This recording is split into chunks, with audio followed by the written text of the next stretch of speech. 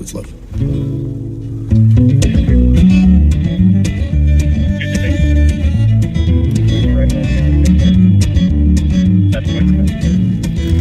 Falling free from the way our treetops, baby, don't stop now. I gotta push you away, cause I'm lost in the days. Keep my feet back on the ground. Remember when I met you in that little town. A little movie theater as my loving going round. You never said much back then, but you. And now you got a lot to say, but it's all been used. And I need a love, will keep us together. And I need a love, will tear us apart. And I need a love, will bring you down. But it's love, of my heart.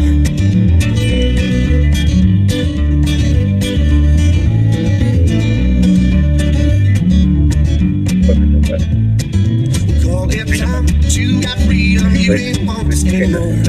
So fly that flag in the dark of your heart, cause I know mine's got a scar. Remember when I met you in that little town, a little movie theater as my loving going round. You never said much back then, but you. Now you got a lot to say, but it's all been used. And I need a love, will keep us together. And I need a love, will tear us apart. And I need a love, to bring you down. But it's love, of my heart. You're holding on too tightly, just let me go.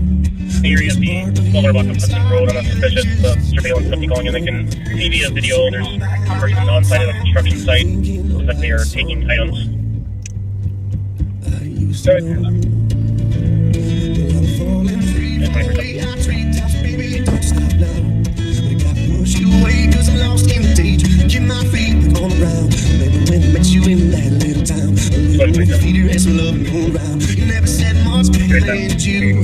Just fire downtown at the Green Ordway Apartments, 281 5th Street. They've reported a group of homeless people that are having a fire in the stairwell next to the entrance. Copy now. Hey, this is a little promo for Live on Patrol here. We'll be going live at 9/11, Pat and I. But right now we are, well, actually, Pat's not in the car yet. But I'm out at the Best Buy in 534 Maplewood. And people are going in to buy stuff for their loved ones. Well, sometimes I buy my own stuff. But it's always great when you're at the holidays and people are out there trying to find out what their loved ones really want. So the whole spirit of giving, whether it's to your loved ones or to others less fortunate, is really what Christmas is about. Obviously, the birth of Christ and the gift that he was to the world is the centerpiece of Christmas. But also just taking care of your neighbor. And probably one of the best organizations at doing that is the Salvation Army. So if you see those red kettles, be sure to toss some extra into the red kettle. One of the reasons that we like to have a little presence out here on, oh, by the way, several of you called in and said the reason Black Friday is called Black Friday is because it's the first day in the year that the retail store owners would go from the red in their books to black, and that they were actually making money and covering all their costs. So that seems to make a little bit of sense. A lot of sales to help get rid of the inventory. But we're out here at Maplewood Mall. And one of the reasons we like to be out in this area is in the past we've had some thievery from several of these stores. And you remember 2 years ago we had flash mobs at Best Buy and several parts of the Twin Cities. It happened on the east and west coast. And obviously store security and local law enforcement has been beefed up every holiday since then. So there's less of it today, but we still anticipate some. In fact, we monitor a number of Facebook pages. You know, there's people out there stealing, boosting stuff out of stores and then advertising it for Christmas presents. Right now, even as I sit here, and we try to figure out who they are and where they are, and we also need to figure out where the clothing came from.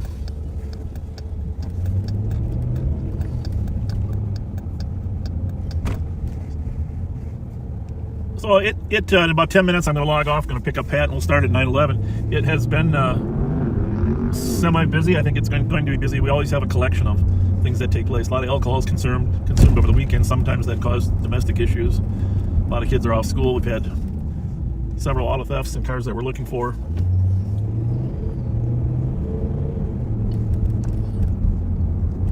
We do have members of the CAT team that are working tonight. 534. Won't tell you how many or who they are, but you'll see them. Another downtown call at Central Towers, 20 East Exchange, Unit 8 Alpha 404. On a suspicious caller was woken up 2 times by what sounded like somebody was trying to get into the apartment. Nothing seen.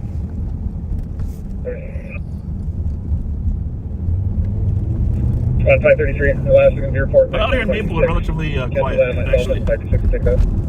Hasn't been much activity. Is there any more? Negative. Copy.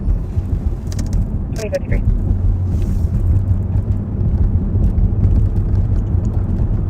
We just got one drop in the pinning just now at the gallery tower. So sit back, relax, have a great turkey leftover day. If you're out shopping, great. If you're just stuffed and need to rest. 2053. A lot of people have their relatives over a couple days on the weekend, or they go to one relative on Thanksgiving and another on Friday and another on Saturday. That can be exhausting, of course. I think tomorrow there's football tonight, college football tonight, and college football tomorrow. I think the Gophers play Wisconsin. That should be a great game.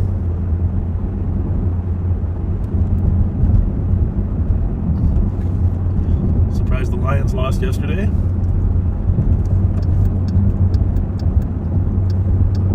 They seem to be having a dominant season, but the black and blue division, as they call it, always unpredictable.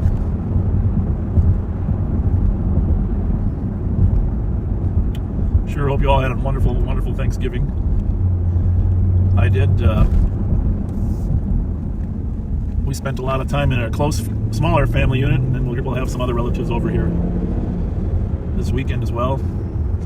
But sometimes less is better. Less is better. Because you don't want to stress yourself out so much that you don't enjoy the moment.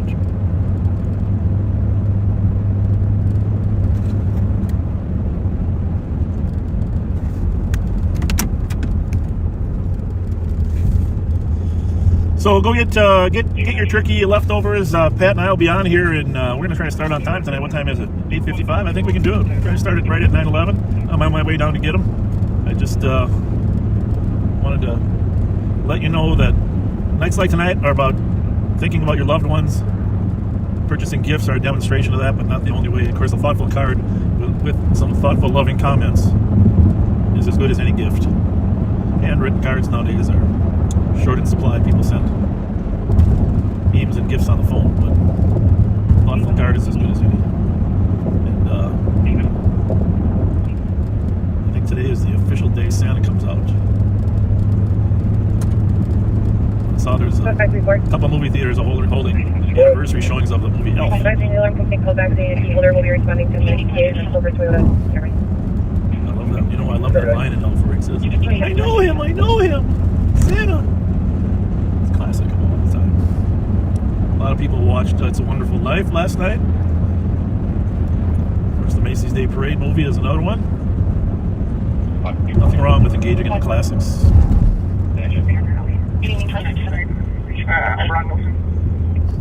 All right, we're going to let you go. We'll see you in 10 minutes.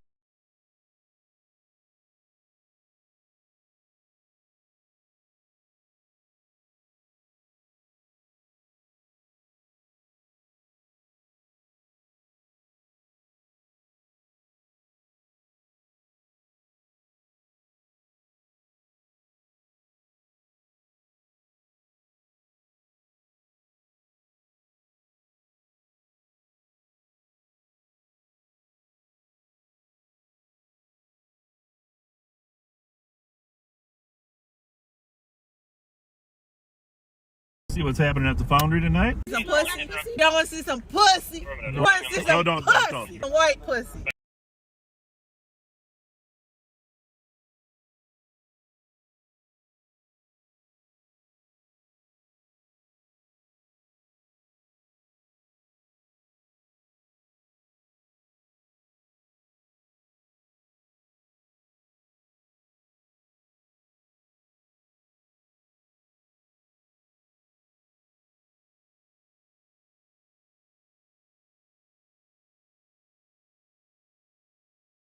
See what's happening at the Foundry tonight? Some pussy. Y'all want to see some pussy? Want to see some don't. pussy? Some white pussy. That's a good flavor, good aroma. Good aroma. Pink pussy. It smells interesting. I quit smoking. Do that dick still? Do that dick some- still get on hard? Stop. I think we'll be back here. Smoking would affect your ability to get an erection. See, to be honest with you, she was grabbing for Pat's crotch. She was reaching. She was reaching for Pat's crotch, and that arrests her for criminal sexual conduct at that point, right? See what's happening at the Foundry tonight. Make sure everybody's getting along.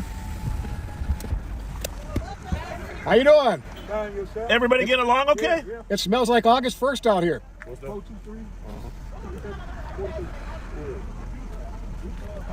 Looks like everybody's going back in. It can't be us. What? It smells interesting out here. That's a good flavor, good aroma. Good aroma. What y'all say? I said it's It a good aroma. smells It nice smells like out here. Y'all cigars. see some pussy? No, I do not. Y'all want to see some pussy? No, Well, thank you. you just Do you got. want to see No, some don't. pussy? No, we don't want to. Okay. but Do thank you you. want to see some white pussy? No. Pink pussy? We're here to keep people safe. Did you know where the police? Keeping our own self safe. Y'all got a light? Huh? I know. I quit smoking How long ago? January 31st. Do that dick I still? had- I ain't Do had- that dick still get on hard? Ah, stop, young lady. Don't do that. Boy, fuck that. I don't give a fuck. Oh my goodness. Yeah. Yeah. Okay. Well, not everybody represents our society that well, but for the most part, like we said, most people are good. How's it going? We got quite a turnout. I don't think they're all going to fit. No, they got a full house. Yeah. I think we'll be back here. That's my prediction. I'm afraid you're That's right. my prediction. It's 11 o'clock. Afraid you're right. 11 o'clock. People are pretty well intoxicated already. Little conflict going on in the parking lot already. I think we're going to be back here. But let's see what the east side looks like first, huh? Just a I don't. idea. I did. One thing I did learn there is I never heard that smoking would affect your ability to get an erection. Goodness gracious.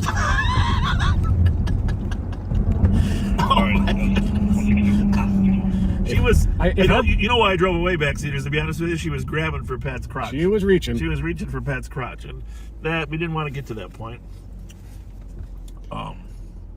For a variety of reasons, but we would have to arrest her for criminal sexual conduct at that point, right? So Yeah. If her mom was listening, she's going to get her mouth washed out with soap. yeah. She yeah. I'm just gonna leave it at that. Yeah. A couple more police cars here in our travels. Looks like a tow truck. See what's happening at the Foundry tonight. Some pussy? Y'all want to see some pussy? Want to see some don't. pussy? Some white pussy? That's a good flavor, good aroma. Good aroma. Pink pussy? It smells interesting. I quit smoking. Do that dick still? I ain't Do had- that dick still get on hard? Ah, stop. I think we'll be back here. Smoking would affect your ability to get an erection. See, to be honest with you, she was grabbing for Pat's crotch. She was reaching. She was reaching for Pat's crotch, and that arrest her for criminal sexual conduct at that point, right? See what's happening at the Foundry tonight. Make sure everybody's getting along. How you doing? Everybody getting along okay? It smells like August 1st out here.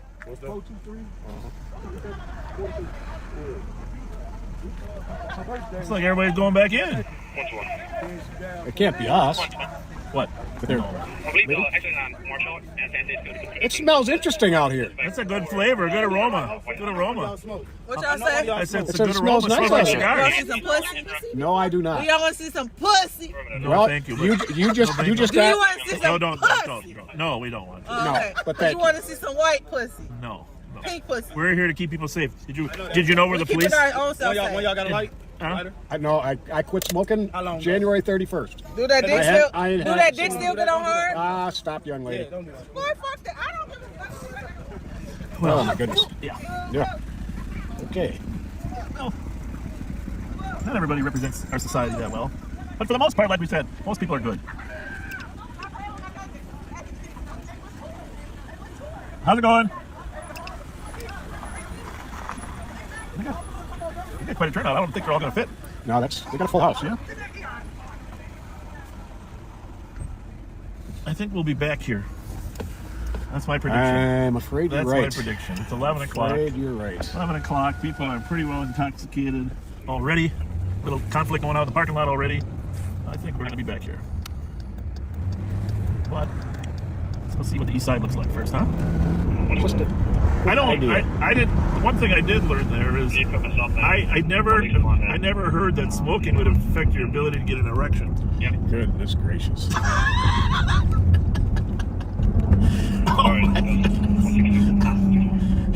You know why I drove away backseaters, to be honest with you? She was grabbing for Pat's crotch. She was reaching. She was reaching for Pat's crotch, and that we didn't want to get to that point.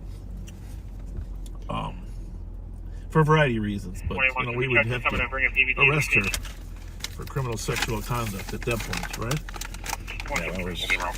So Yeah. If her mom was listening, she's going to get her mouth washed out with soap.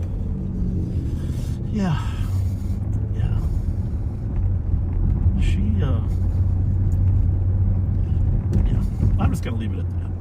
Yeah. A couple more police cars here in our travels. Looks like a tow truck.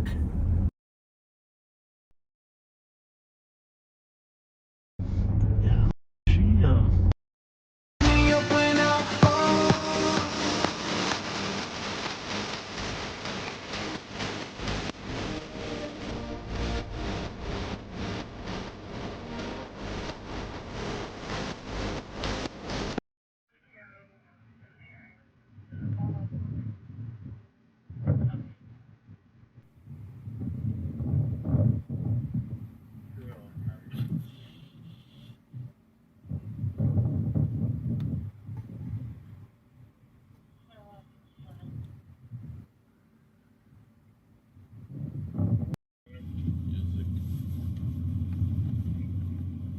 technically, I'm pretty sure they bought the rights to that music for the purpose of their lights. You'd think. You know, Somebody's yelling Bob. to us or no, Yup. or at us. To us, I think. I hope it's a friendly yell. It sounded friendly.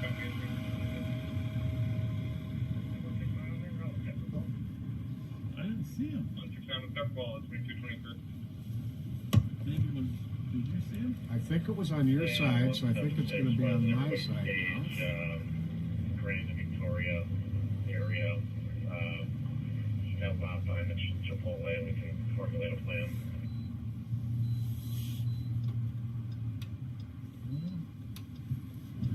Copy, split the stage in the lot behind Chipotle, Grand and Victoria.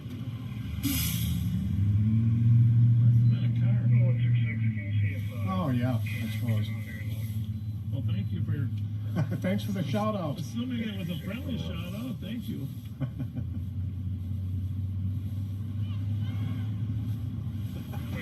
Hear it again.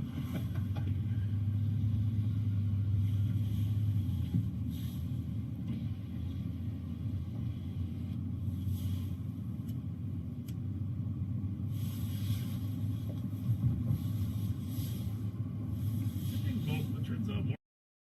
Well, we'll restart it when we come out. A lot of people want to go eat some of their sloppy joe.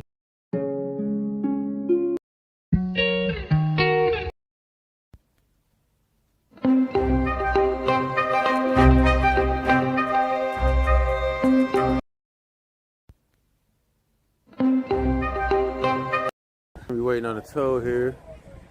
That car had to be cooking to hit that. Had to be cooking. Who is this? Is this live on patrol?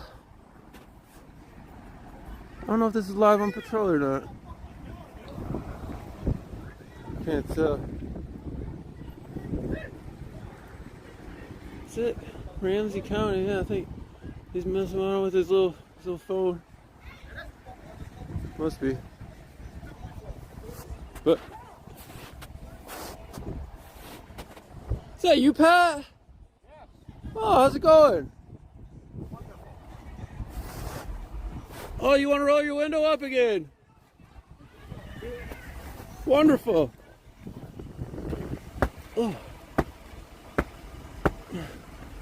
Wonderful.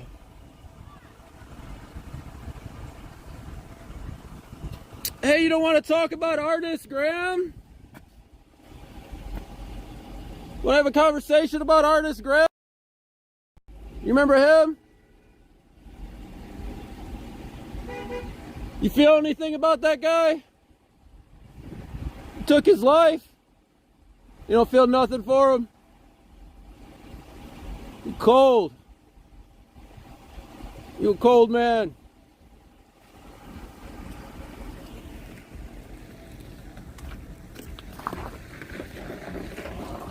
y'all let me out? Give me right. If y'all let me out? Absolutely. Oh, thank you. Thank you, guys. How about Artist Graham? Remember him?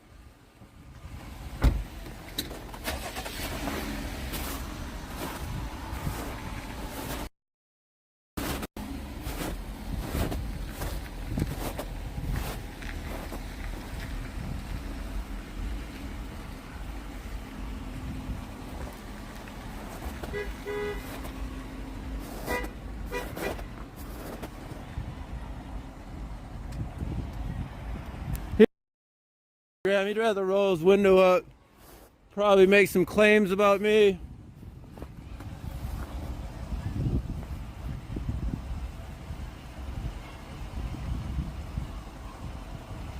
Who's your friend tonight? That doesn't look like Bob.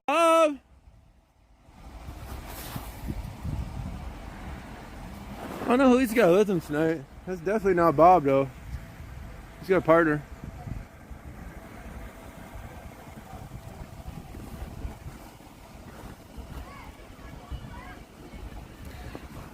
I mean, I'd be happy to learn about your 73 complaints at St. Paul Police Department. I was pretty interested to learn about that. I'm sure your fans would be too.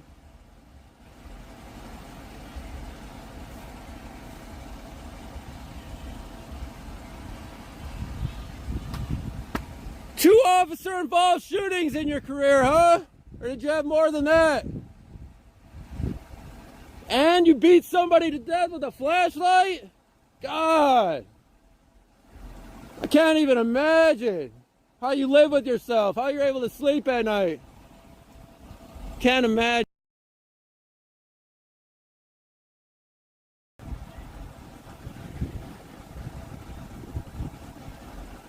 You're a coward too.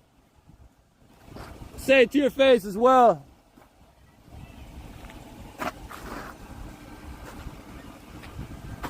If you want to talk any more shit, I'm right here. You can say it to my face, or you just gonna say it on Live on Patrol. I'll watch it later. I like watching you guys talk shit later. It's fun, because you guys aren't even you're just law enforcement entertainment personalities. How's that feel? How's it feel to be an entertainment personality?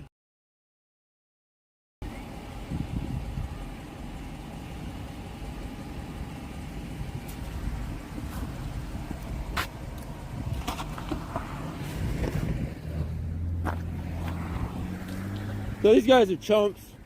So this is DTG 524.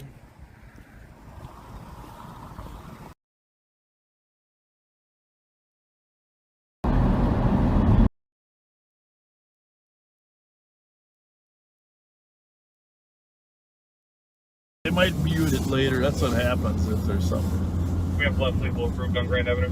music.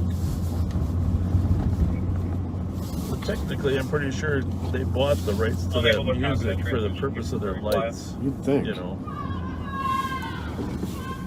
Somebody's yelling Bob. to us or Yep. or at us. To us, I think. Or I hope it's a friendly yell. It sounded friendly.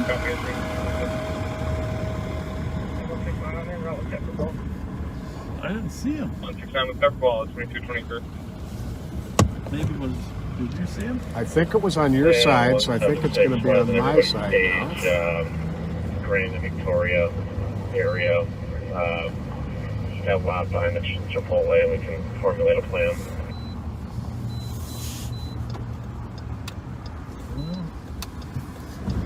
Copy, squad to stage and the lot behind Chipotle, Grand and Victoria. Must have been a car. 166, can you see if... Oh, yeah, I suppose. Well, thank you for Thanks for the shout out. assuming it was a friendly shout out. Thank you.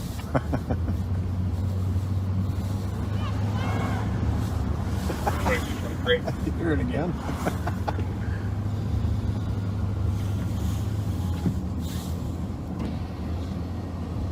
Pull up on him yet. Yeah, what's it? One was the guy with the gun was supposedly wearing all black. Yeah. Did the second party have all black? 602 East on 635 call. 5'11", thin build, black shirt, black sweatpants.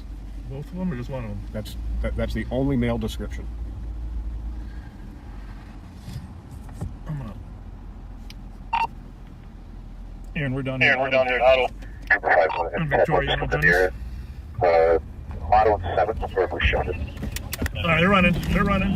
Give me the radio. We got two suspects running north on Mercer. Okay, back east. One's reaching into his waistband. The one in black who just went to the left. 2 running north on Mercer, 1 reaching into his waistband. Behind 857. Oh, wait, we're chasing 2 through there with the county. You want to get out? Nope. Okay. Comes out when we're out. Everybody goes to the app. Who is this? That's Pat. That's Pat. Fuck Alex, fuck Pat. And nigga, fuck Bob. Yeah. That's not nice. So Comes out when we're out. Everybody goes to the app. Who is this? That's Pat. That's Pat. Fuck Alex, fuck Pat. And nigga, fuck Bob. Yeah. That's not nice. Comes out when we're out. Everybody goes to the app. Who is this? That's Pat. That's Pat. Fuck Alex, fuck Pat. And nigga, fuck Bob. Yeah. That's not nice. So I got to tell you a story. My wife was 310. 310. decorating our garage You kindly advised our with comms Christmas that we were, lights. Again, And of course, then, you know, you should never go up on a ladder. It's dangerous in the first place. But when the weather was breaking, she decided I was at work. She was going to take those lights down, hell or high water.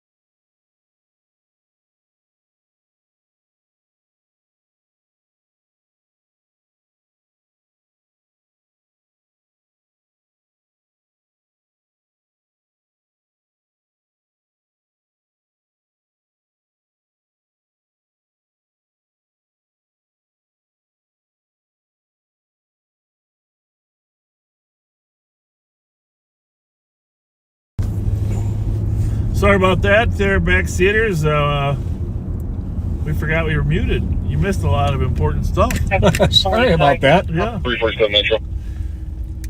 So we are on East 7th Street.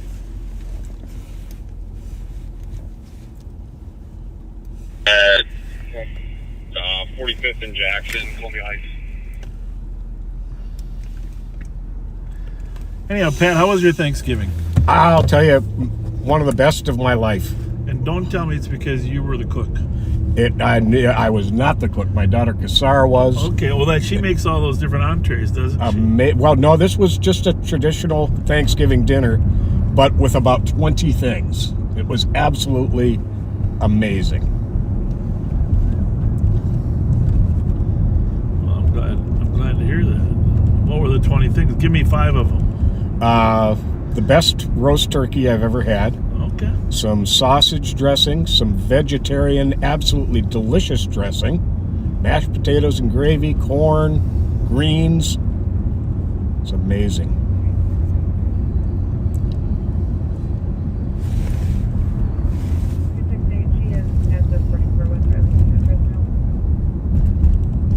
I had a really nice, more quiet day. Nice. Which in my older years, I appreciate doing less on holidays. Yeah.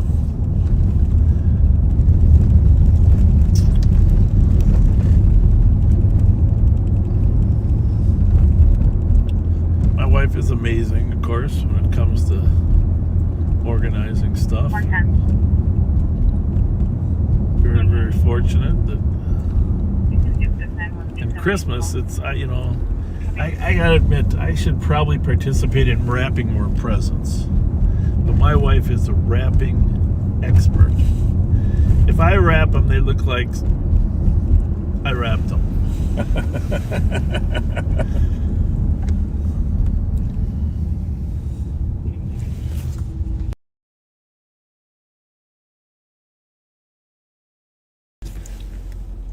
How many we got? Well, I think we should wait.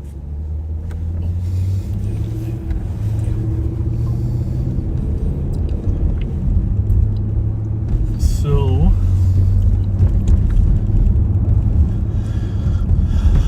yeah, a lot of people do online shopping now. You know, there's been more. I'm not going to lie, I'm one of them. The last 5 to 10 years, people have just gotten more accustomed to it. Mm-hmm. Remember when it first started, people weren't that comfortable. Right. And even the delivery was in question. I mean, that Amazon is an unbelievable company. I mean, a lot of other companies do great delivery too, but it's amazing how fast and reliable those commercial deliveries are. I know. Oh, I know it. Not much more info. The caller wouldn't provide much more and disconnect. We haven't been able to get hold of them.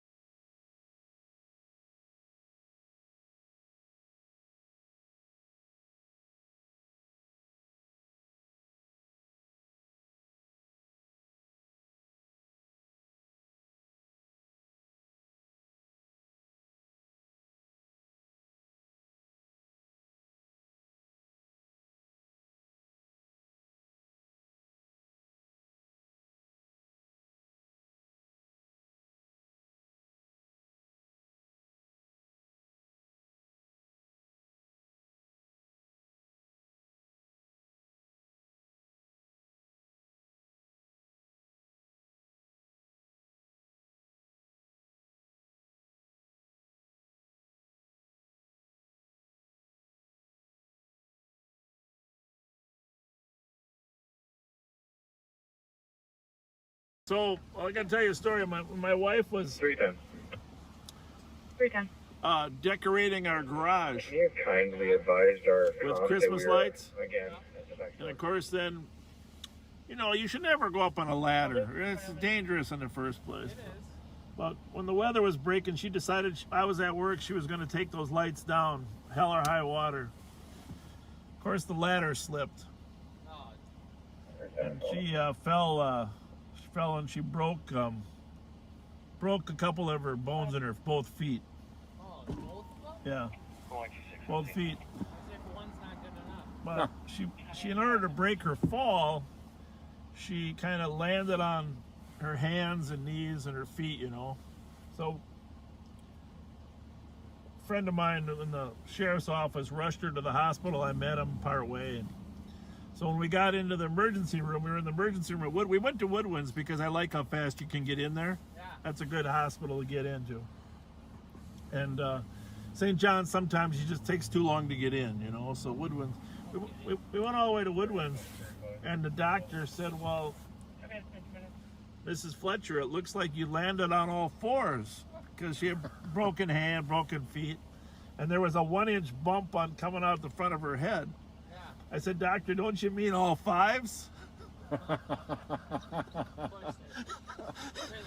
Come on, you got to laugh a little harder, huh? So then he handed her the mirror, and it was. Do the Bob Fletcher show? This is it. We're up. The live? We're on right now. Section this morning, the canine officer Tim Jones and his dog got out of the squad car to go down to the wooded area to search for a gunman who had already killed a police officer. Well, it wasn't long, and Jones. You think we're going right here, Pat? Yeah, we're Yep. in the parking lot here. Hang on.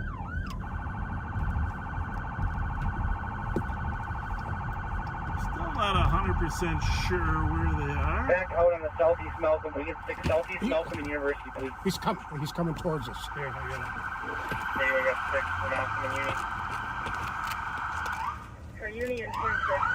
That's him backing up. Still southbound, light traffic, Here 38 it comes. miles an hour. Here he comes. Tell him we got sticks. University. Tell him we got sticks. Moderate Ah, traffic, shit. 35 miles an hour. Now we're going to go 4th Street. I did not want to stick our whole crew. 2356 westbound, southeast 4th Street, 50 miles an hour, light traffic. Well, that's not good. Clear. 2356, we're going to go.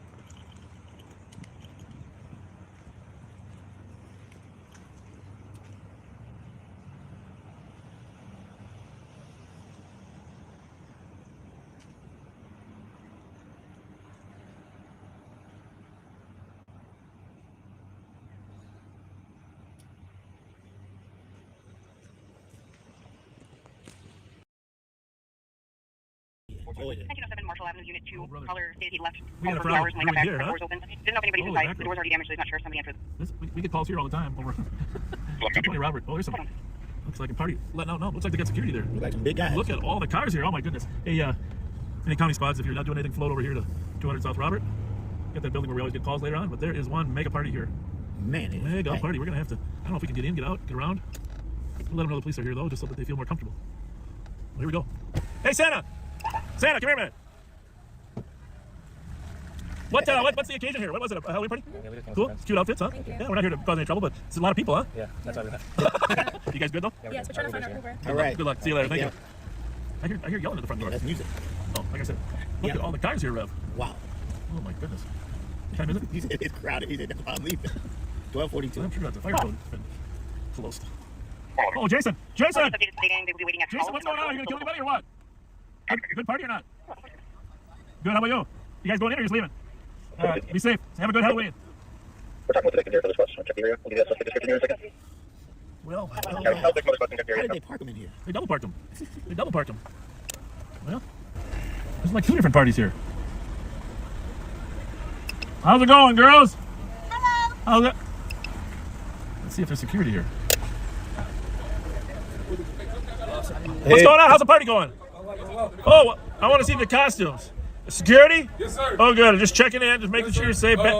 We get people about here. About the end. Is it about the end? Yes, it's about the end right now. Where your backup? Where your backup's inside. I got inside. No, I said where your backup? We are your backup. Oh, thank you. Hey, did you say? Hey, here's what I want to know. Hey, was there anybody here dressed as a cute girl? No, there were some people passing out though, so we had to. Oh, really? That's why we shut down right now. It looks like they're coming in now. Well, see, the thing is, we shut down for an hour, then we reopened because we had to get the girl that She's had passed no out. clothes on. What? It was 2 girls that passed out in here and they was in the bathroom. Hey, brother, that's nothing. I just seen a girl in here with literally nothing on. Really? Literally a piece of string. Wow. Piece of string? In this cold. It's crazy in there, though. Well, whose party is it? Somebody. It's one of the venue guys. This is his nephew's, and he ended up going to college or something. So he goes to the U of M. He's like a big internet sensation guy or something. So We're gonna just hang out by the front here. You go take care of your job. Thank you, guys. You doing metal? Some creepy You doing cars metal right detectors? Yes, sir. They're inside doing metal detectors, but we're pat down at the door. Good. Right. Yeah, some of them you ain't got to pat down. No, pat down right here. Then we got a metal detector right here. Some of them you might not want to pat down. We got 2 security guards inside. Good for you. Good for you. Right here, though. Is there just one door? No, just one. Just one door. All right, thank you. For suspect information, we just got white male, green coat, black ski mask, it was a pocket knife, average size, and last seen running eastbound from the address.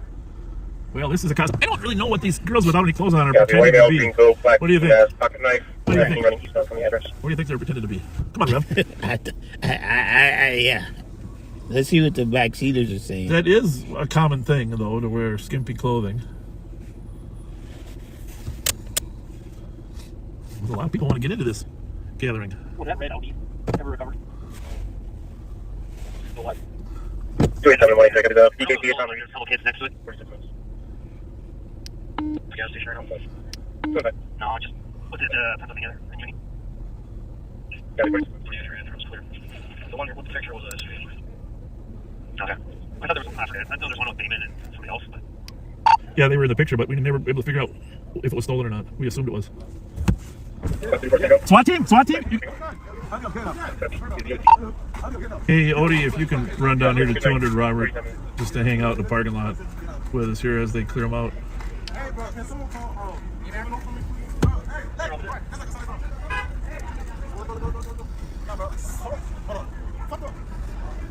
You're too close. What do you think? What is that? What's the backseater saying? Are we rating these costumes? All right, tell us the best costumes as you see. We need some good ratings. Jesus, man. Yeah. Here comes Jason again. I don't think we're gonna let everybody in. Say close. My question is, he closed for hours and opened back up? Yeah, I'm not sure any of that was true. But it's only 33 degrees here. I'm gonna back up in case somebody comes out with a... How about that girl over on the left there with the zebra underwear? Somebody spotted a stolen car. She got zebra socks too. That we were looking for that had fled a couple departments. And so as we converged on the stolen car, it took off. Ironically, just took off a little before we converged on it. There must be some serious thing. And it fled about a quarter mile. And then the occupants bailed, so we have an active perimeter looking for the occupants. I'll let you see the stolen that we were.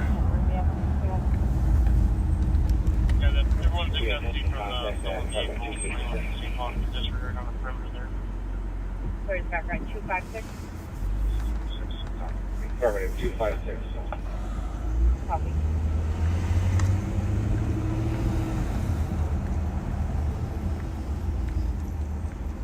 So we're live now. Don't say or do anything that we wouldn't want on live. You were okay on that other? I don't have any idea. I don't have any idea. So there's Pat there. I dropped Pat, and then the suspects kind of fled to the northwest here. Stolen out of Edina. I think it's stolen out of Edina, and then It's a nice Audi. KSM 975. And unfortunately, there were some valuable items inside the car when it was stolen. And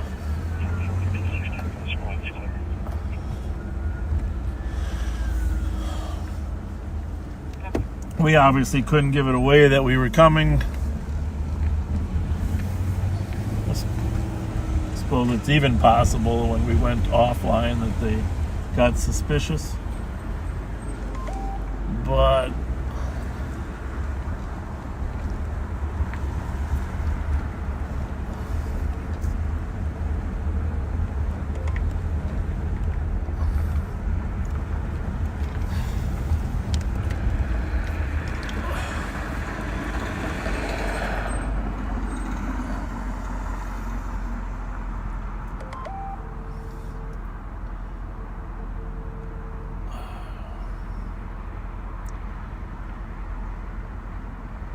Metro 250 update.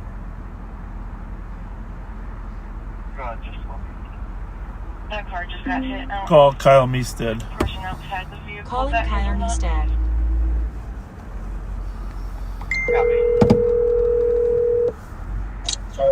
Hey there. I think we are live, Kyle. You are back, but you must not be going through OBS. No, I'm not going through OBS, but can you shut the comments off? Already done. All right. No, we're live. We had to shut off because we were moving in on a stolen car, so that's why we had to move. Had to shut off, and then we're back on, and then we were off, etc., etc. Bottom line is, it was somewhat problematic, but it is what it is.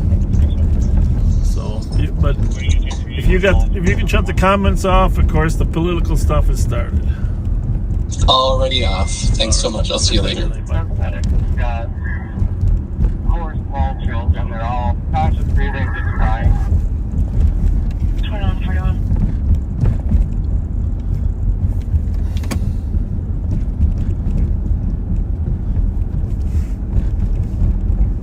So we're looking for 2 suspects that fled that car. Probably going to steal another car. That's the downside, or find someone's home that they can hide out in, which they've got a fair number of contacts down here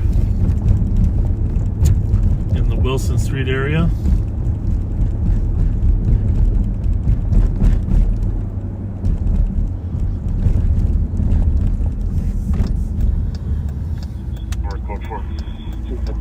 No injuries in the vehicle. That's the truck stalled. Number, do you still want EMS going? Yeah, I'll go back and pick Pat up, and we'll continue our live on patrol broadcast. And they could use 2 more cars. Vehicle that is stalled. Very, very tough to conduct covert maneuvers when we are live on patrol. Caller's 9 years old. Sounds like the stepmother pushed him It looks like all 6 is on this phone. Or Ben Roach.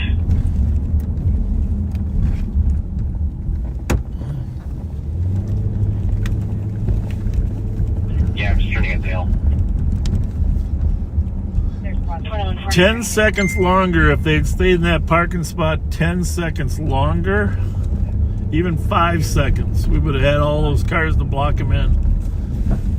That's just the nature of the beast. 2143. So generally, we're better off moving quicker, sooner rather than later. But that was pretty soon, actually, for us. There was a helicopter. We were waiting for a state trooper plane, but they had to go to a different location. So we kind of lost that opportunity. Minneapolis needed them more than us. We do think you have everyone in custody there, but there was a suspicious that just came in at 469 roof. But college, there were 2 unknown males that were on our back porch that continued over the fence westbound through their yards. Working with you. Just as info in case it is related. Copy that. Will you send that to me, please? Gabriel.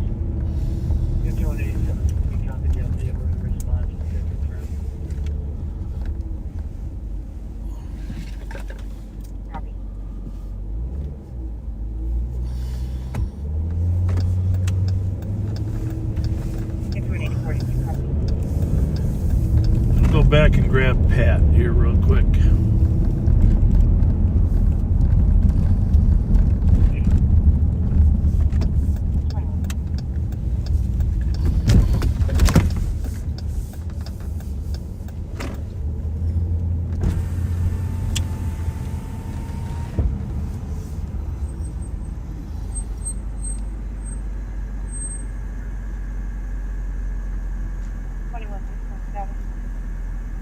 Pat! Here I come. Okay.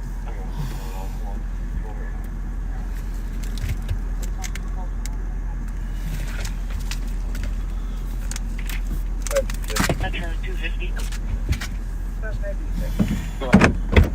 Can I meet you at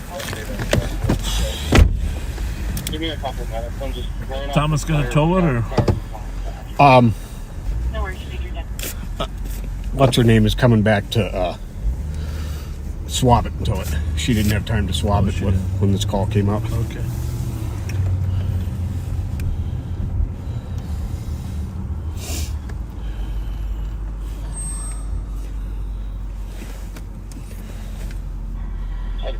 Metro. 2406. You want to make sure I go the right way? Next park. Oh, Block all the traffic. let's see. We're on Yale to eastbound. Ruth. It's just So too heavy to 469 be right around the curve here. should be, yeah, it's going to be north.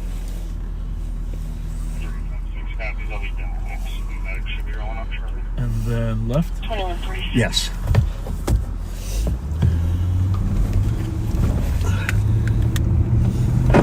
Let's see what numbers we're at here.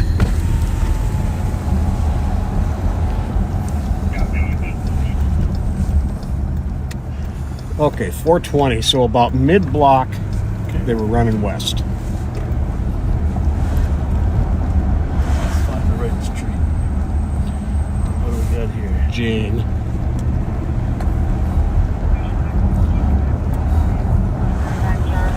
You're at 2 for a 67-year-old female with Southern States.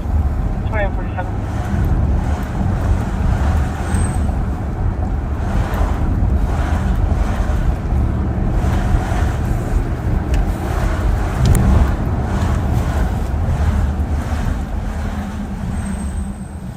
We have no one in custody, right? I thought there were two in custody. In custody? I thought so. Yeah. Who Yeah. caught him? Nicole. Oh, she did. Yep. Okay, but then You still heard? looking for two more? Yes. Okay. You heard the names, correct? No, I did not. Oh, okay. Because I didn't want to burn anything on. But you can mute it if you want to tell me.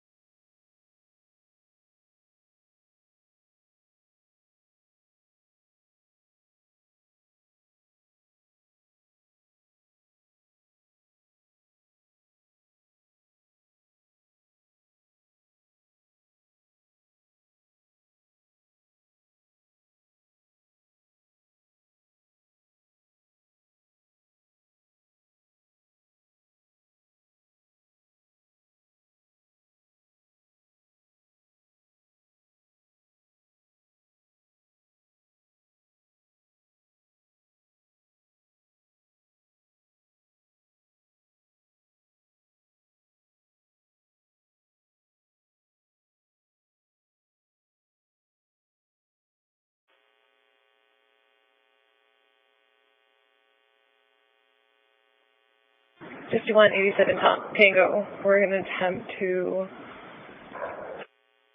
contact 801. Copy. 149.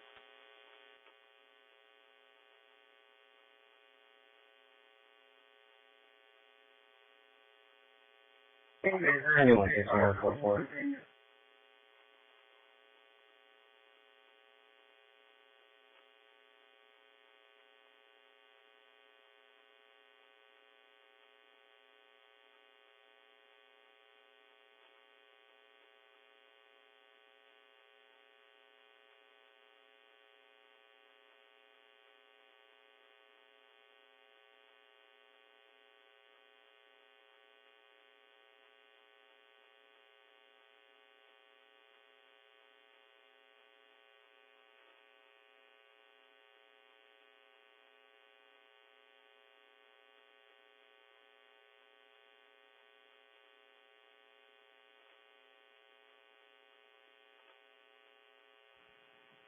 .2364, clear advised. 2150.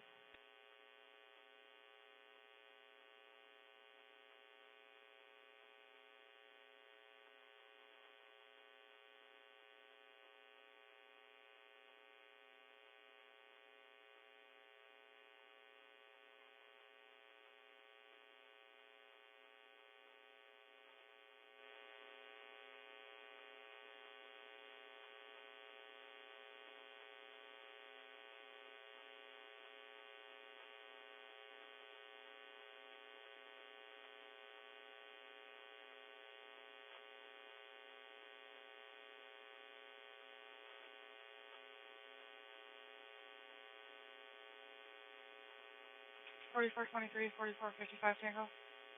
23.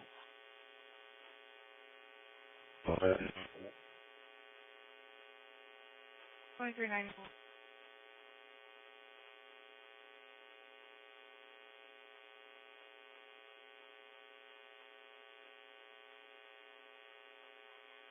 Female arguing with staff, refusing to leave.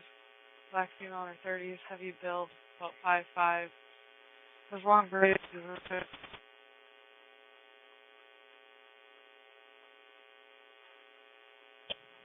Everything is covered. 52. 44 53 Tango. I'll replace 55 Tango. 55 Tango, I'll show you clear. Heavy. 2152.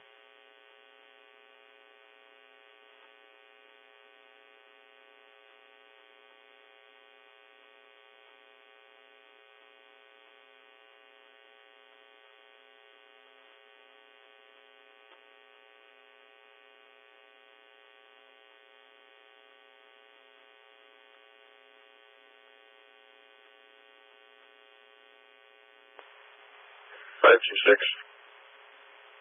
526. 523 cleared. This call out advised using the closeout screen.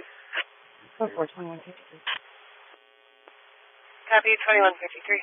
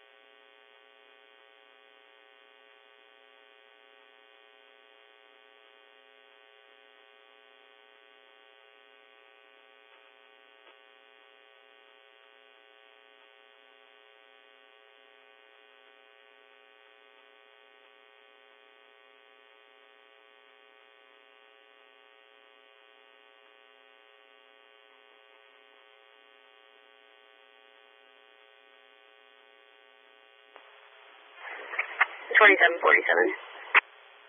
2747. The address we're going to be checking is 468 Jane. Yeah, the 468 Jane, checking the garage. 228. Retail is going to DOC. Clear squad assist.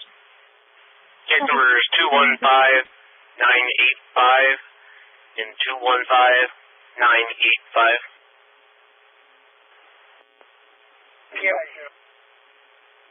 At 2055.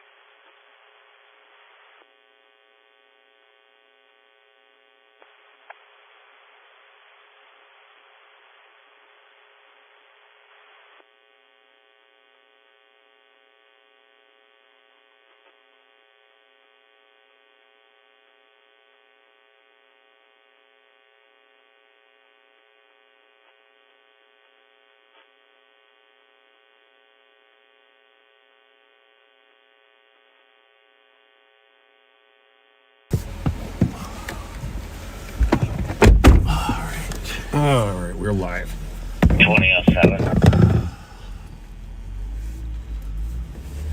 All right, it's the toughest situation when we have to mute it. Well, we don't do that often. 2007, go ahead. Can you call data? Copy. Thank you.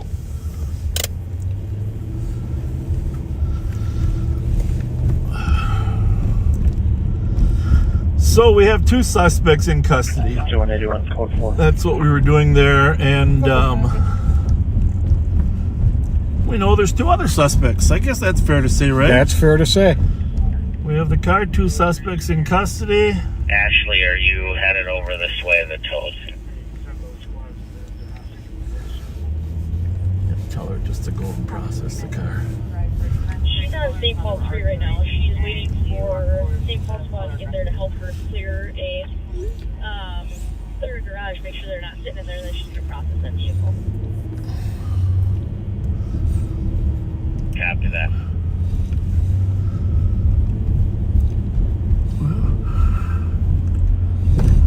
Can't fault her for that, huh? Nope. 2007. Just told her we can process it later. Just ask her how long it's going to be. Can you find how long she's going to be? 2007, go ahead. Yep, I'll give her a phone call right now. Just tell her that if it be a while, we'll just process it. If it's going to be a while, we'll process it at the impound lot, the sheriff says. Thank you. Copy that.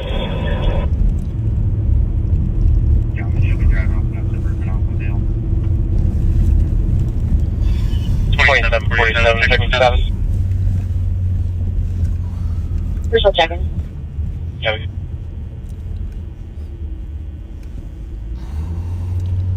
Anyhow, that was turned out. Understood. Did you say the tow truck is there? 2365. Recodes reviewed. And changes to 256. We can have them back and clear. 1940 rating and clear.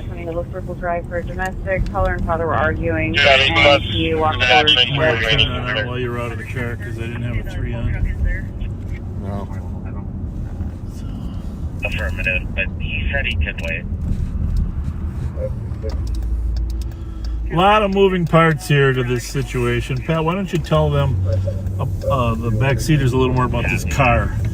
But when it was stolen, when it was seen, I didn't mention what was in. I said there were some valuable items in there. Right. I'm going to go back into our thread here to give the sequence of events here. So, last night, let's see here.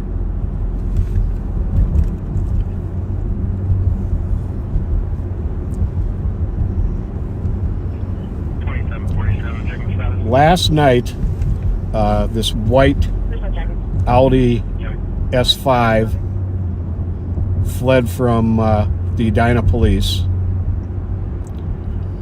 There was an LPR hit on it last night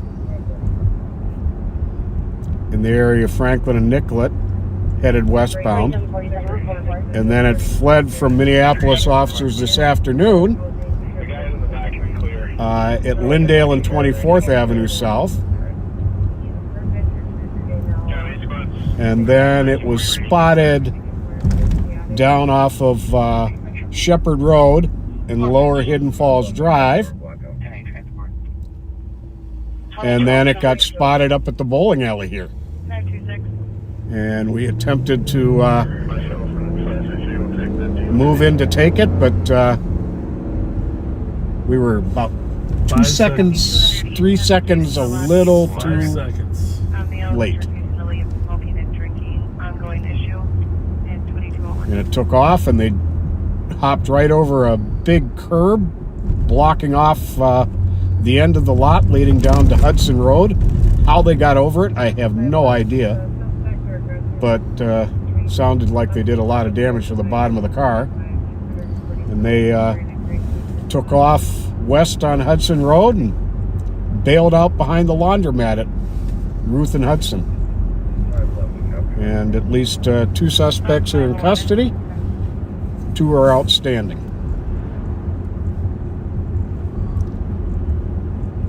I think that pretty much sums it up. Yep. And the outstanding suspect is well known to us, and we've arrested him several times. And I'm sure his family's listening, and he's going to go back to jail.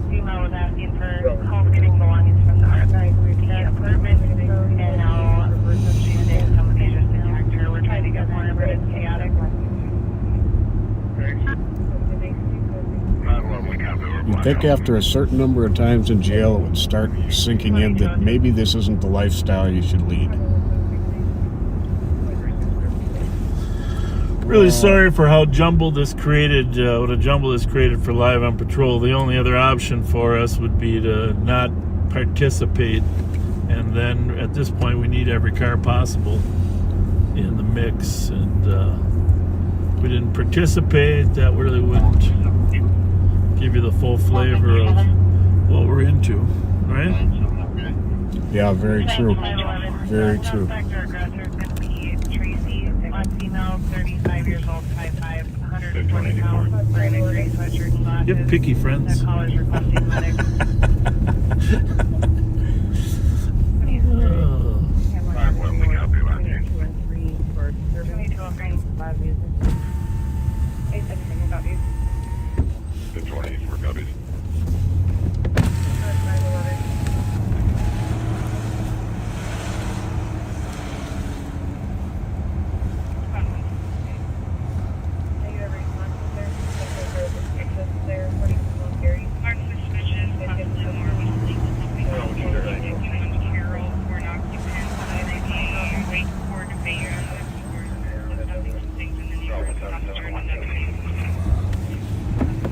Call Joe Miller. I gotta call the expert, Joe Miller. 14 meters,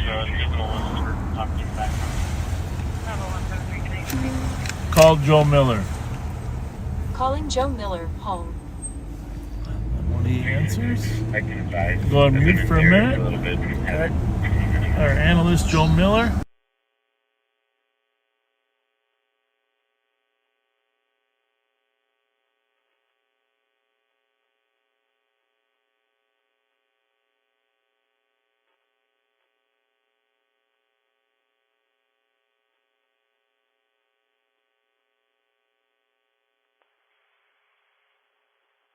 Squad 511.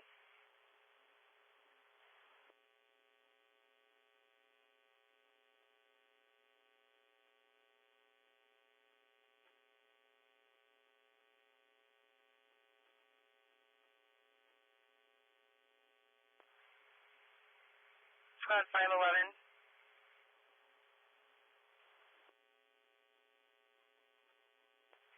Squad 173.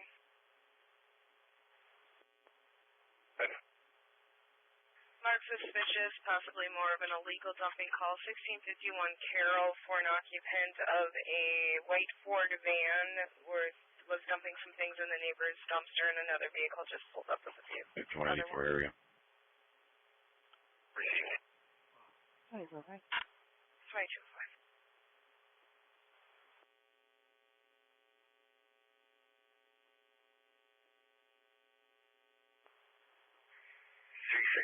I can advise. I've been in the area for a little bit and haven't seen anything. Yeah, that 2205.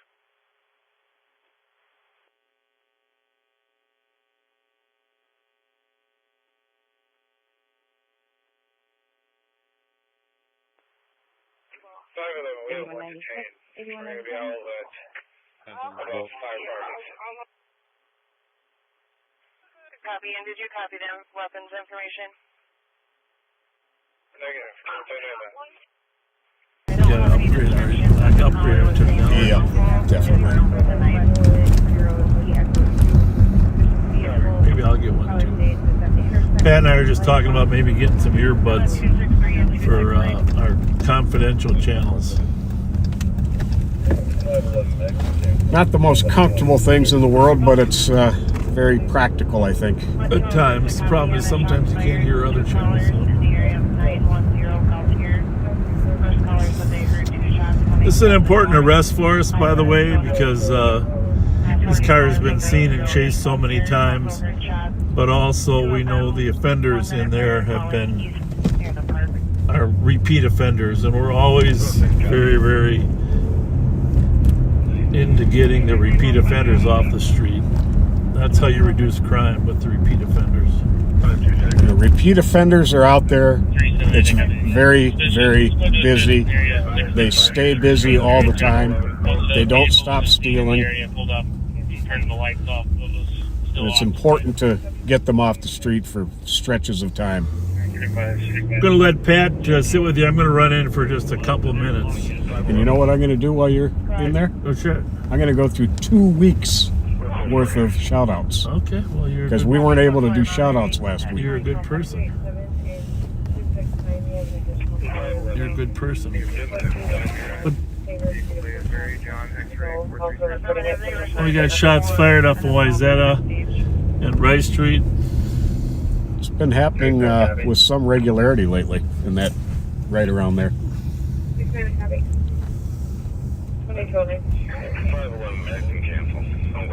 So, I'll pull in the garage, Pat. In case you haven't seen our inside of our Sally port, I don't know if they ever fixed the other door. Last week we were driving out this end. Oh, really? Yeah. 526. Looks good. Me and 563 or 10-8 show us both out on 534. Well, it's going to be a boring image for a little bit. But I'll try to keep you entertained, folks. Yeah, maybe, you know, you can put a light on there, a little red light, you know, blue light. And I'll be right back. I'm just going to go check on what we're doing here with these guys. I'll be on the phone. Copy 263. All right. Can you call Copy, the thank you. supervisor? All right, I'm going to go, forgive me, I'm going to go through these kind of fast. 287 and I want to get them done. I don't want to miss it. Caller from Amelia Wana turned 23 on August 28th. From your dad and Jeannie, Amelia. Hope it was a great birthday. Are you available to call the center supervisor? Thank you to all the backseaters who participated in the donation event at the Law Enforcement Center last Saturday.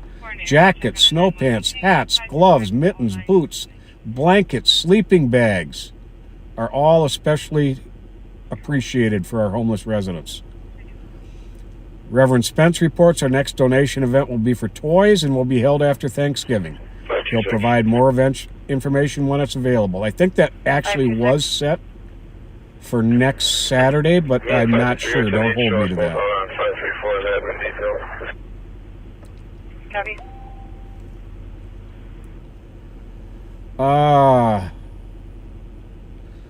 Backseater Dan Taylor 268 and 268. wanted to share a poem he saw that reminded him of Bob and I.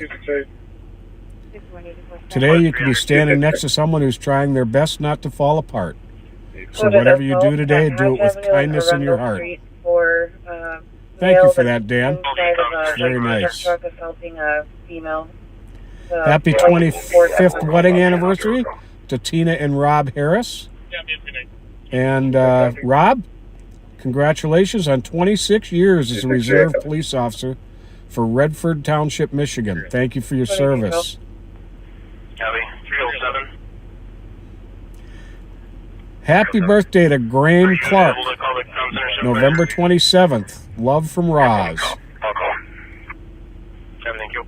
Jennifer Erickson, her daughter Caitlin Kinnear Hang on, 565, call 9. had a birthday. Happy birthday.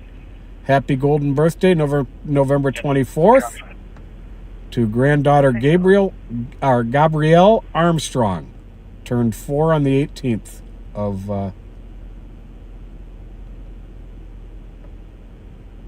well, I guess I'm missing this here.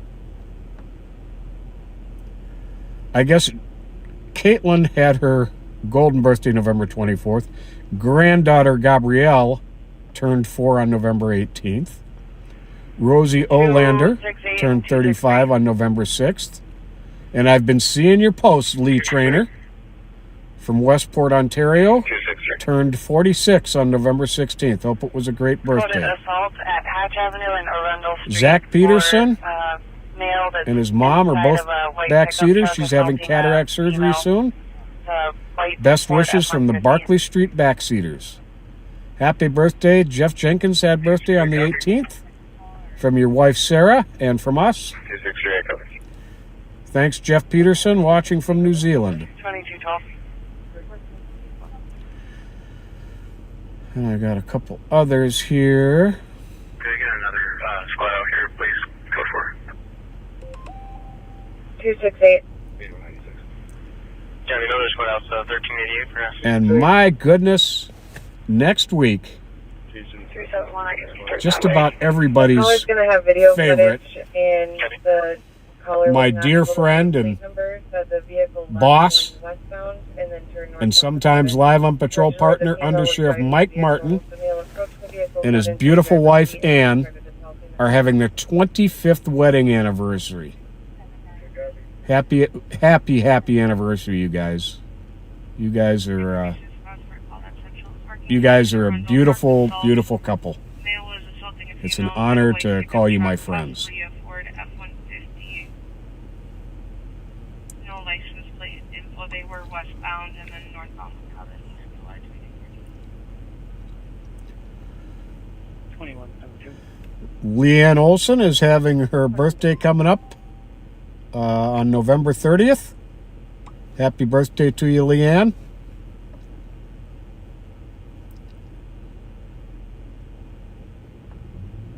We clear 2030 Wilson and en route to 195 Edmond.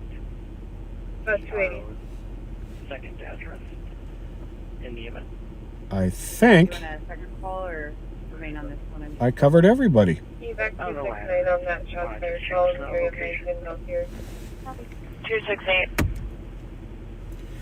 Now, just so you know, when we were moving in on that Audi, my intention was The caller's going to have to video hit the footage, live and button the caller was right not before we able to turned see into the plate lot. numbers, so the vehicle left But going right as the westbound first squad and then car turned pulled in, northbound McCubbin. the Audi took Originally, off the and female was driving the got vehicle. caught up in the male moment approached the and vehicle, got into the driver's didn't seat, do it and then started until assaulting the female. we caught up to where they dumped it, I believe. Copy. Reverend Daryl Spence and his beautiful wife are having their 27th anniversary November 30th. No license plate. So happy anniversary, guys. 27 years. You've got a very patient wife, Rev. Just kidding. You're a wonderful man, and thanks for being my friend. And thanks for all you do. You're an amazing man.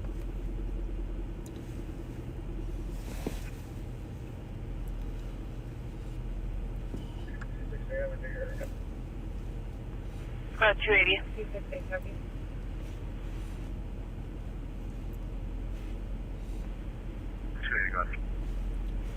Seeing back if I've got 269 any on more that here. shots fired call in the area of 910 Gaultier.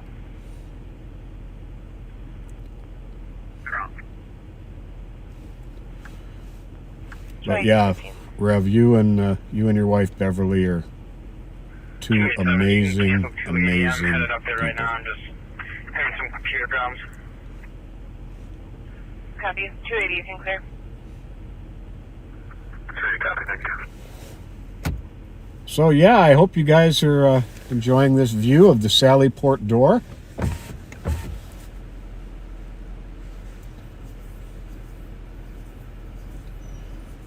Daniel Hansen is a backseater and would like us to do a shout out for his mom, Leanne Russell Hansen, for her 50-year wedding anniversary.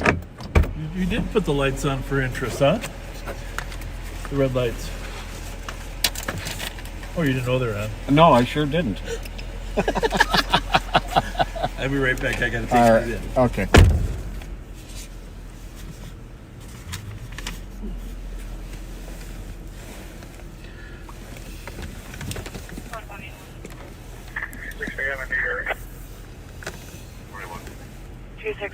Welfare check 115 Fairview, Unit B Bravo 1. Boy, I'll tell you, there are a lot of phone cords in here. Trying to get it organized a little bit.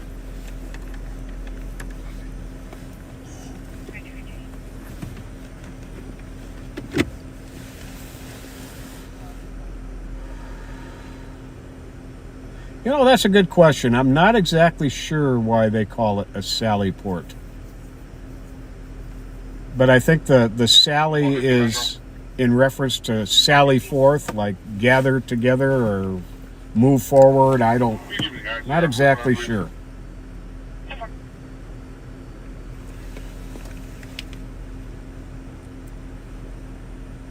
That's a darn good question, and you're going to make me look it up. Good thing we have these things we can hold in our hands that can let us look up just about everything. A Sallyport was originally a small exit point in a fortification for the passage of troops when making a sally.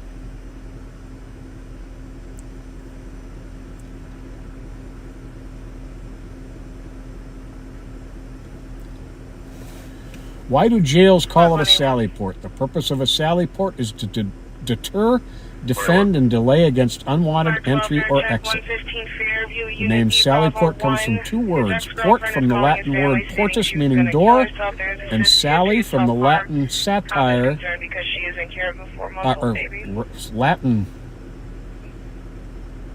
I'm not from, I usually don't get stumped with vocabulary.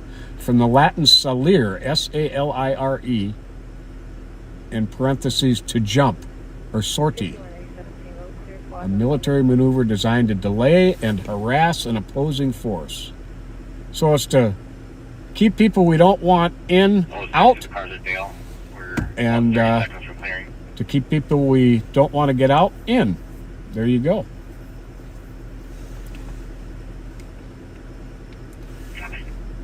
John Kruger retired after 26 years with the Centennial Lakes Police Department. Congratulations, John, and thank you for your service.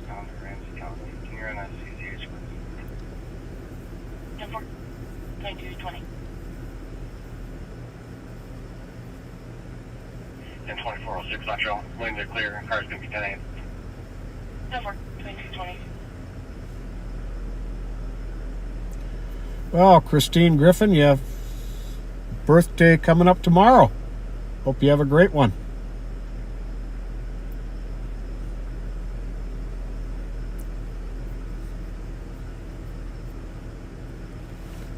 Squad 278. 278. If you change this call to VRC, please. Copy.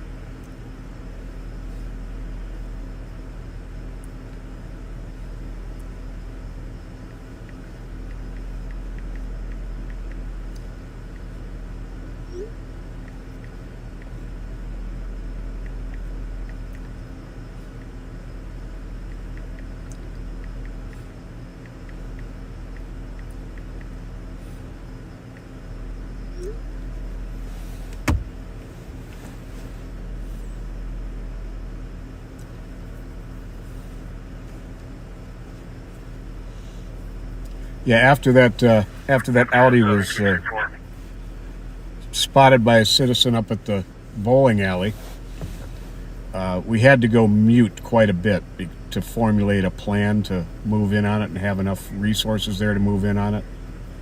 But like we said, our timing was off by just a couple of seconds, or we could have gotten it boxed in well.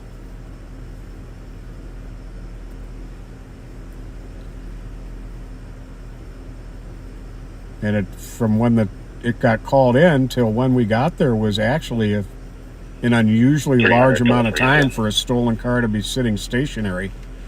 I would not be at all surprised if they were preparing to carjack someone coming out of the bowling alley, because that car had been, as Bob said, had been chased several times and was on every cop's radar in the metro area.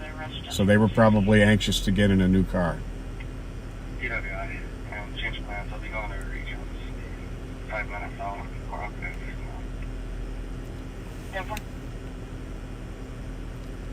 Well, Sandra Perez, have a wonderful birthday Sunday.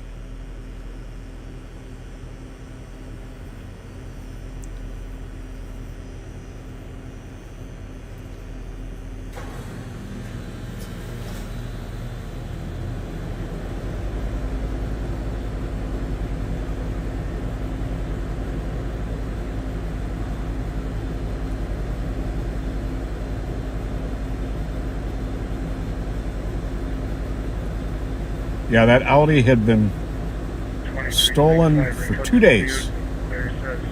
Stole it on the 22nd on Wednesday. And they pulled off a lot more crimes in that 2-day period. 300, code 3 is in. Those are the kind of people it's important to get off the street.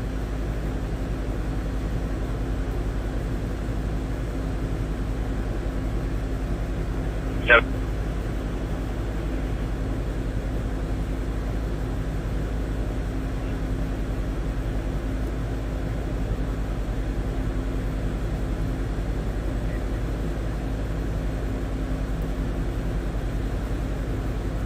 So there is going to be just one camera tonight, one live. It's just going to be Bob and I going live tonight. 319 is going to be a scratch tonight. Chevy.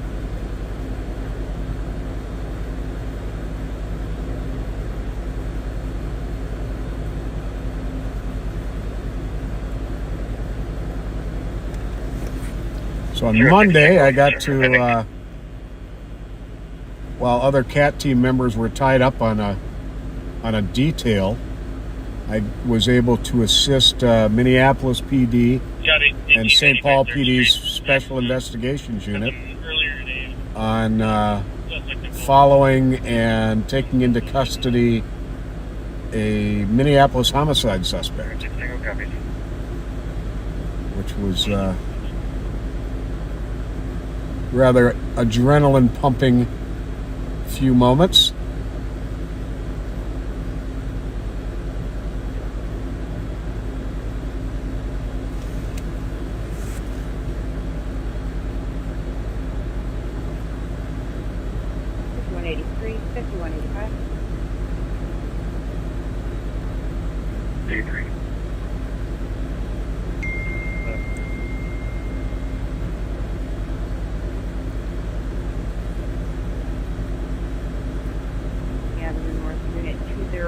For noise complaint, music, and 319 is going to be a scratch tonight. Chevy.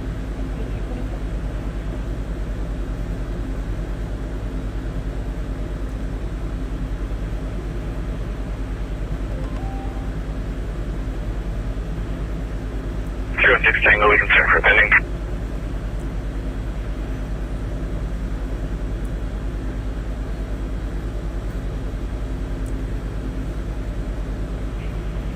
Chevy, 1895 3rd Street, accident. Happened earlier today, but the caller has suspect info was caught on their camera. Sounds like a hit and run. Sorry about that. Mission accomplished. Yep. 2225. Hang on just 1 second here. Okay. I'm like, don't drive or what? Yeah, don't drive for 1 second. Okay. I saw that earlier today.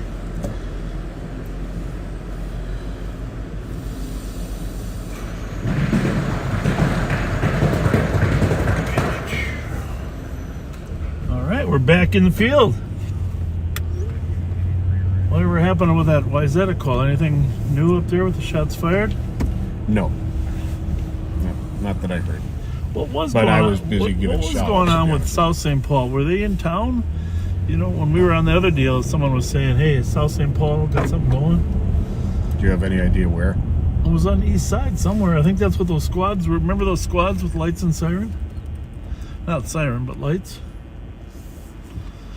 I don't know. Something was going on. Maybe they had an undercover deal going. I can't multitask as well as you. Well, I was over my limit there too. It's harder when you're trying to strike the balance with the backseaters, is to making sure you keep them in the loop, but yet not jeopardize the operation. Okay, I found the call. Let me look at the details, see if it's something I can.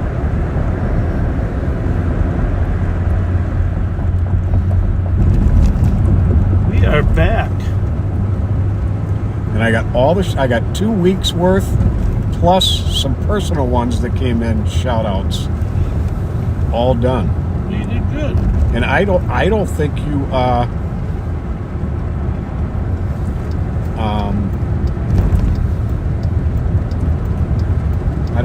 I don't think, well, you definitely didn't hear it because you were inside. But Under Sheriff Mike Martin and his beautiful wife Ann are having their 25th anniversary next week. Well, that is amazing that she stayed with him that long. Don't you think? I think they are a beautiful pair. Perfect for each other. 25, huh? That's pretty amazing.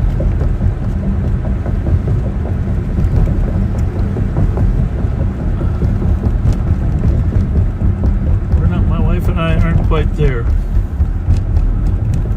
Well, the thing about it is, my married life has been, what do we got going here? Nothing?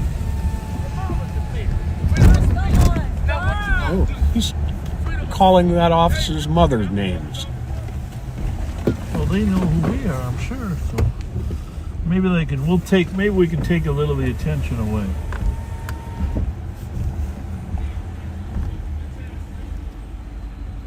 What we're hoping. 2230.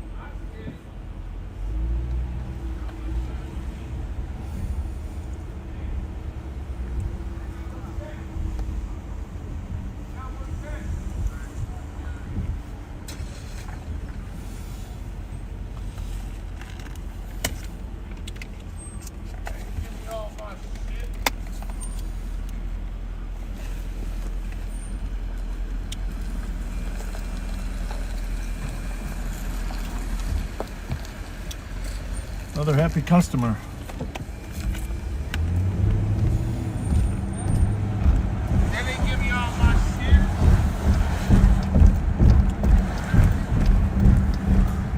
So, did you see on social media, one of our backseaters was reporting that they almost ran over Susie. Really? She's running out in front of cars up on Jackson and Cayuga. Oh, no. And there was a call there again for her tonight. She slid over from Riceham, Pennsylvania, over to Jackson and Cayuga. And she's been more aggressive than in the past. So personal plate. X-ray, X-ray, That's X-ray, not X-ray. Eastbound 96, high rate of speed. First plate then. They're trying to stop it. What we're hoping. Here's intersection. 2230.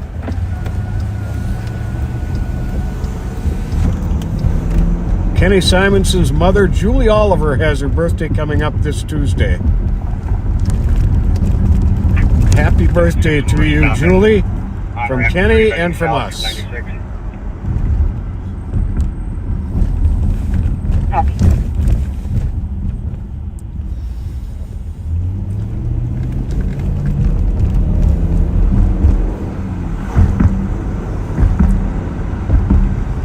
Lindsay Rachel's mom's birthday was this week. She turned 63. Her name is Beth. She is a nurse at Children's Hospital PICU, which I believe is Pediatric Intensive Care Unit. She's a hero to many people there. 5185 arrest. So happy birthday to you, Beth, and thank you for all you do. That's amazing.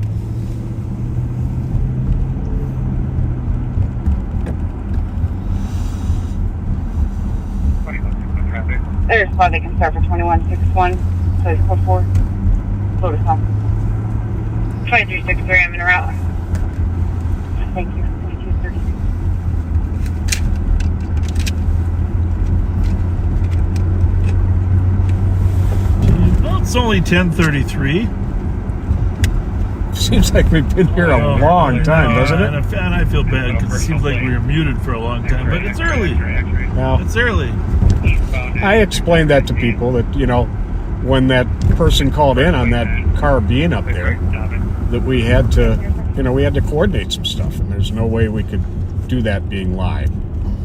Everybody, I don't see anybody who was upset about it. The backseaters understand. 2161, code 4. Copy. Code 4, 2233.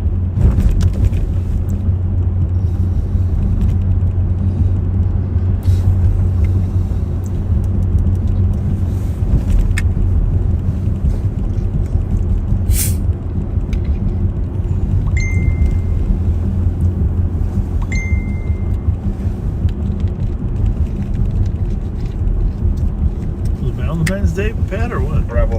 458. No, just another Friday Night Live. 2234.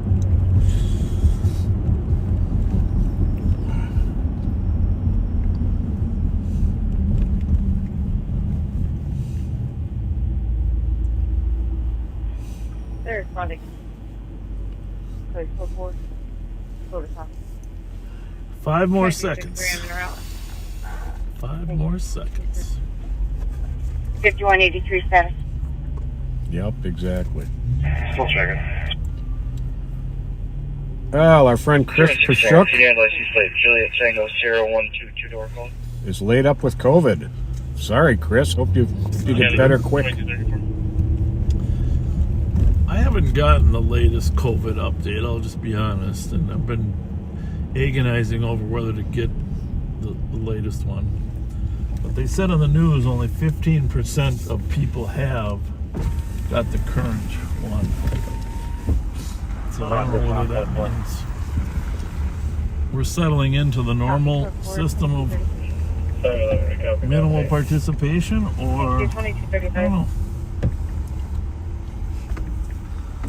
Very quiet on the outside here of the Foundry Pizza Pub. Yes, it is. Very quiet, very quiet. Bravo. 458. Have a good night. 2234.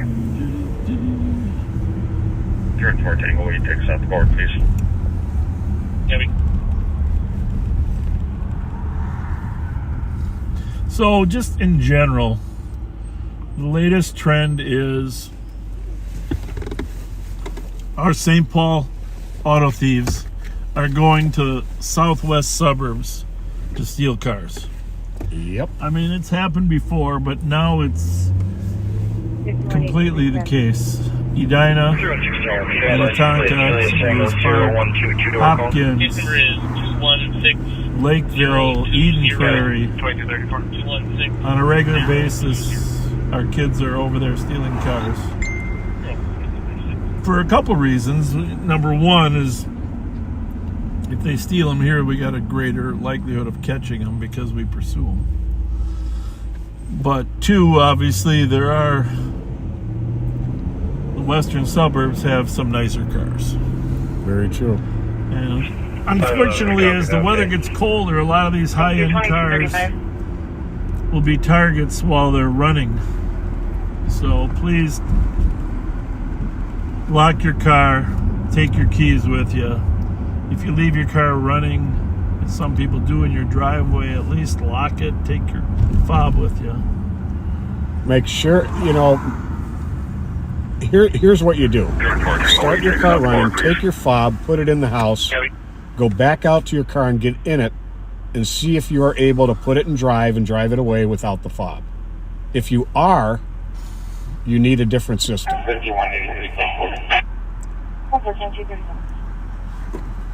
Odds are very good that your car will be stolen.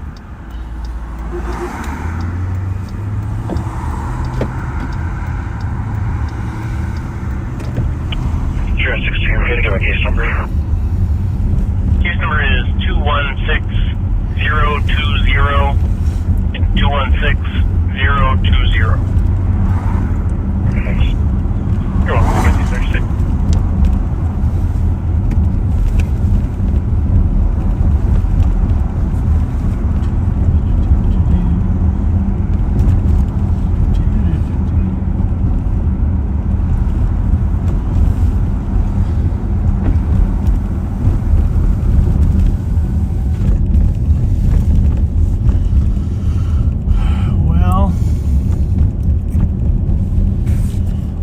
Christmas bed?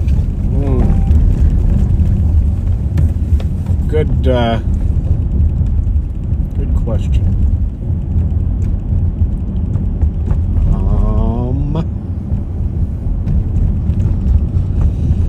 To be surrounded by my children and grandchildren. Okay, well, that's good. If you want to wait to tell Santa, that's okay. I don't need another thing in the world except my friends and family. Me also.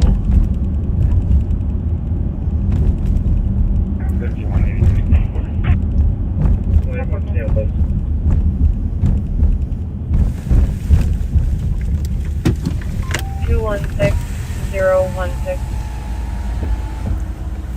5183 squats clear advised. 2239. 2239. Hey girls, what's going on? Hi, how are you doing? Happy Thanksgiving. Yeah, Happy you too. Thanksgiving. Y'all had a good day? Yeah. My daughter cooked it up. Oh, see, I wasn't in the mood. I can't take it no more. I'm too old for that. Well, you look young. Oh, I'm 40-something, so Yeah, you look a lot younger than that. My kids can cook now, so if they don't want to cook, that's on them. That's exactly All right. I need is me a little something. I don't need that much.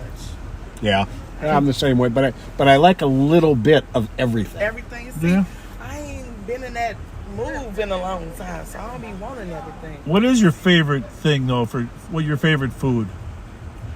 Probably some dressing greens and probably a turkey or something. But Yeah. other than that, I had all of that. Dressing is my favorite. I like turkey with gravy, mashed potatoes, but something about dressing is the best. It's the best, right? It is. It is. It is. I like the dressing. But I gotta admit, I don't really like the cranberries with the real cranberries. See, I don't do none of the cranberry anything. I don't like want the no cranberry clear nothing. cranberries. The clear one, but I don't want like In the can? Yeah, the jelly. Of course. Look, he don't want the. I love that. But I never even had the real cranberry. So I've I had ain't them. never had that My one. daughter Yeah, did the fresh real ones, and it was amazing. You like that? I like both. Yeah, they say they're really good. I never had it. 5183. They say they're really So good. yeah, I don't know. I never had that one. Which way is that arrow moving in the back? To the left? Yeah. See, I got this arrow on the back. Tells people they can go around me. They still confused. Yeah. Well, that's good. 3031 was that you with sticks? First time I've ever really used Good it. sticks, good sticks. Oh, we got to chase. We got to run. All right, Thank go. you. See ya. Take care. Where's that at? Good sticks. It's a Thanksgiving Day chase. 2031, I'll call it. Northbound 65 from Viking. We'll take a sending call. 65. 42, I'm out. Looks like 3042 copy, you're out. Fridley? That's now northbound 65 from Viking. That's what I'm 2249. thinking. Speedway 846 Johnson Parkway. I don't know. Small report. Northbound 65 from Viking. I'm not sure where Viking is, but I think it's a 3043 Fridley. 109. While he was there, he swung out, looked back, and hit the collar. He Next left car, on suspect. delay.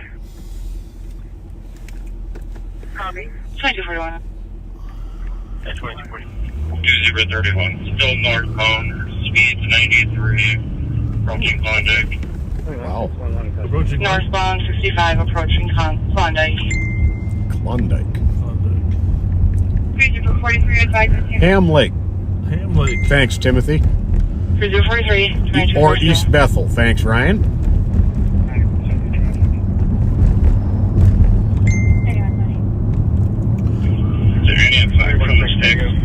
All roads lead to Ramsey. Ramsey's up that way too, but a different Ramsey. A different Ramsey indeed. The city of Ramsey. Yes, sir. 31. Still northbound. Speeds 88. Approaching 209. No traffic. Copy, still northbound 55, approaching 208. 2242.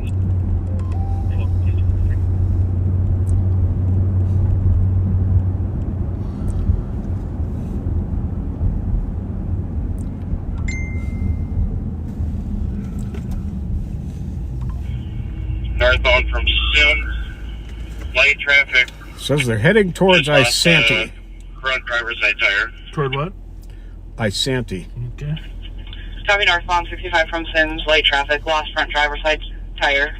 2243. Well, that shouldn't go much longer. No, but we've had a lot of them that have gone a long way. What's the crossover road there? Right at Santee, you can go straight over. Last bolt, front tires. Oh, but not right both. on rims. Well, that's not going to be. And it's always better when you get the both front. tires, 2243. Yeah. Especially if it's front wheel drive. There's very little. 3031. Speed 70. Approaching 221st. No traffic. Very calm. Approaching 221st, speed 70, no traffic, 2244. 3043, state or state available 637 report. Charlie, Foxtrot 235, clear 2A. 3043, they've been advised.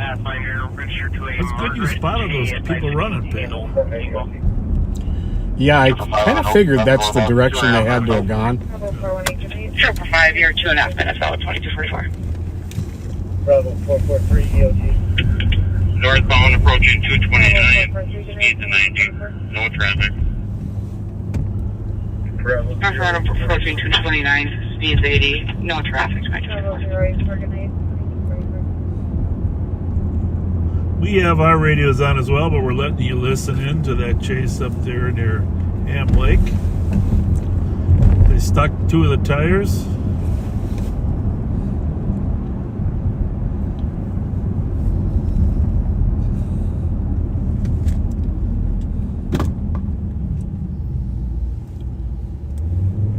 Approaching 237. Light traffic. Speed 87. Still doing 87 miles an hour on the Approaching rims. 237, light traffic, speeds 87. Both of his front tires are gone, riding on the rims, and he's still going 85.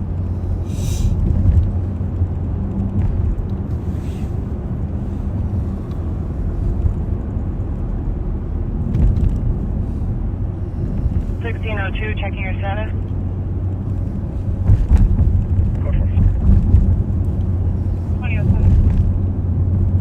2244. Almost 480 Approaching 245th. Speed 92. Light traffic. Approaching 245th, speeds 92, light traffic. Yeah, we have no idea what started this pursuit, whether it's a stolen or... County 2007, are you monitoring St. Police pipeline, or are they calling you on the main?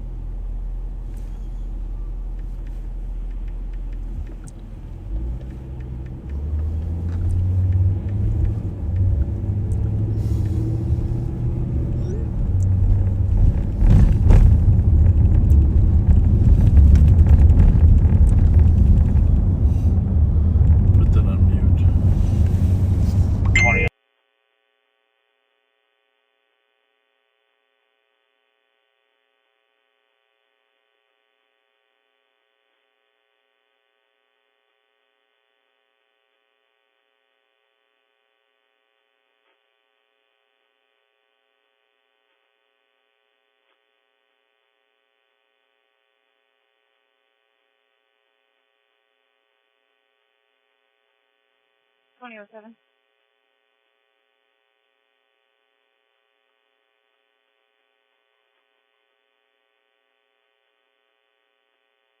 Negative response, 2245.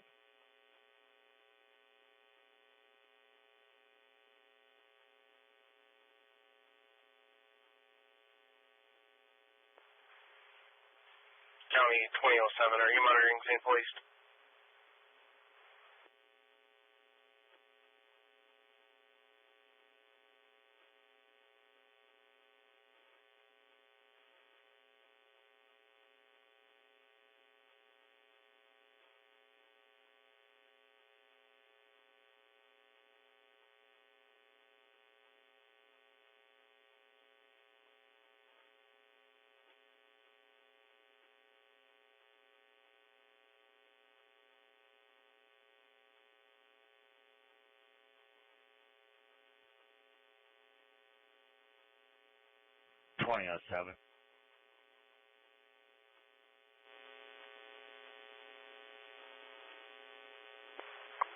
Squad 511. Data. Are you looking for me? 511. For us, 340-seater in the sky waiting for an EOC. Copy.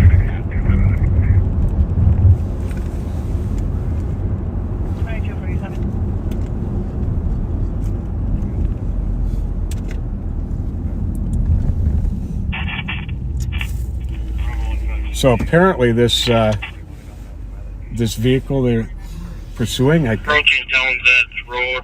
Yeah. Speed 80. it's a truck with a trailer with a bunch of stolen lawnmowers in it. Stolen Copy, truck, approaching stolen Townsend trailer, Road, stolen speed lawnmowers 80. in the trailer.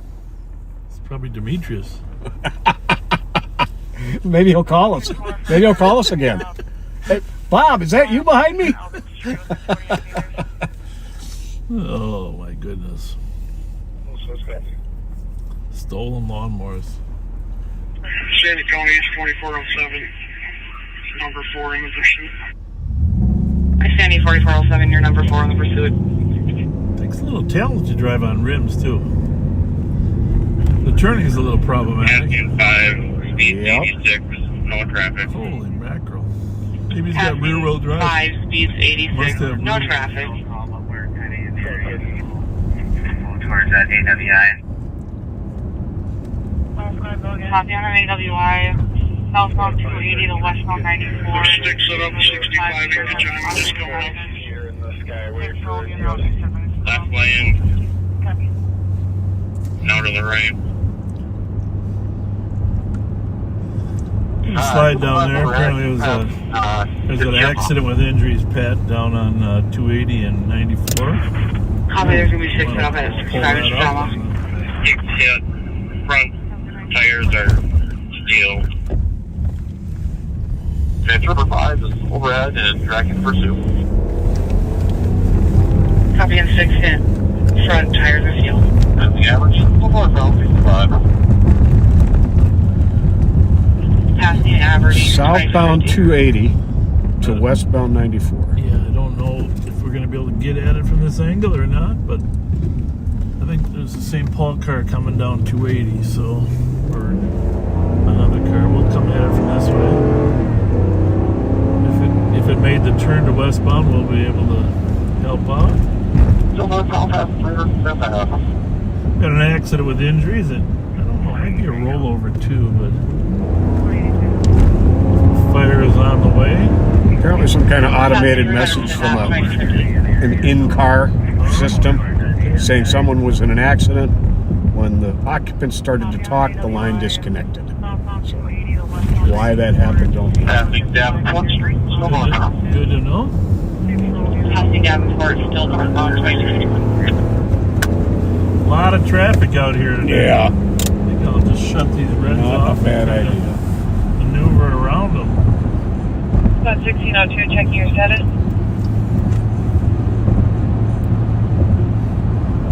Still northbound from Maine. Northbound from Maine, 2251. Well, but the trooper overhead, they're not getting away. Yeah, folks, this reminds me of the old days where I was following Pat Scott. I was a sergeant. Oh. Pat was a deputy. I was following Pat Scott. We were chasing a guy. westbound on 94. Pat and his partner were driving. Pat was leaning out the window with his shotgun. Remember that day? I hit the tailgate. Yeah, we had a bad dude, a stick-up guy. Hey, an AR-15 back in those days he had, which was very rare. Right. A bad dude. And they were so afraid of Pat that he drove right off the edge of the freeway. Well, he was actually shooting at us when he was going up Jackson with a handgun. That was earlier, yeah. And then, remember Dan Johnson who went to LAPD? Yeah. He and Timmy Hayes got behind it and tapped the rear end of him. Still now, northbound. And he went through this here. Right here. And the barricade, the cement barricade, came up in the air and took the emergency lights clean off the top of the car.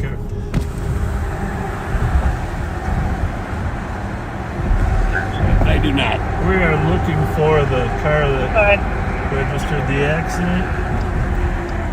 At this point, it would probably be on the other side, right? Number 31, he's exiting 195, I'll attempt to pill. Copy, spots on the 808 can clear. Alright, I can take 2 numbers down, 65. No, I don't see the car. Copy, exiting to First Ave. Eastbound, First Ave. 03 and the Eastbound First Ave, 2253. Well, you know he's going to take 95 east and then come back south. Traffic, still Copy, eastbound. square at 2254. That's it. 225, Yep. 225, move to an open attack 1. Alright, northbound Gateway first. So then, 307. This guy doesn't want to give up, does he? Call open for 2 minutes. It's a little bit, but we'll just be clear. Northbound McKinley passing second. Don't go dead end here. Coming to a dead end, 2254. Garage. Dead end. Did he say crash through a garage? You know, the radio. Another squad. Oops. Oh, ramming squads. Copy, structure. Hold this so Squad they back can out. hear. They can hear that. A good excitement there.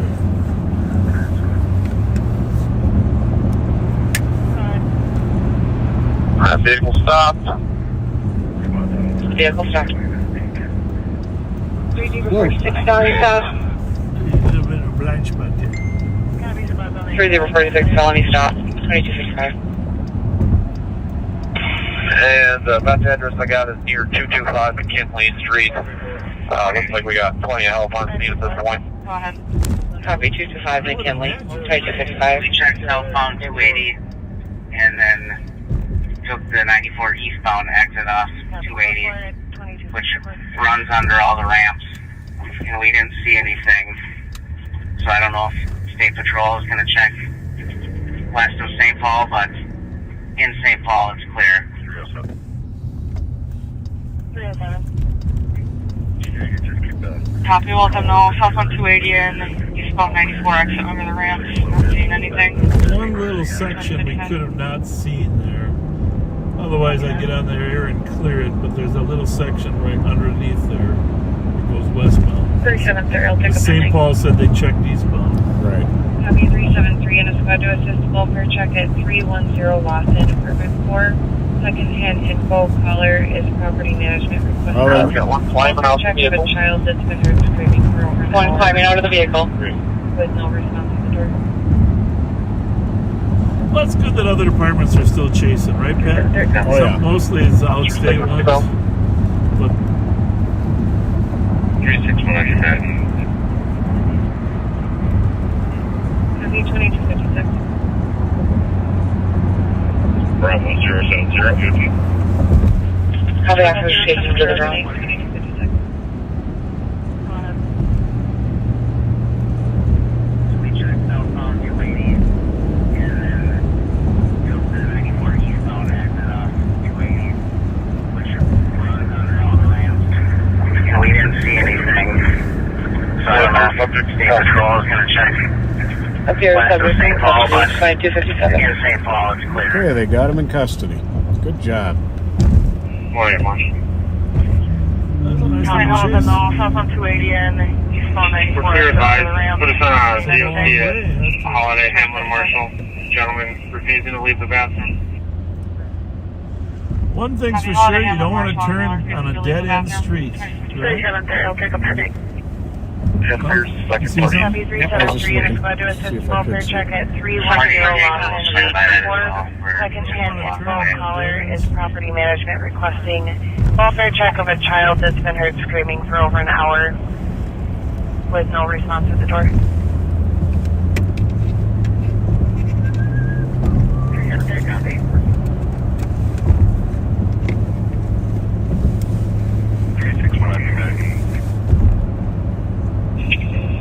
Squad 533. Bravo 070. Last week, be advised of myself from 526 Southwest 534. Are you reading the stuff, the social media stuff? Did you get that? I do.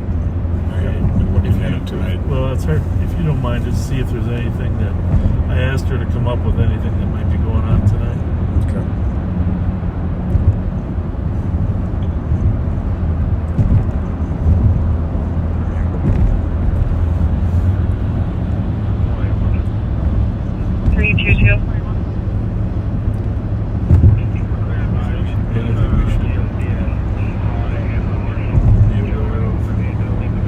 Send a narcotics complaint to your screen.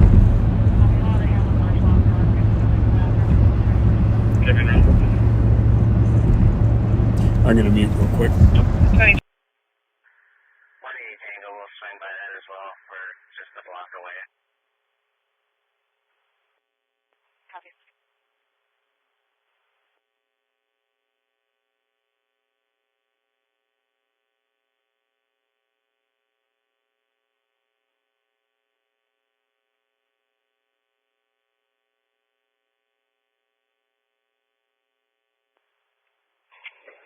Squad 533. 533. Last week, be advised of myself and 526 Southwest 534. Copy.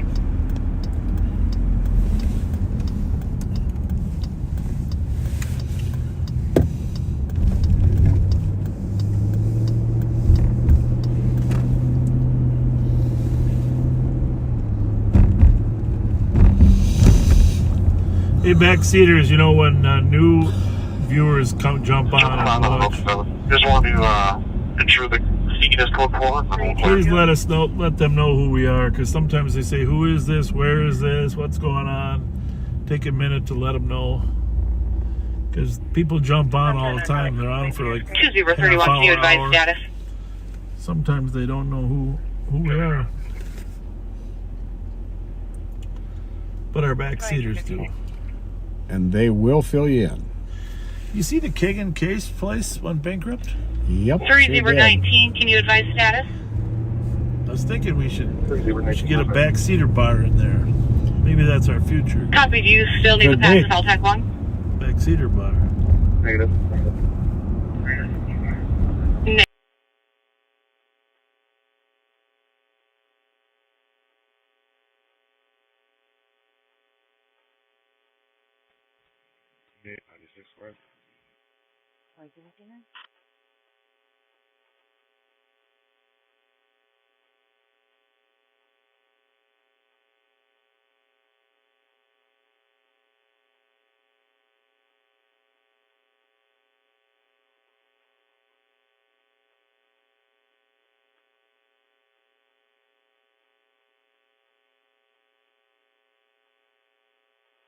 Negative. What it was called. It's like their little hole in the wall bar. I know exactly feet, the place you're talking wide. about.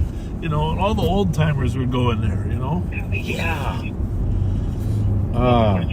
And of course there was, you know, her up on University Avenue then, Herges. Mitch's. Down on 7th Street. Yeah.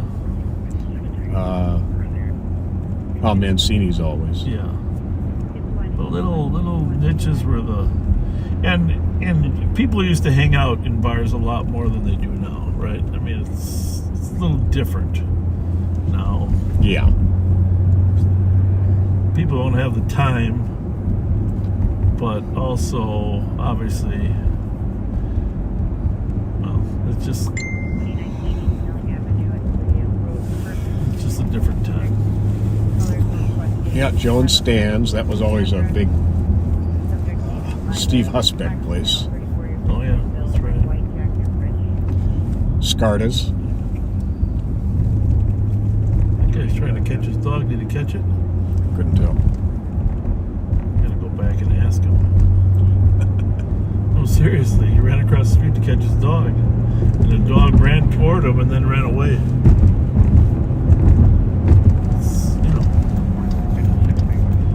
I don't know if it's his dog, but we should go back and check it. I would guess it's probably his dog. You think so? Yeah.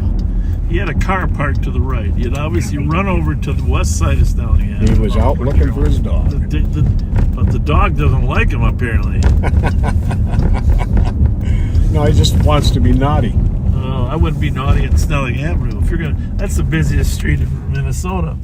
Which, by the way, 180 Tango. I'm gonna start. Someone sent me this book. When you have a chance, Is you it call right the behind me? counselor Is it supervisor. there in the seat? Is there a book there? Yeah. I think so. It's Thank you, 2303. It's against the door. Well, it's called "It Happened in Minnesota." And thank you to whoever it was, the backseater that sent to there. And I started reading it today.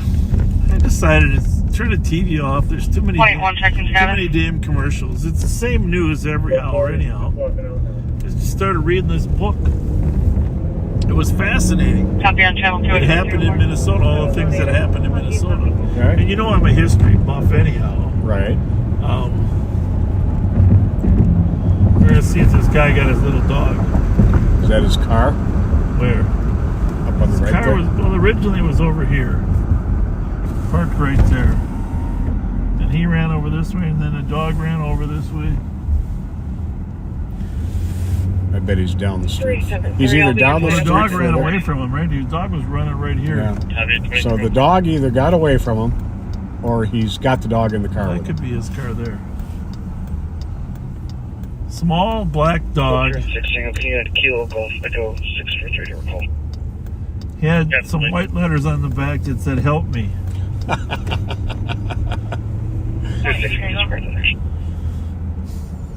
Hamlin University. When you have a chance, do you call the comp center supervisor?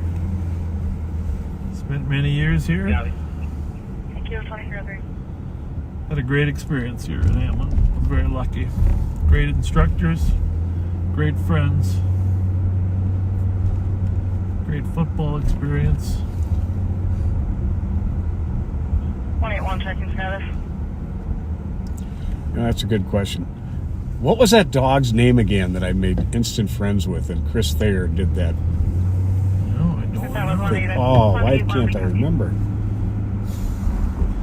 It wasn't Stanley. That was the last dog we found, wasn't it? Yeah. Yep. 3116. You know, it's possible that this wasn't this guy's Can you dog. add 149? And he was trying to be X-ray a uniform good Samaritan.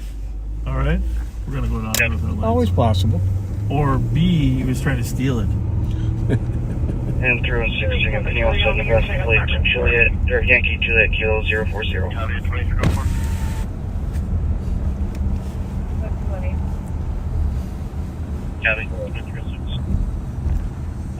16 of Peniel, Kilo Golf Echo 643 to recall. Yeah, wait.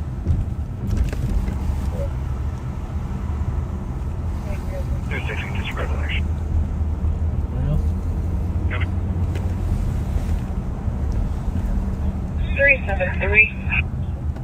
373. Could you start medics to my location, or a female who seems to be extremely Oh, thank you, Layla. Edgar. should not let That was the dog's name. yeah, there you go. Everything cleared in. Yes, I'm good for it. You always gotta have like a flavored bone or some treats when you go out to find your dog, or a ball with a long string on it, or his favorite toy, or a big net. Yeah, when they're younger, when Rocco was younger, he used to run, and then he would play like "Come and catch me, come and catch me if you can." He's a little older now, so he doesn't do that. He doesn't want to take a chance to miss out on something good. Well, our friend Mark Cermak said that it happened in Minnesota. His father was seriously hurt in the 3M explosion in '51. Had several skull fractures. Was out of work for 2 years, but made a full recovery. Jesus. Unreal. Yeah, that contemporary news I like, but what fascinated me was the old history. It starts with Father Hennepin being here in the late 1600s. Okay. There's a story in there about Pike. Fascinating story about trying to find the headwaters of the Mississippi River, and how much adversity he went through. I mean, those guys, we're talking 1802, you know, you're up against the elements, animals, Native Americans. There was just a wide variety of issues. But the old Cole Younger years, the Northfield Mankato bank robberies. I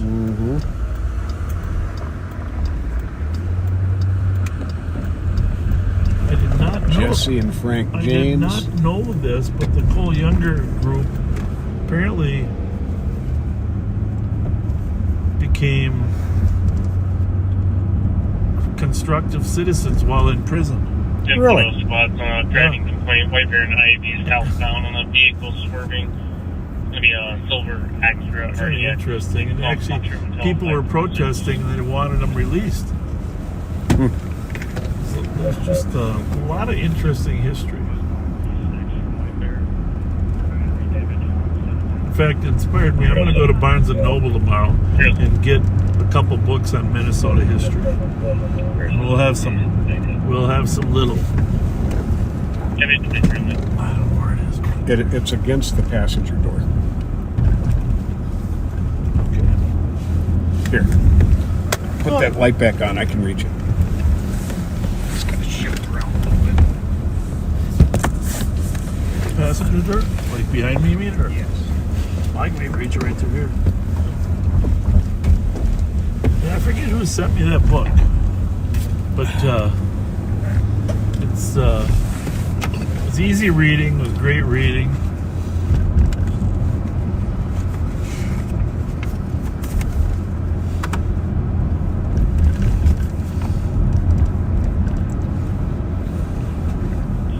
The update just wasn't that driving complaint. The last was that it was west on 7th. It was just enough to inspire me to want to read more about Pipestone. Oh, the city of Pipestone. And driving the rock complaint, that's white there, bear and Ivy southbound on a the vehicle Native Americans used to carve pipes out of. silver If you knew that? Acura RDX. I didn't know it either. Golf Country Hotel. But it's amazing, some type of stone that they would carve pipes out of. Hence the name Pipestone. There you have it. And the guy that claimed to have found it. Well, when I say found it, claimed to be the first white person there was a guy named Calvin. So the rock is called Calvinite. But apparently there's two other people that actually found it before him. Kind of interesting. You know, so I don't know. There's a lot of little stories. I like to travel a little bit and just visit some of these small towns. His name is Keon McDowell. We've got a pretty cool state. Yeah, we actually do. Oh, how about there's a fascinating story in there about the legislature almost moved the state capital to St. Peter. I remember hearing that at some point. And one of the legislators that was in charge of a committee stole the bill and hid it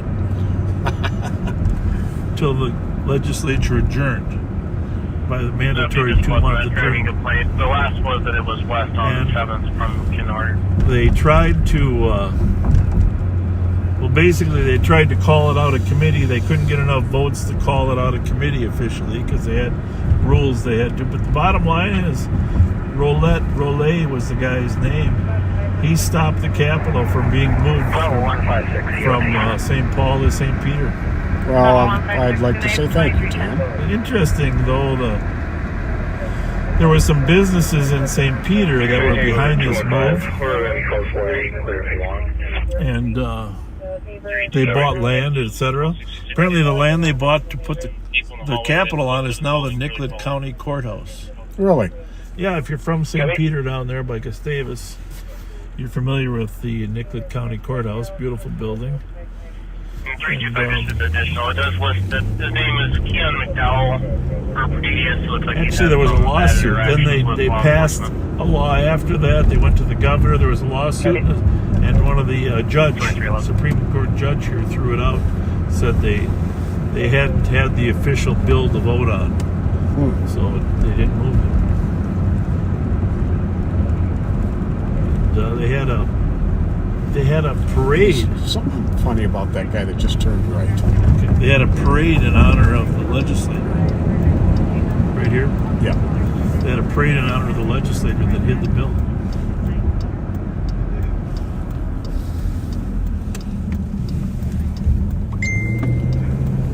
He was in a hurry to get around that car. Is he that one over there? 516 on channel 2. I think.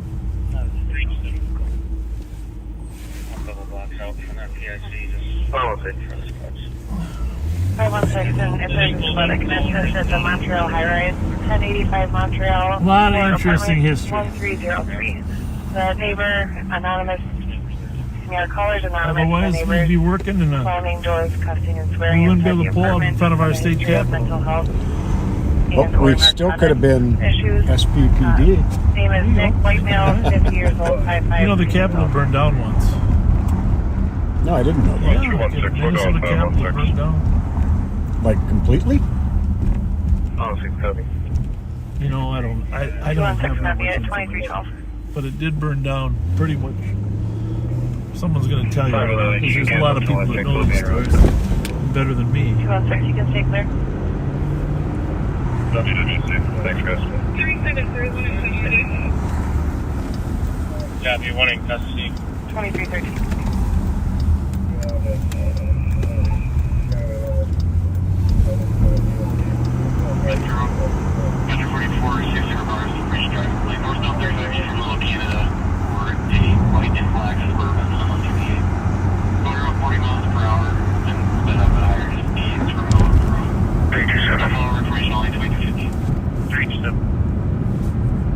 I'm a couple blocks out from that PIC, just waiting for those clubs.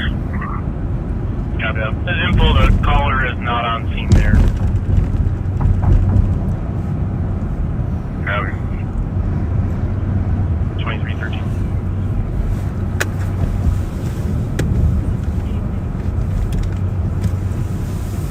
Get that one.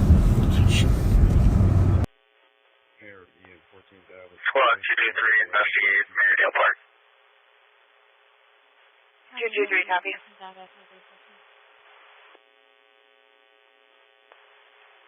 223, can you add Alpha November Papa 429? Received. Well, we got, already got our answer. 526. Go ahead. Says it burned in. Without it. I got one lead on 51. Going eastbound on 3rd. Copy, as well, area 2314. I think it might come back stolen, the first one I ran. Now southbound on Etna. Headed towards. Copy, thank you. 422 Dorothy Lane Place. There's a squad taking a visit. Staff reported that juvenile missing person at the warming shelter. Ashley, light them up. 267, I copy your note. And who's that stolen? We're going off road 4449 from 94. 366, I got your notes. So Check that's the attendance position. We're getting it out of the Last scene, possibly South Monroe towards Burns. 2317. This guy doesn't look like he really knows what Copy 10-3, 2771 pursuit. Come on, buddy. Pick a lane. Southbound 61. Terminate here. Correct. Southbound 61 from corner. 9-1 about stolen license plate. Clear plate this way, please. Back copy southbound 61 from Burns. If you gave a plate, I didn't get it. 327. I didn't. Give me 1 second. I'll give it to you. Southern Hills, we're going south on Grove, past Burns. All right. 2747. It's John Victor King 254 on a Nissan Rogue, silver in color. Where's Burns? But the stolen one is King Paul George 556. Yep. Southbound 61 coming up to Lower Aston. If you get notified, Washable, take a couple of sticks, please.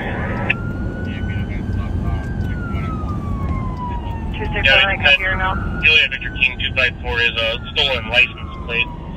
It does match the description of a silver Nissan Rogue. Alright, so we got 2 stolen plates on this side. Check for the damage condition.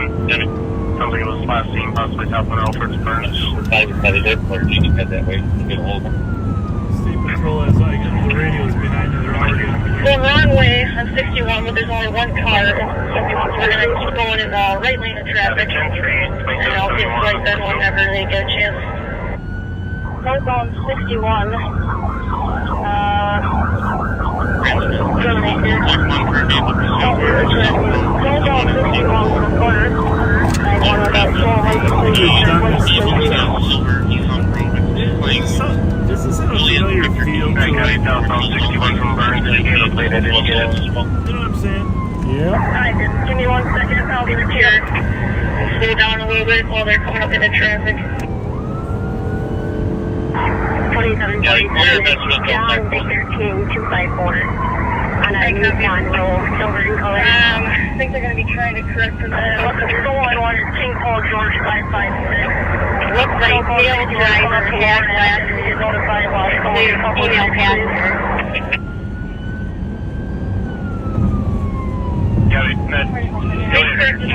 Northbound 61 in the correct lanes of traffic. I can't get over the circle barrier here.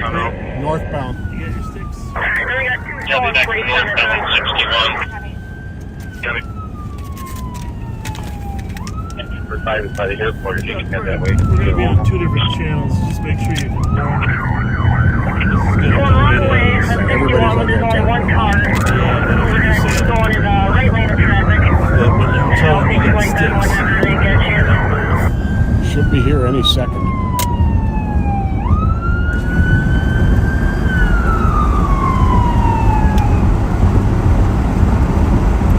Want to ask her if she got an eye? Okay, we're coming south from Burns and we haven't seen him yet. Must have turned on Lower Afton. The only other option before that, correct? We're going to slow down a little bit while they're caught up in the traffic. He was south of Lower Afton, correct? I copy. I think we're going to be trying to Bailey and turn probably halfway in between Bailey and Lower Afton. Looks like male driver and North Harbor just female passenger. Because we can cut over. We're screwed too. Nope. They've corrected themselves. They're northbound 61 in the correct lane of traffic. I can't get over because of the barrier here. Squad 223, clear for 5 northbound 61. That's good. 2364 traffic. Yeah, find me a cutoff, will you? Lexington, I read 5. How about that one? No, Yankee Bravo 711. Unless they're going up Lower Afton. Yep. Yep.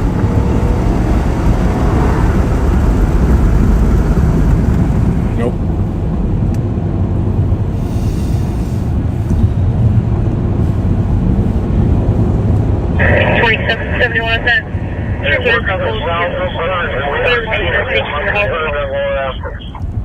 Triple five, we're just coming over. Before that, correct? Or am I missing the street? Likely eastbound Lower Aston for 61. It's a gray Nissan Rogue SUV. South of Lower Aston. Yeah, for people coming down 61, they didn't make it to Burton, so I think they were halfway in between Haley and Lawrence. Did you get it for Battle Creek Park on 61? That might be another good one. So on copy with 1355 8th Street. Potentially, I'll check though. Squad 223, you can clear this advise with Look for 20. Hot Wheels. Woodbury came westbound on Lower Rapids from Woodbury and didn't see it. Okay. That's good to know. Yeah, they didn't see it. Coming from west, Lower Rapids. George, John 960. 2771, it was definitely north of Carver when it flipped. Affirmative. Thank you.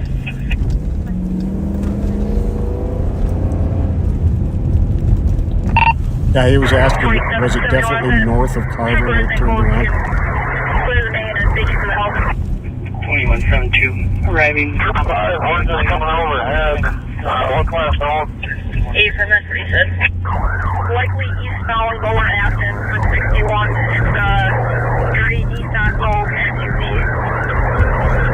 So yeah, people coming down 61, they didn't make it to Burton, so I think the only other option is Lower Afton.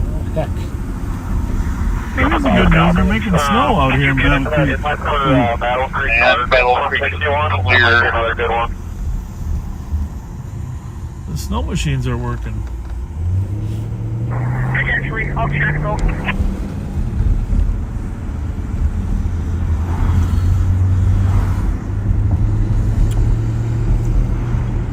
So, it's tough to cross over. That was Nicole's obstacle there. You're on the opposite side of the highway. You know, you don't want to be accused of forcing him, so you go on the opposite side in the correct lanes so you don't kill somebody. But they use that barrier against you. Affirmative. Copy 201, I copy your code for it. Good lesson. 703 is air clear. Definitely. Negative. Definitely. Yeah, he was asking, was it definitely north of Carver when it turned around? The address, talking through a window. 327, copy, talking to the mail through the window. Negative. Good. Affirm, that's what he said. What color is it supposed to We be? have a 10 A silver Nissan Rogue.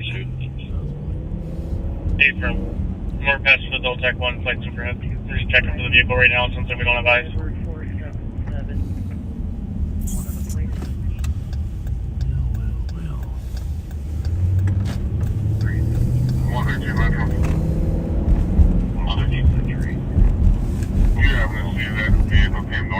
Okay, can you check with them and see if we can at least clear the air while they're still looking?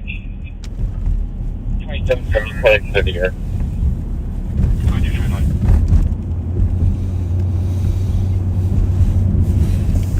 Yeah.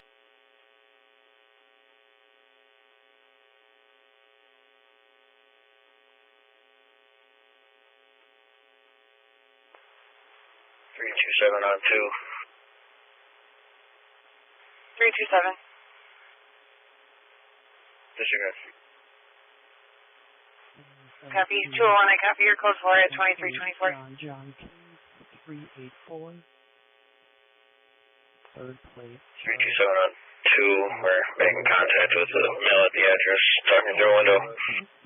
Check 1, 2326. 327, copy, talking to the mail through the window. Contact at 2324.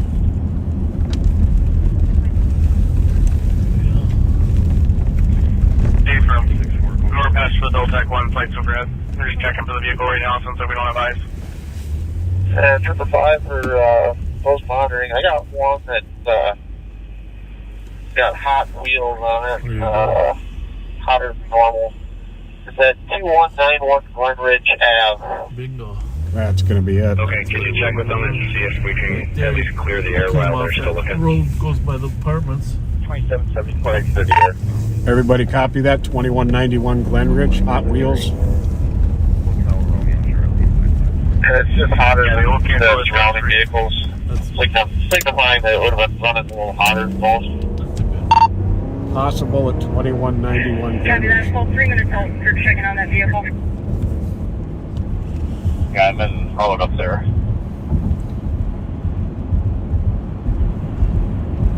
dispatch Who's Trooper that 5 on north-south LTAC 1. We'll street? keep up the reservation. We'll unpatch for now, but I'll monitor LTAC 1 in case anyone picks it up again. Yeah. That's where we drove right by. Copy. So we'll be switched to LTAC 1. Just go to LTAC 1. 2 clear advised. LTAC 1, 2326. 2226.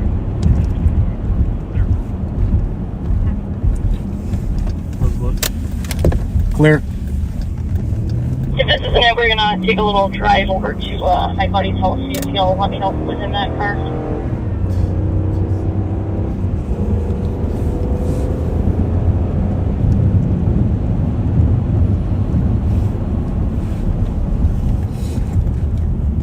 Clear.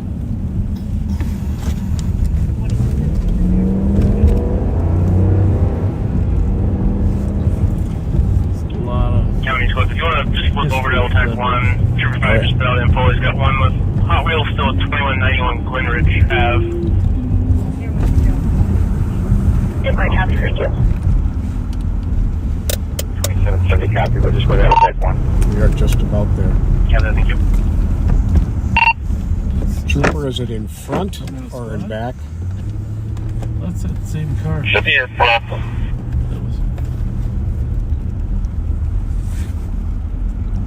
And I believe it has lights on. Yep, there's lights on. I see it right there. Ask Darren if he's coming from the other way. Darren, are you coming from McKnight? 2327. That squad that just passed us, that would have been the one that I was looking at. It was just hotter than most. So I could keep looking. Thank you, that's not gonna be it.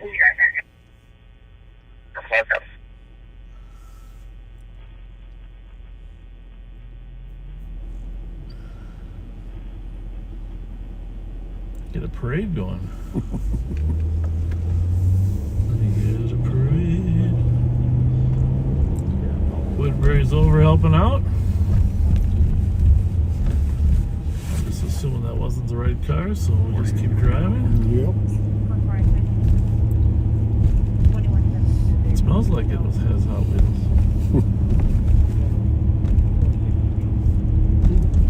He's got his door open. I like the fact that they can identify cars that have been hotter than average. That's a nice tool. Two to the Tango facing over there.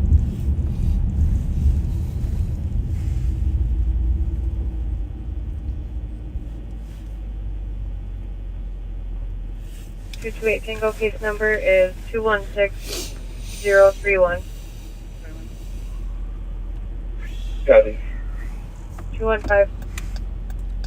Well, We're bringing the female back to 1030 to Fremont Avenue.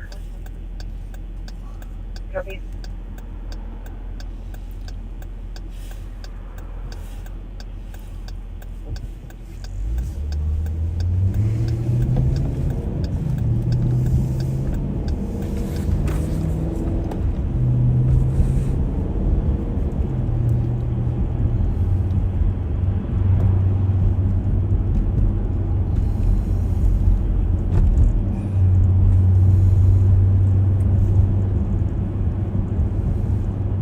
Ben, have you ever been to Florida?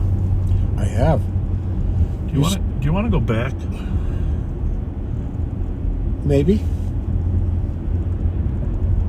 I've got a brother who lives in Tallahassee that I haven't I'm seen talking in years. about I the should West definitely Coast. go. Well, 28 traffic. Tallahassee's 327 checking status. 218. northern. Maryland, Sylvan, Minnesota, Delta, Foxtrot. You know I go there You'll have once in a medical while, right? stage. Do you want them to continue the stage for now? You should come with. Maryland and Sylvan at Well, I think 2330. I should too. You can probably clear them for now. Very, very. No parking. Wait a good way to clear your mind. We some I never progress stay here. very long. Yeah, that. Right. I look for really cheap tickets.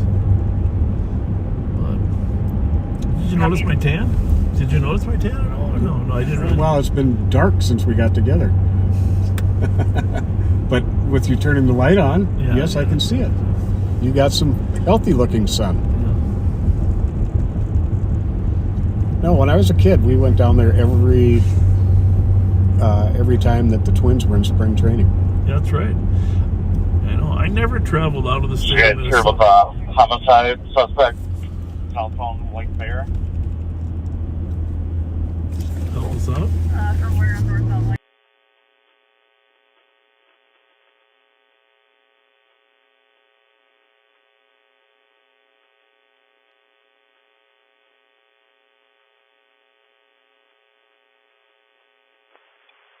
Traffic.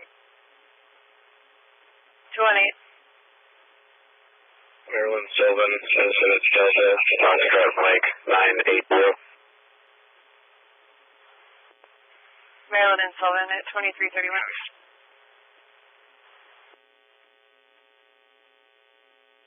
There are a couple spots I can start towards White Bear and Ivy. It'll be to assist Dakota County in relation to the homicide. Sounds like that vehicle from earlier is in motion southbound White Bear. Working on getting a common channel with them. 316 Tango. 214 Tango. 380 in traffic.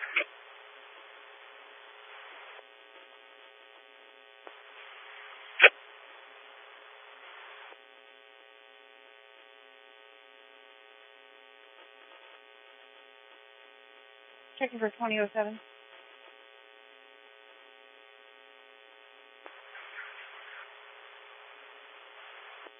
Negative response 2232.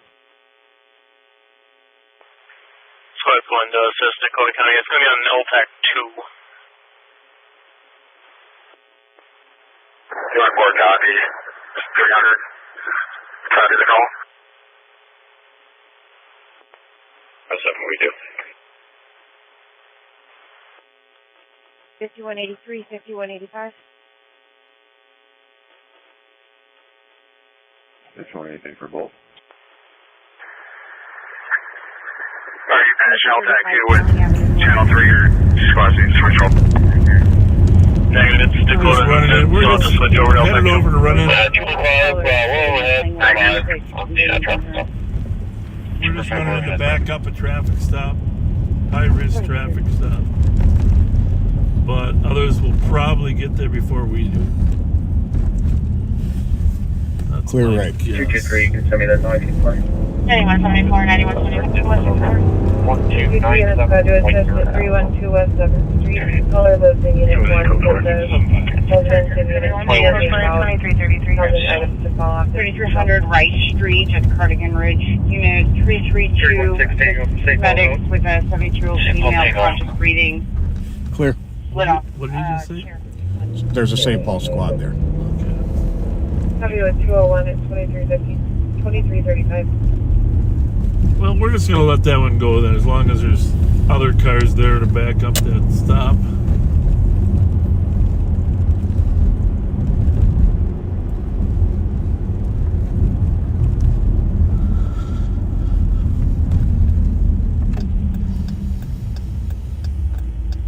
Clear.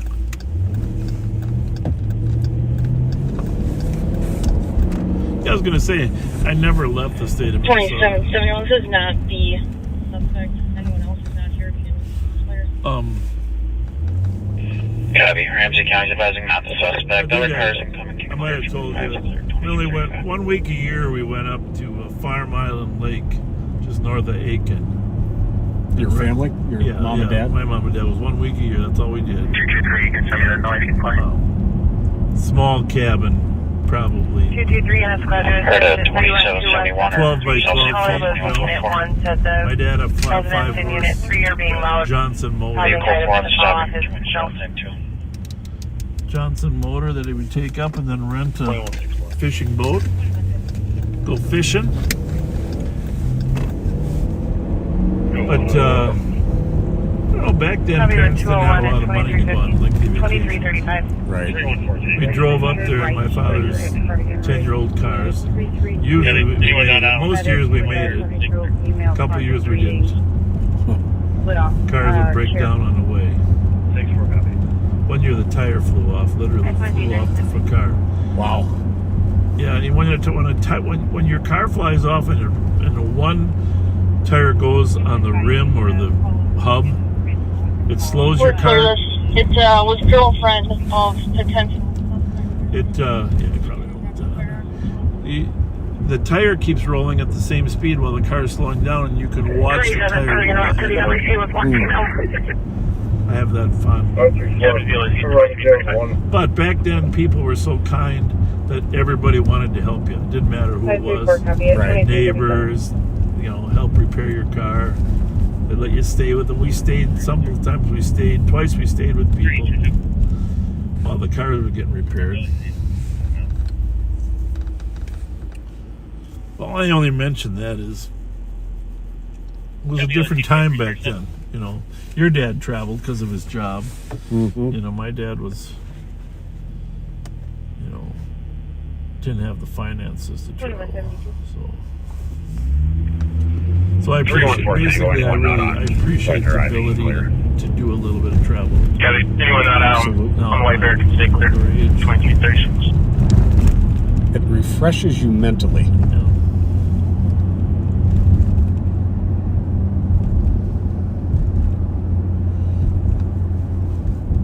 Here's a traffic stop that they were calling for some assistance on, right here to our left here.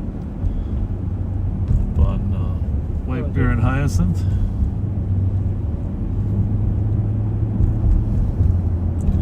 Hey, how late are the stores open now? It's advising the call info midnight? All night? Call, but I'm not even sure. I haven't heard any major theft issues this year, like 3732 300. That's a good thing. About 220. Sherwood's got their decorations up, huh? Yeah. Keys are to Kellogg and Wakuda.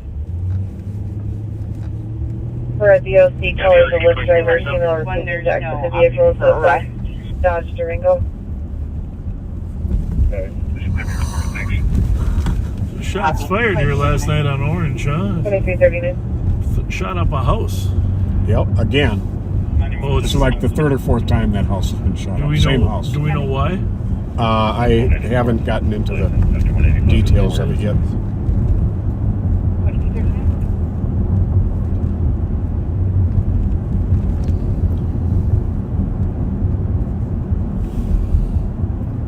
Big crowd at the White Dragon and the... Should we check it out? Sure. Well, it's the Hmong New Year, and there's a huge festival at the Excel Center we used to call it the Civic Center.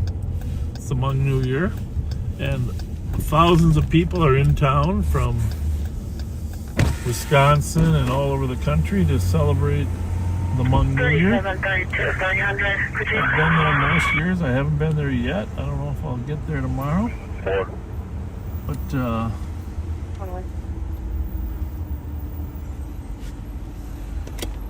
Keys are to Kellogg and in the old days we had gang members coming in, remember? Oh yeah. DOC colors of lift driver, female refusing to exit the vehicle. They had the Hmong soccer tournament, which was But lately it hasn't been that bad. Of course, during the COVID years, everything got restricted. How's it going? 2023, Apple Valley. All the roads swerving up 2340.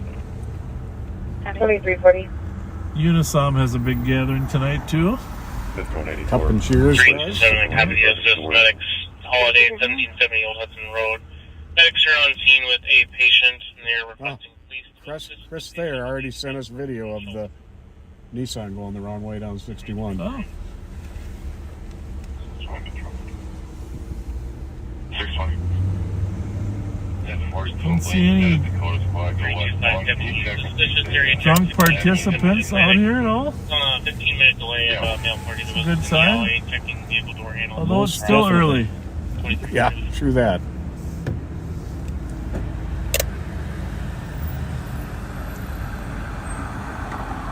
Dakota 1168 Metro. We got a bus stop after Berkeley on the road here. If you want to help out. We'll be leaving.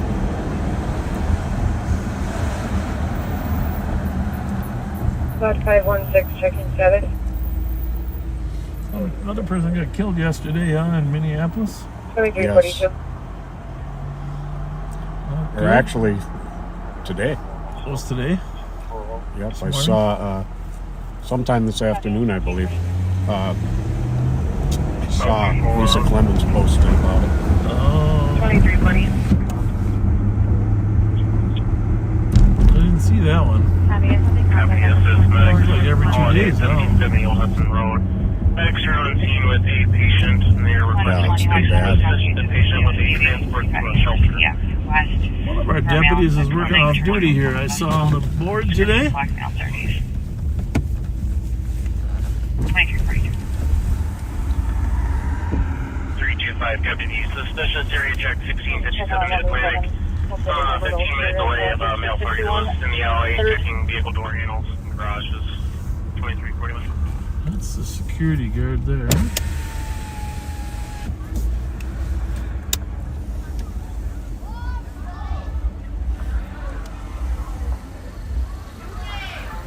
Happy New Year, Najong. How's everybody? Happy New Year. How's the party? You going home? You waiting for an Uber? Is it? Sober cab? Is there a police? Is there a deputy working in there? Couple of them. All right. Have a good night. Have fun, ladies. Bye-bye. Hey, check this out. Galumbe Hulicha.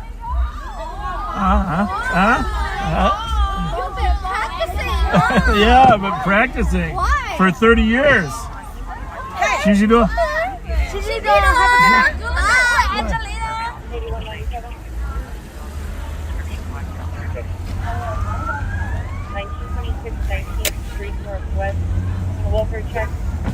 See, during the day there's traditional attire at the Hmong New Year at the X, and then at nighttime there's American attire.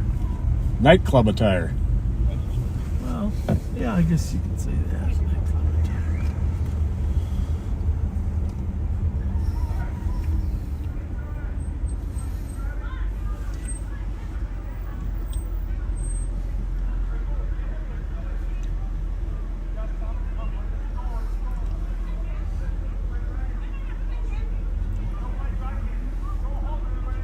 Looks like they're closing up early.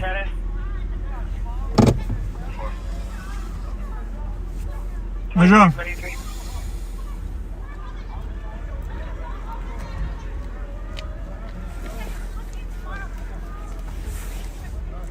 A lot of relatives get together and from all over the United States. Minnesota, St. Paul really is the number one location for Hmong families now. And by the way, very law-abiding, productive. Squad 223. These are very well 2345. behaved events, very much so. 13. You usually expect problems when you have crowds this big. There's very seldom a problem. Welfare check. Probably heard a female voice get off me. Other information. Debbie.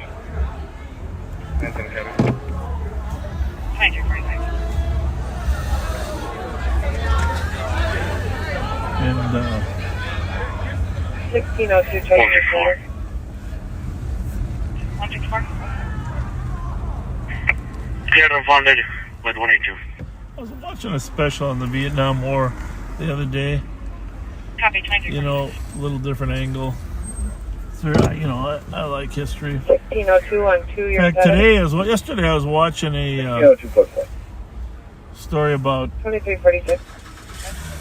Kennedy's assassination, where they believe that the CIA, that Kennedy had a plan after the election in '64.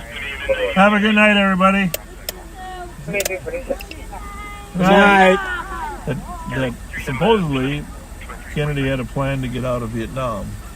And some of the powers that be weren't too happy about that. So it's all, I mean, obviously A lot of different theories. difficult to nail down, but 180. but as you know, the Hmong people are from the country of Laos, which is next door to to Vietnam. And as I've mentioned before here, the Laotian people helped us fight the North Vietnamese and the Communist Pathet Lao government in northern Laos. And General Vang Pao was our primary contact, and he and the Hmong people saved many American pilots that crashed in Laos. Yes, indeed, they did. 280, Officer Lane. Okay, affirmative. CVRT. Thank you. 2247. 1990, I started working with General Vang Pao. Worked with him for 20 years and took a few Hmong language lessons along the way. Apartment 415, loudspeakers with subs on, possibly playing the drums. 2248. But it all looks like fun, right? Yeah, it does. It's like a good time. 180. Maybe we ought to go off live and come back. No, just kidding, folks. But it does look like a lot of fun in here tonight.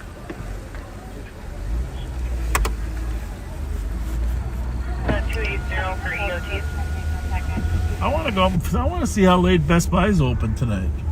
Well, let's go find out. I gotta wonder if they're open till midnight or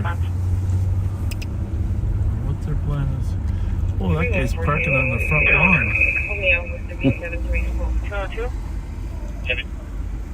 280, Officer Lane. Affirmative. CVRT. Thank you. 2247. That must be a handicap spot. What do you think? I guess. There was a shortage of them. Go ahead. For a disturbance, call 747 Hampton Avenue, apartment 415, loudspeakers with subs on, possibly playing the drums. Proceeding. 2248.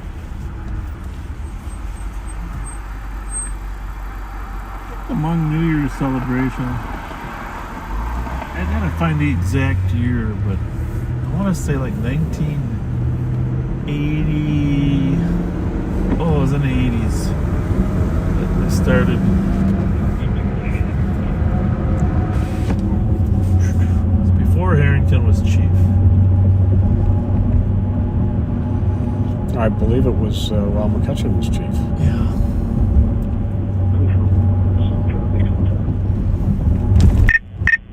Happy Control, still trying to make Friend contact. Nancy says Best Buy closed. Give me 140. Call me out with the B73 call. Heavy.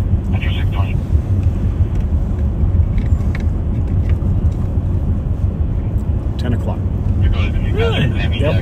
Well, there must be a lot less.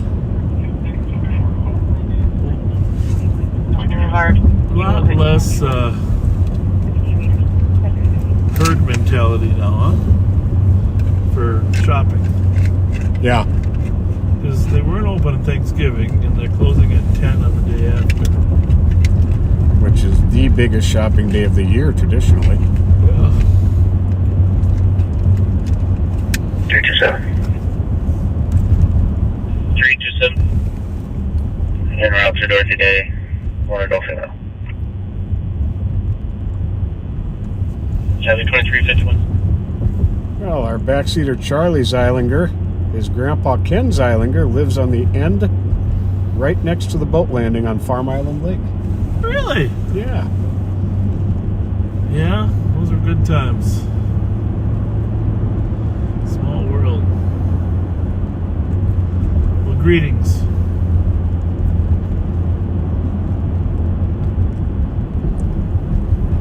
I think the actual resort that I was at is no longer there. I've been up there looking for it. But, you know, for those of you from that area, 3938, 10-year status. there used to be shops in Garrison, a little town on the western side of Mille Lacs there.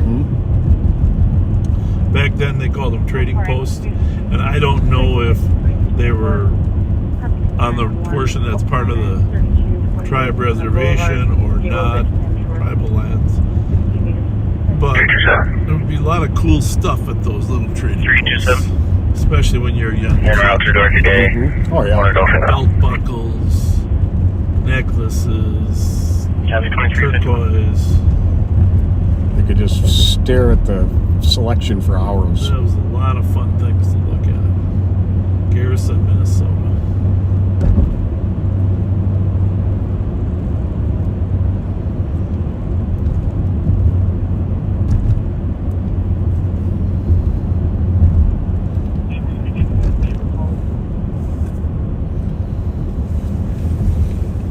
Affirmative. From 1927-19 here.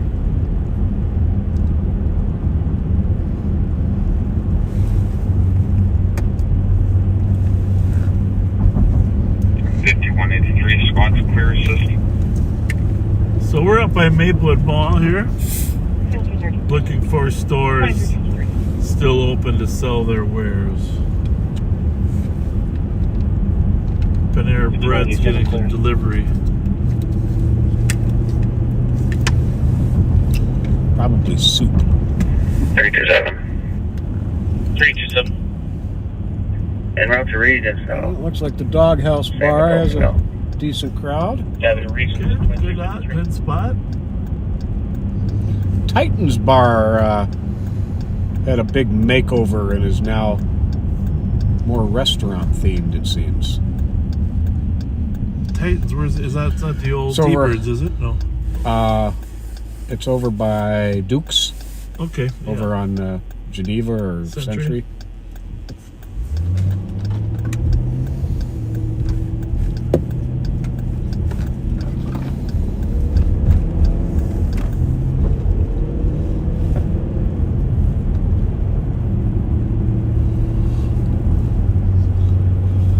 A lot of the stores open like at 5 o'clock this morning, right?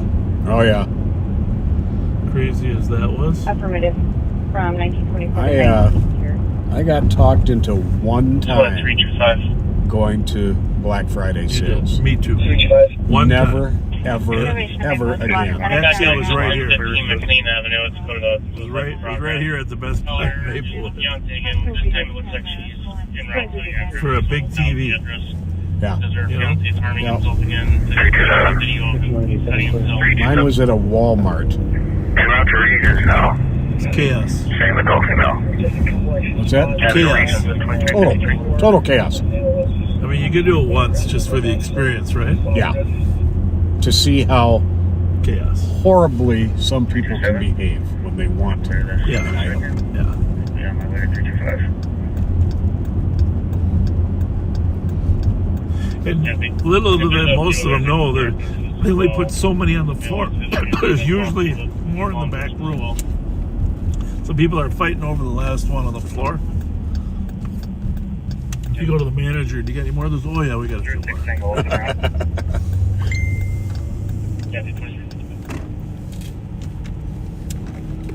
got a few more. Silly shoppers.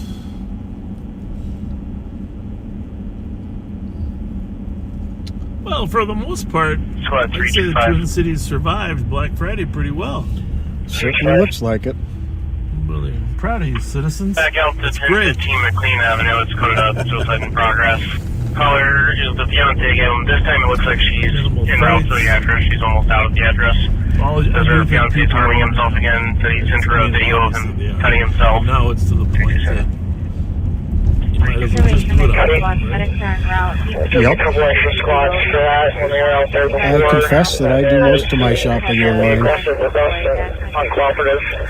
325, let's get in that exchange.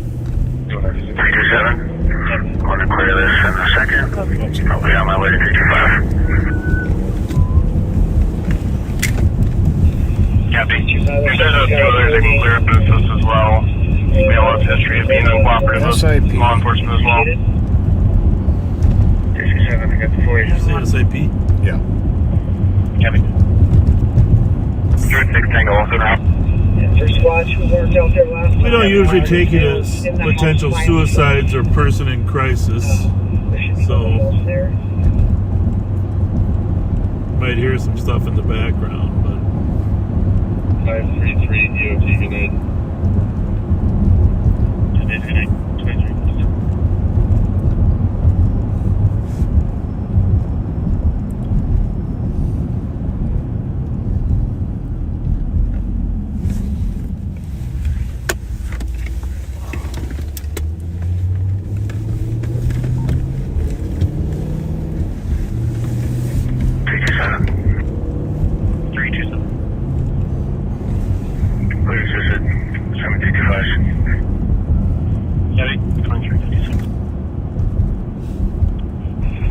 there's a distinct possibility everybody's worn out, right? That's true. Copy, 2358. Worn out, still full from eating.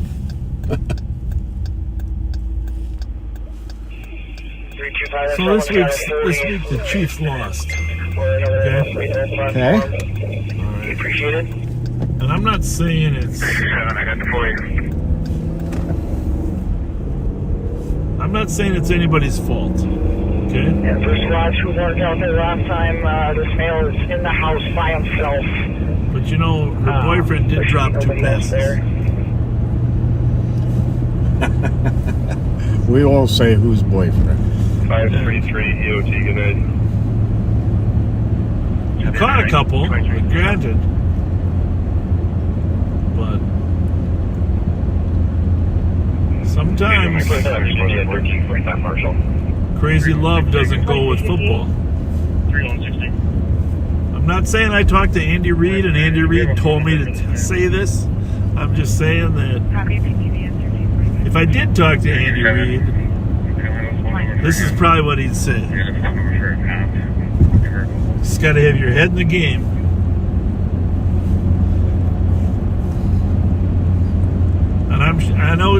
And I know Jason Kelsey is probably telling him the same thing.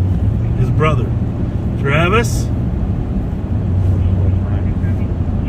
He only got a month left for the playoffs.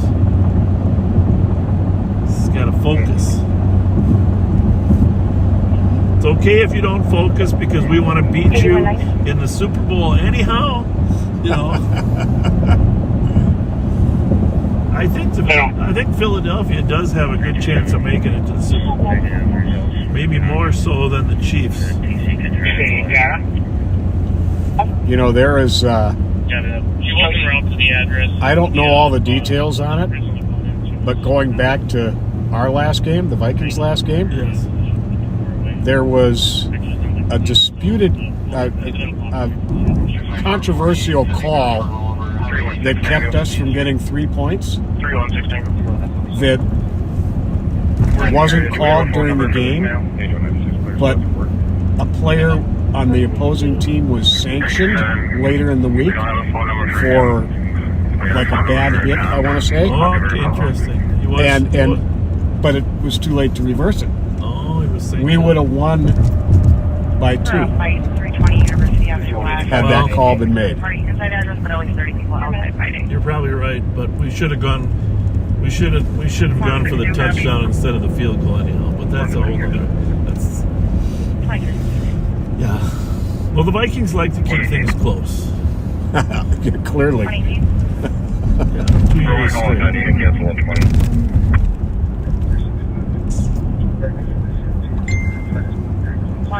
I know I'm gonna get some mail from Travis. Oh, he's gonna probably call me on his podcast.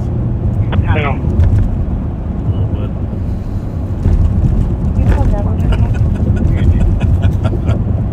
just trying to give you the benefit of a few extra years of life, you know. Maybe if you won the Super Bowl a couple times, you don't need to win it again. Maybe that's it.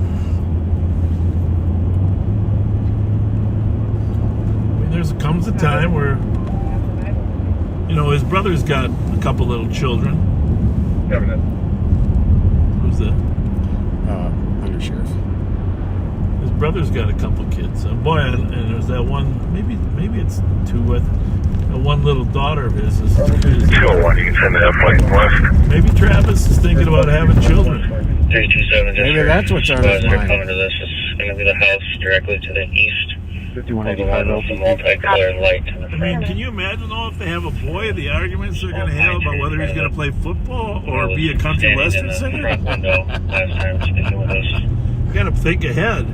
Bravo 365. Can you break me for my COT and send me that flight as well? I'm pretty close.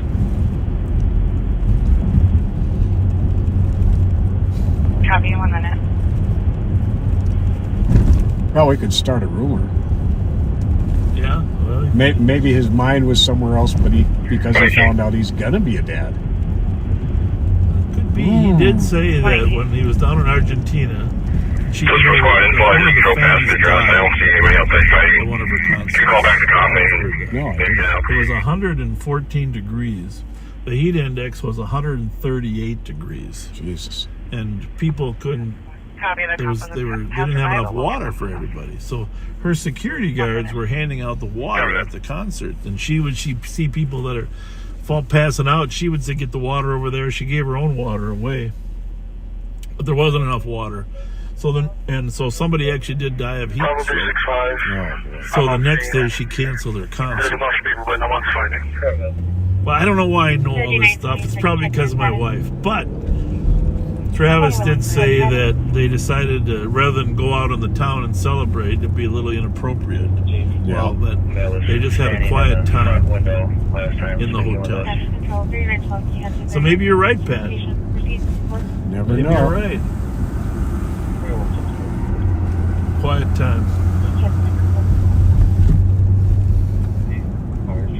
Never heard it called quiet time, but there you have it, quiet time.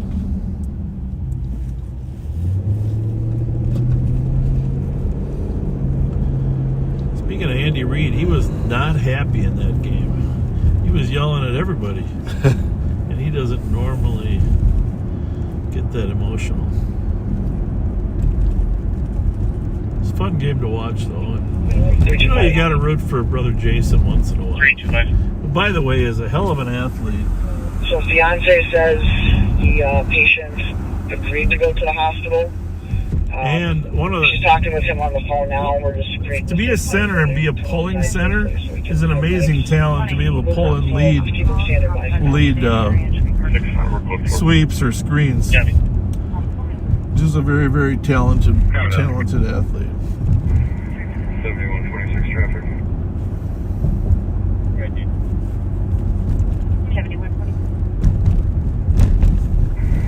Swansea Boulevard in Edgewood with a dark colored frame free, no plate. Control, that'll take a second. 7030. Copy control, 3912, key hatch 3920, patient, proceed.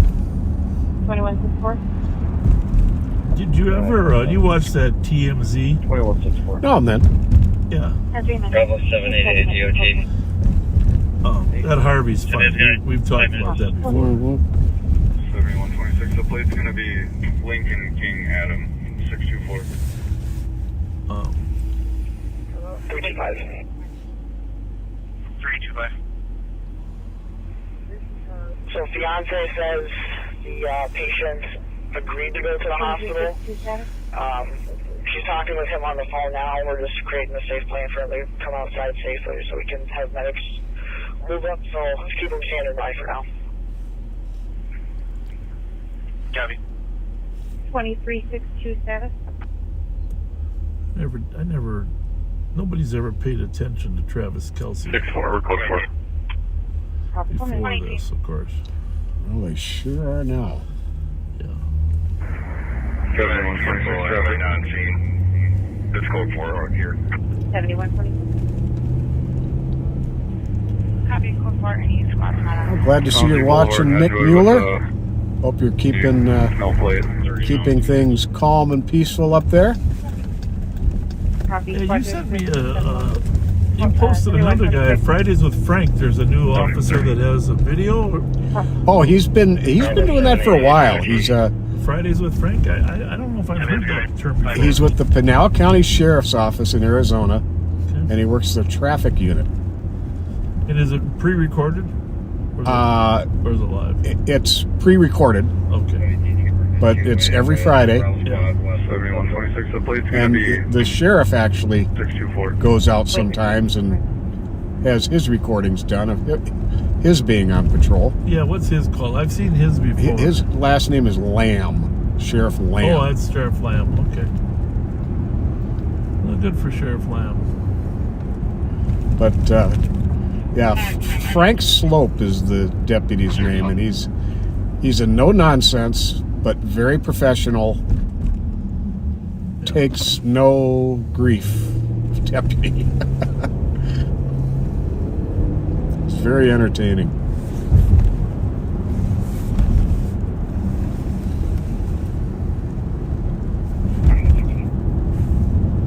Basically, you're saying he wouldn't survive in Minnesota. Maybe northern Minnesota. We're trained to take grief, right? I mean, we're trained to take grief. Whether we should or not, it's a different issue, but the expectation in the metro area is that you're able to take a little bit, right? Yeah. Oh, and he does. Yeah. But he very, very humorously and sometimes sarcastically returns the favor. He knows how to use words. Carry a handgun. Subject Terrence Jacquees, neither lineman, date of birth 0708-2003. Vehicle description is a gold 2005 Chevy Tahoe, license plate Charlie Uniform Whiskey 849. Information at 8 minutes.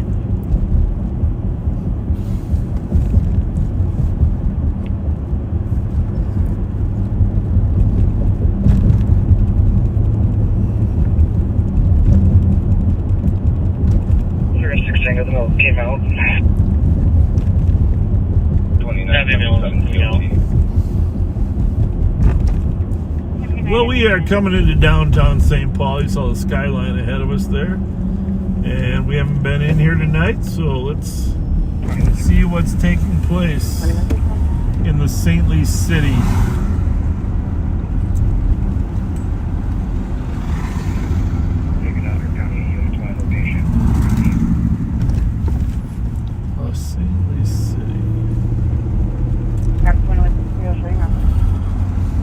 I think there might. Was there a wild game tonight or tomorrow night? Or check that out. I think there are some wild games here. I'm trying to figure out how they pulled that off. So if that's the case, the one New Year must be in the other portion. River Center portion. Date of birth 0708-2003. Vehicle description is a gold 2005 Chevy Tahoe, license plate Charlie Uniform Whiskey 849. Information. It's quiet down here. Yeah, it is. Oh. Artificial intelligence created a bar.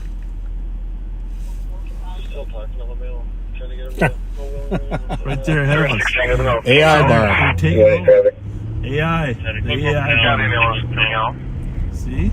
They're taking over everything. 20. Right there, the AI bar. Minnesota Alpha Lima Golf 510 29 second WOT. Have a good night at 9 minutes.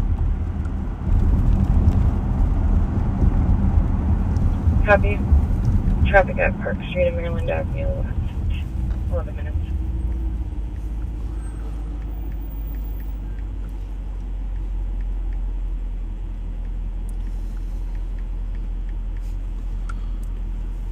Information available response. You a nice dinner. 309, all 619. Yeah, go ahead. Yeah, if you're calling, you can 22, got something else. Thanks, Paul. Silver Lane and Silver Lake. Yeah, copy. Thanks. George Paul, Mary 141. Bill Party walked away from us, went back into the house, said he's going to make it difficult for us. They keep working with the GMT here, see if we can come back out. And then Bill Party walks back into the house, is going to make it 325. 300 deep, copy all this as well. Still talking to LaMille, trying to get him to go well. 308. Code 4 at the moment. 4455, Tango traffic. Copy, code 4 for now, stick with mail. 4455. 10 minutes. White Bear and Lydia. Can I copy? George, 469. For that Alpha Limo Golf. 210 came back out, Park in Maryland. Chevy Mills backed outside.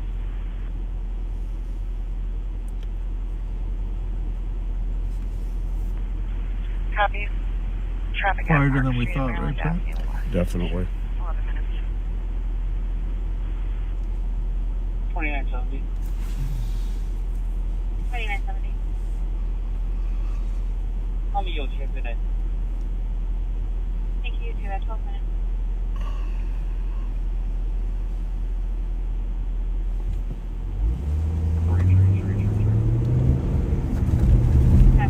Information available with SWAT medic star. 325. Hey, have you checked the Crime Watchers page at all? See if anything's going on over there? Nobody walked away from us, so back into the house. I'll do that right now. Your sister? 11 minutes. City? Fiance here, see if we can get him to come Silver back Lane out. and Silver Lane 4. Yeah, that male party walks back into the house. It's probably going to be a little 300 deep copy all this as well. They've already got that pursuit. Copy. Here, a male and female physically fighting. The female trying to get off of me. Female is going to be Michelle, Native American female, and Henry, Hispanic male that doesn't speak Might as well English. run over there.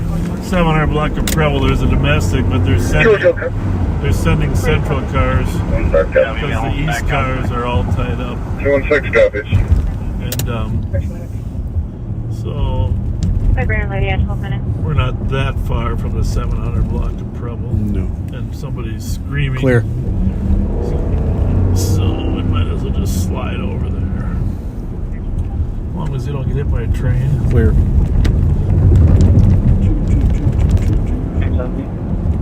That's one thing I have planned for next year.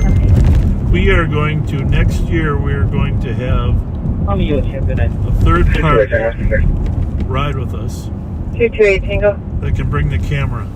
Cancel 216, I'll go. 216 is clear. Happy at 12 minutes. 216, no BWC, thanks guys.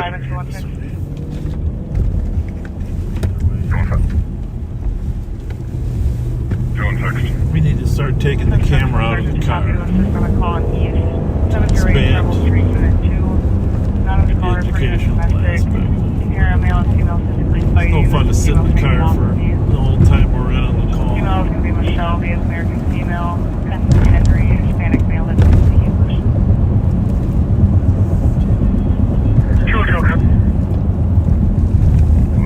Clear. 216 copies.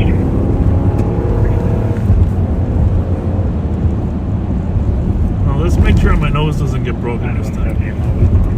Do my very best. You get to go first. 278. Waiting, cancel 215, about the single car. It's not like 215, you can clear. it's not like my nose needs it. I'm getting a little bit confused here, but it's. I think it's just the left here a little bit, I right? think so. 708, which means it's close. It's going to be south of here. 216, no BWC, I don't know what the trouble is, but 708 Oh, yeah. would be closer to Minnehaha. So, the question is it the northern problem or this? 216 and 223. You go ahead, buddy. 216. 223. 464 West Maryland on a domestic. Male is assaulting a female. We're trying to get more. Copy. 223, copy. You got it? Oh, I'm having a hard time with this. Sorry. Can't know everything. I think it's right to the right here a little bit. 278. 278. Waiting, cancel 215, about the single car. Directions. 215, you can clear. Yeah, to the right. Well, 2 blocks. It's actually,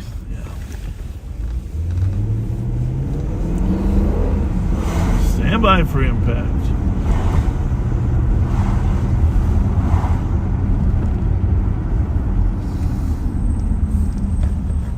We're 216, male is assaulting a female with a stick, and they're going to be out in the street. Hispanic male, 20 to 30 years old, 25, muscular build, wearing all black. 216, copy. Clear. 216 and 223. 17 minutes. 2755. Sorry, wrong channel. It's right back there. Well, Preble's back there, but did you see him because someone... Oh, it's north. Assaulting a female. It's north of We're trying to get more. I think. Well, it says it's right here. 27. 27, 23, copy. 2755. 2400 or Thank you. 712. Let's just stop here. I'm going to turn around. 2755, I'm sorry, I didn't copy. Can you go again?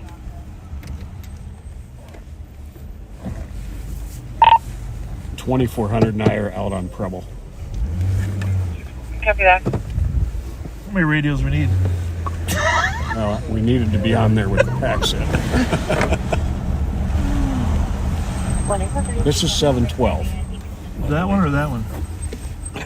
Watch your eyes. 216, 708, male that's is it. assaulting a female with a stick, and they're going to be out in the street. Oh, Hispanic backseaters, male, 20 to 30 hang in years there old, with us. 5'5", muscular build, wearing all black. 216, copy. 17 minutes. Copy.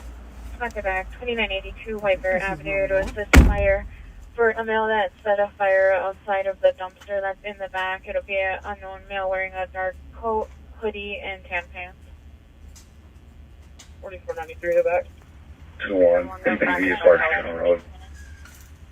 Copy, male's back inside the house. Copy. 2363, 2164. 2400 or Can I get a squad to back on a GM warrant out of 2164 for my driver? 2755, I'm sorry, I didn't copy. Can you go again? 4455, heading status. Showing Beller Avenue in Blanc Place for Happenstone. Warrant out of 2400 Nair out on Preble. Copy that. 4311 Centerville Road to assist Washington County on a welfare check of a female involved in a domestic. They believe she's headed to that address. 70 to Name 75, is you want Shanta. 218.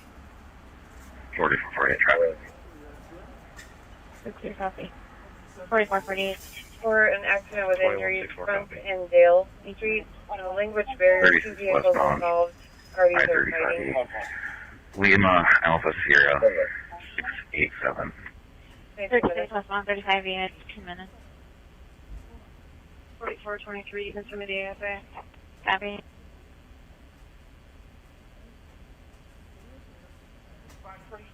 Contact back, 2982 Whitebear Avenue to assist the fire for Copy.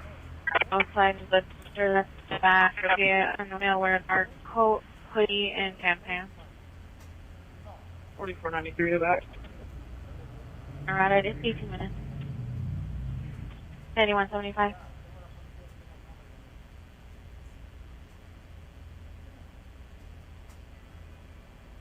Can I get a squad to back on a GM warrant out of Ramsey County for my driver?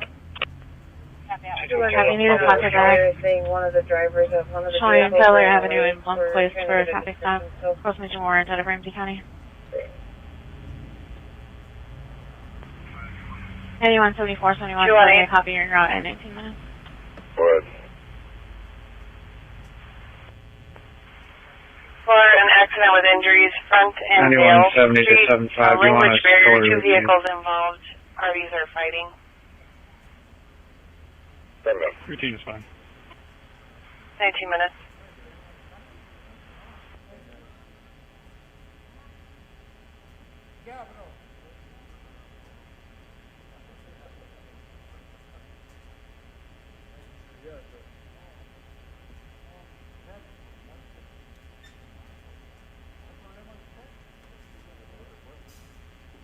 $44.23 amount. Native Okay. female Hispanic male. And the lady came 4423, I'm code 4, fire can cancel. Copy, code 4, canceling fire at 21. Well, a little yelling and screaming. 218. Now the caller is saying But, one of the drivers of one of the no vehicles crime ran occurred. away. We're trying to get a description. We just told him to go to bed, and he didn't want to go to bed. Copy out with one on foot. she spoke English, but he didn't. But that's good that people call when they hear yelling, because it might have prevented something from occurring. Right, Pat? I mean, Yep. you know, we'd rather get there earlier than late. Accident party started fighting and one occupant ran from the vehicles, unknown direction of travel. Information out of 22 minutes. I'm gonna check that one out. Accident on Dale. People started fighting and they ran. Might be a Stoley.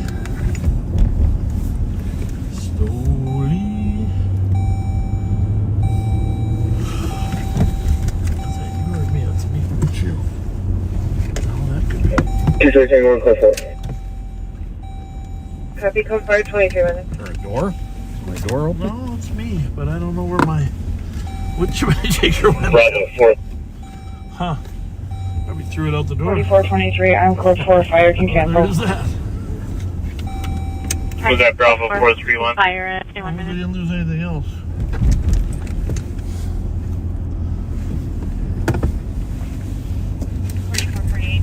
Two zero two. Oh, I've got it. 202. Was there a Bravo squad calling? PPV. CHS field. Copy.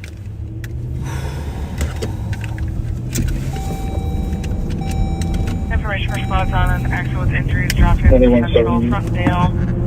A two-vehicle accident party started fighting and one So a good occupant example ran. there. I mean, Vehicle obviously we were unknown over in the direction west travel. sector, Information out of 22 minutes. technically central, over on west, right by Mickey's Diner, and all the east squads were tied up, so they were sending central cars. So 2161. made sense for us to try to help out. 268. You got 2 plates, Minnesota Hotel Charlie Kilo 436 and Minnesota Lima Bravo Sierra 603. Copy, code 523 minutes. Nobody was really that familiar with Prebbles. We're Prebbles. Bill's coming back outside the house. Right. Us, neither us nor those central squads. I knew it was in that area. But Yeah. He changed his call to suspicious. I'm going to ask him now. there are 2 squads on scene at that accident. What does it say? Maybe you can read the comments. Does it sound like people ran, huh? I think it was just people fighting. I don't think anybody ran. Okay. 202. 2-vehicle accident. They started fighting. Where's it at? Frontdale. Your backseat is like 4448, check Yep. your status. Frontdale. Driver of one of the vehicles ran away. Ran away Code 4 is 22 minutes. 25 minutes. because he didn't want to fight. Either that, or he doesn't have a license, or he has warrants, or. But now there's 3 squads on scene. Okay. I'm gonna get on the radio. 9175. I have one. Before you do that, Yes. 2175, go again. okay. So, 268. let's go back to our normal radio traffic. I'm back on all the right switches. You're on 3. Minnesota Lima Bravo Sierra 603. 2755. Copy, one female custody is 24. 2755. At 2400. Valley, 24 minutes. Copy, 26 minutes. He changed his call to suspicious. I'm going to ask him now. 218. Copy. For the don't know, back pain, he'll want medics on our scene. Copy, starting medics again at 26. I've come to really like those magnetic ones. Well, this one's obviously too tight. Yeah. I don't like the magnetic ones, but this is the only first one in 47 years that's been that tight. I think I can bend it out. But yeah, no, Canceling medics. I 25 think minutes. Adam did that to me on purpose, just to try to get me to like the magnetic ones. Ah. Go ahead. But I don't even use it. I just go Can like be this. GOA with comments out of Marks to Central. Just talk to it. Copy.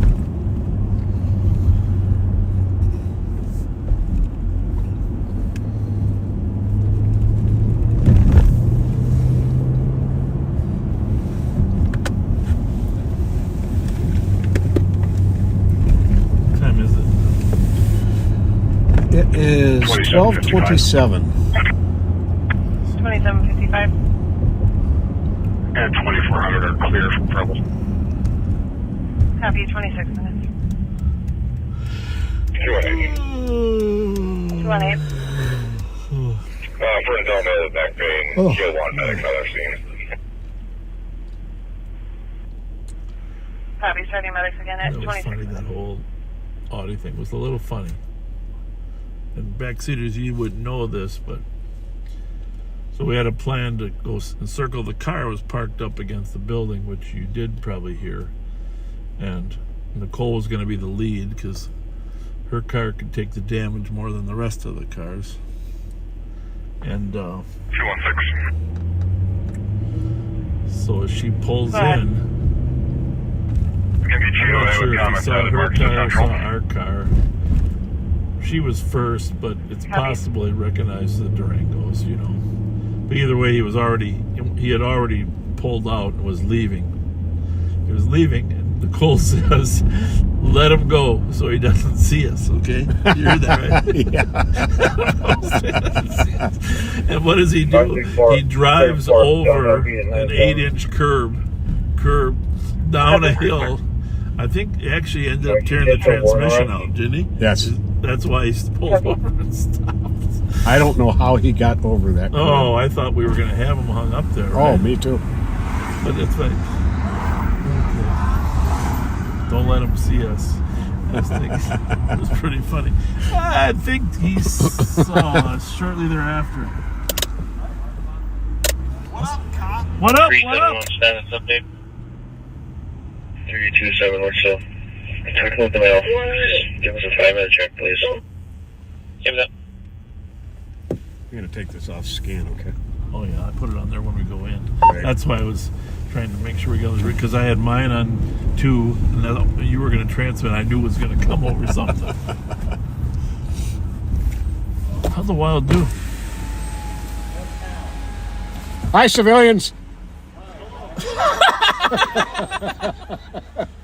Hey. What? Hey, anybody know where Detroit is? Anybody know where Detroit is? Do they still have? Hey, I think this is last. I think it's like last. do they still have a hockey team there? Do they have a hockey team or not? Not a good one. But Boston is always hanging in there. Isn't that cool? Isn't that cool? The Boston one? No. Well, we can't really talk. We're not like at the top of our game either. That's fucking awesome. Hey, who won the game tonight?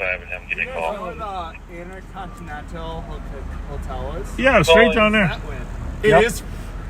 Go to Kellogg, go right, and it's about 6 blocks down. It is that way? Yeah. Yep. That's what I said. I'm just trying to tell me is that way.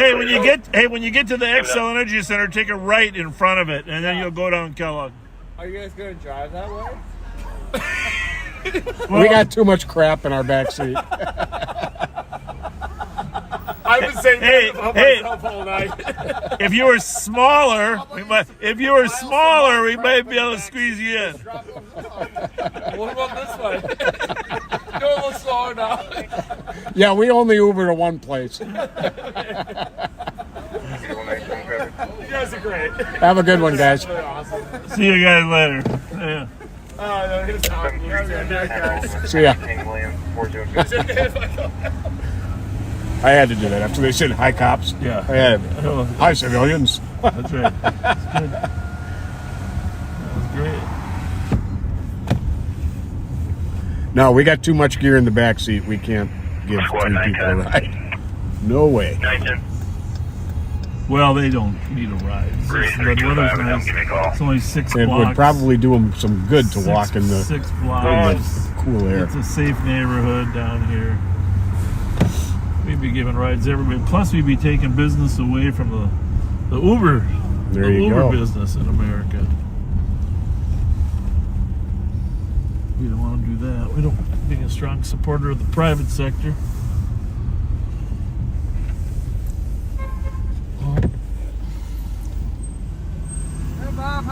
How's it going? How are you? I got something for you. Oh, good. Hello. know you guys are big Mountain Dew fans. Oh, we are Big Mountain Dew. Is that a new flavor? It's the new flavor. You had to do that to me, didn't you? You had to do that to me. You got a new flavor. What's it called? Game Fuel. Game Fuel? All right. Game Fuel. 8197 Game traffic. Fuel. What's this one? Citrus cherry. Purple. Oh, that's the Purple Thunder. 7th Street and Emerald with Henry King. Oh, sure. I get Purple Thunder. You don't have another cherry. Well, what's this one? That is the other Purple Game Fuel. That's okay. I'll do the purple. We're going to try them all. We're going to try them all. We're both official. We're Mountain Dew taste testers. Mystic Punch. That's all I drink. Where do you get Thunder. these? I've never heard of Holiday. them. Holiday? Holiday, Sam's Club, or I'm sorry, Cub 12 packs. You know what? I want them to make one. I want them to make one with a few less calories. So Copy. Mail's going back inside. keep researching that. Keep Want me to have Wait a minute. You know how they have like G2 is like half the Now, calories? somebody just said it has THC. It doesn't, does it? No. Okay. No, it would say right on it. Nope. No THC. No, it's got methamphetamine in it. So. Yeah. Copy. 33 minutes. No, I can't sell pop with I've THC. met you guys a couple times at the Yeah. state fair, and Yeah, thank you. Yeah. yeah. This is very tasty. Well, let me try that one. Well, thanks for Let me try this one. stopping. Hope you enjoyed. Thank you. Thank you very much. Appreciate it. Frank Wofford. All right, thanks very much. Thank you. Now I got to go get a Twinkie.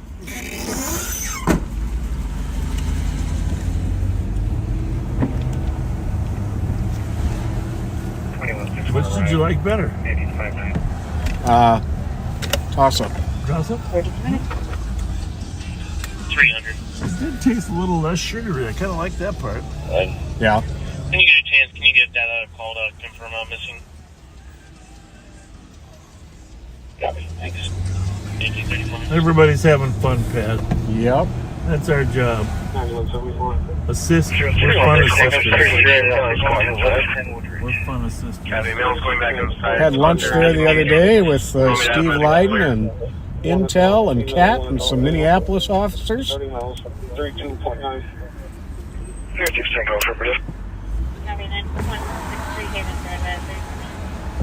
I hear some yelling. Yeah. Copy. 33 minutes.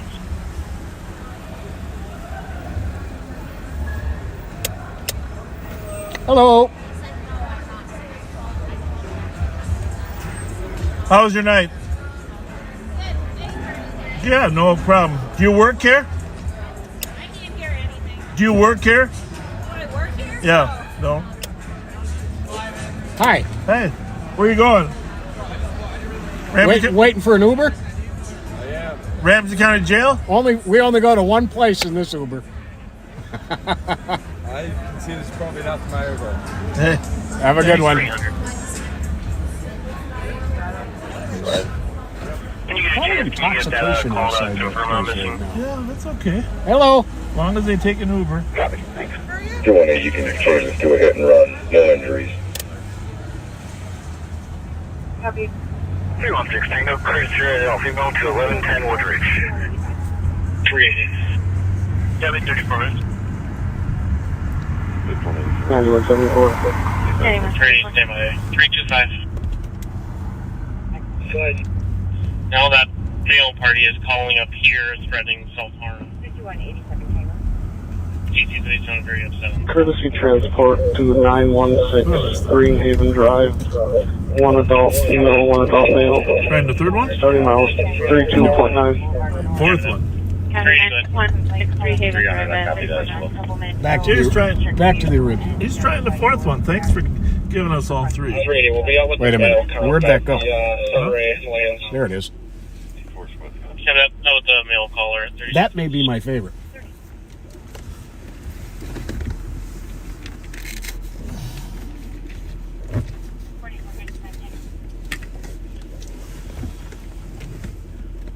I gotta start.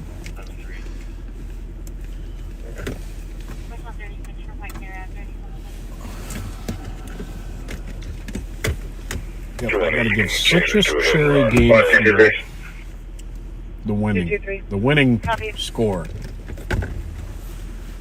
clear GOA 220-215. You can send me the DOC.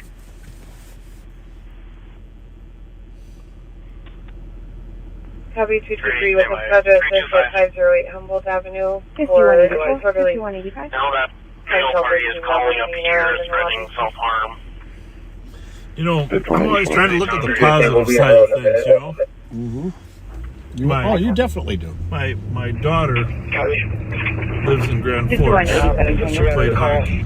Kelsey, she played hockey for the University of North Dakota. 300, I copy that as well. And still lives there, obviously, and has 4 kids. And the reason she ended up living there is, you know, she met someone while she was at college.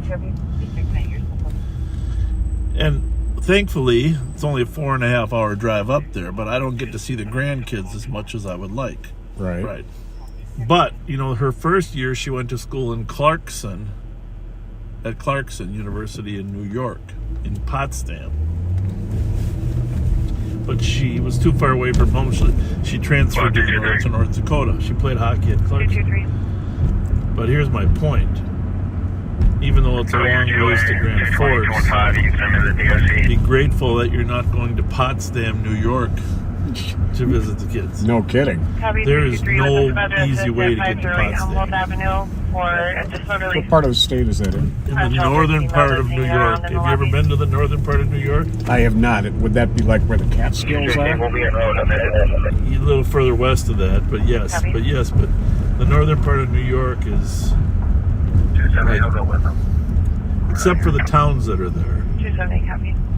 I mean, this is only 20 miles from Ottawa, Canada. That's how close you are. Oh, wow. 223, you can clear. It's like being in northern Minnesota in terms of the remoteness. Okay. That's how remote it is. But there's no quick way to get there. I drove there a few times via Buffalo and Erie and through that way. I took a train once to Syracuse and then drove up. I flew into Ottawa once and then drove down. But you gotta sometimes take 2 flights to get to Ottawa. And plus, those little planes that fly into Ottawa, I'm not flying them anymore. In the wintertime. So, although Ottawa is a beautiful, beautiful town, it's the capital of Canada, and it's just gorgeous. But Montreal, of course, is considered the big. Montreal and Toronto are the bigger towns. But the moral of the story is the glass is half full. It's only 4.5 hours versus 18 hours. You know, it's a big difference. Took the Amtrak once there to Syracuse. Stopped in Chicago and Cleveland. Wasn't my favorite train trip ever.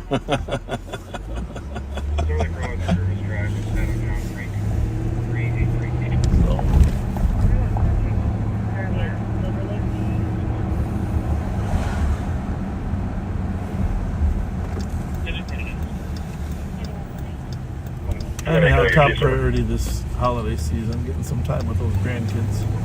Oh, I'll bet. 218, case number is 216086. Right here. You're welcome.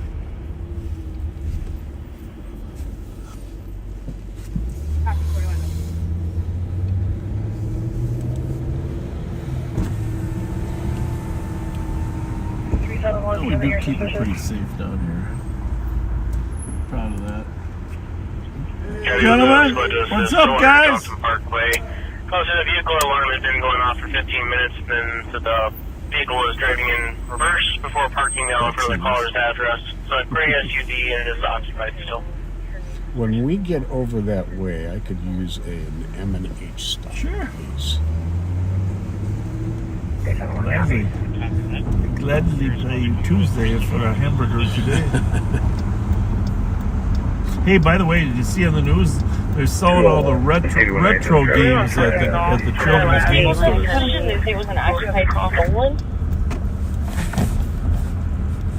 Village Road and Service Drive with Adam John Frank, 383. Copy it. Silver Lake and Service Drive. 40 minutes. We missed that. 9170. What is that suspicious call with that vehicle? 2160. Add me to Centerville. I understand what he said. Did he say it was No, an it's not or it was an occupied stolen, or did I misunderstand? 40 minutes. Copy 40 minutes. 2172. Clear reverse it. Howard. We're still in the car. Nothing else stolen though. At this address, we have new info stating that Copy 41 minutes. there are 2 males at the address that were involved in a robbery of one of the comp's friend's house, possibly have firearms on them, and that there's also underage drinking. What's that one? On channel 1 just popped up. 119, we have zero description. There are a lot of people there. We're not going to be trying to make contact with anybody there.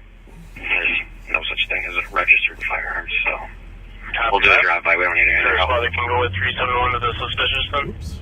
Copy, 43 minutes.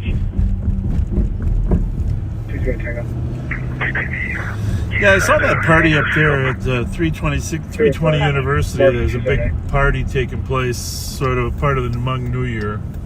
2 minutes. Way back, that was the old Teamster building, I think. Oh, yeah. 380. 380. We'll just be following the comp back to his Our address. old police department there. County. 101 East 10th Street. Grand old building. On the right. Good.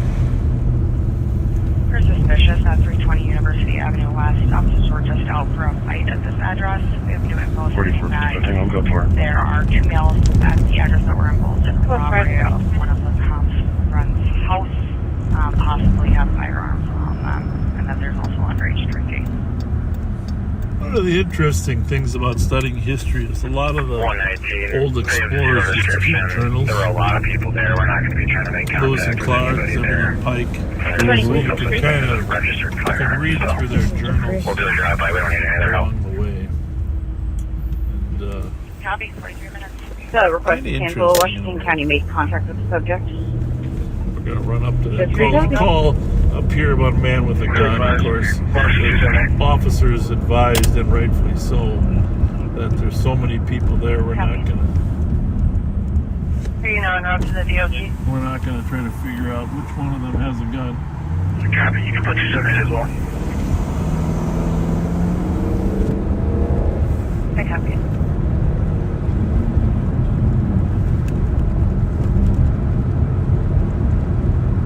Well, we haven't had outside of that stolen that Nicole lost.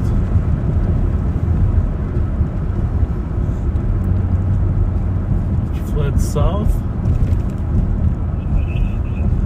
We haven't had much stolen activity today, have we? Nope. The one that Squad 223, I'll be 23 and watching from a distance. 091. 116.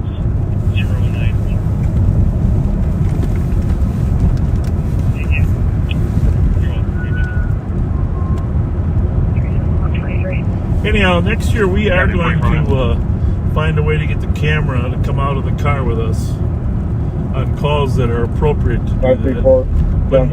Wouldn't be on all calls, but even if it's from a distance, just to change your view. We have the ability to do multiple cameras. So. We bring Jelly Joe with us, but I'm sort of thinking bringing civilians. Fran and other analysts, you know, with that don't have police powers, but are very, very helpful to have with us because they can be on the computer. Yep. So they could be the CAD person. Well, Fran was very popular during the live he was out with me on.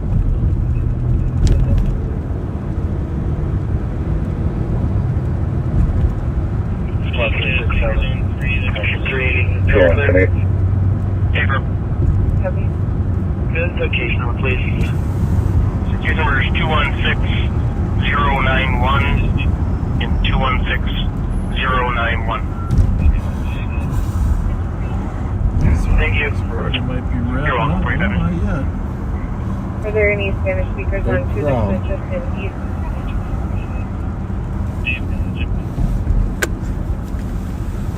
Yeah, it's not unusual. I mean, to have some type of conflict when everybody's in town.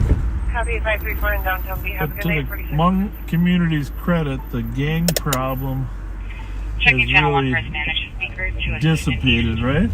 Over the years. A fraction of what it once was. Yeah. We always said once those gang members had children, they turned their lives around and became more responsible. That Well, it was isn't always largely true, but- true.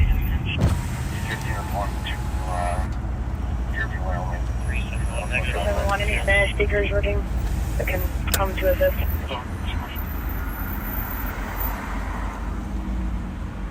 Any Spanish speakers on 3 that can assist? Obviously, it's not just a Hmong party, is it? 616, you're looking for a squad to assist. None of the names Spanish mentioned were Hmong. Oh. All the buildings owned by the Hmong, though. That's what it is. That's why it said on the thing here. Here at Hmong 18 Clan Are there any Spanish Council. speakers on 2 that can So I assist? thought it was a Hmong party. 53. 5380. Definitely not. Consider that call on call AMC. Alright. Copy. 14 minutes.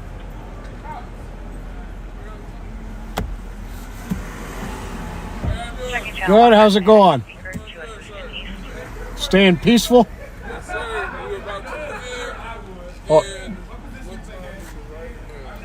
How you guys doing? Good. How's the holiday? wonderful. It was great. It is 12:45. I am ending it 1:27. 127. Because the property manager wants to come and lock the Hey, place up. step over here a minute. Now, is this the Hmong building? Yes, Mr. Lee's building. Mr. Lee's building? Yes, sir. And so how many you got up there, do you think? I count. We had about 312, but now it's decreasing. What's the occasion? This is an event thrown by one of my clients. He's with one of the Somali community. He throws like one of these holiday parties, like he's throwing a New Year's party for the U of M kids that didn't like go anywhere for like the holidays.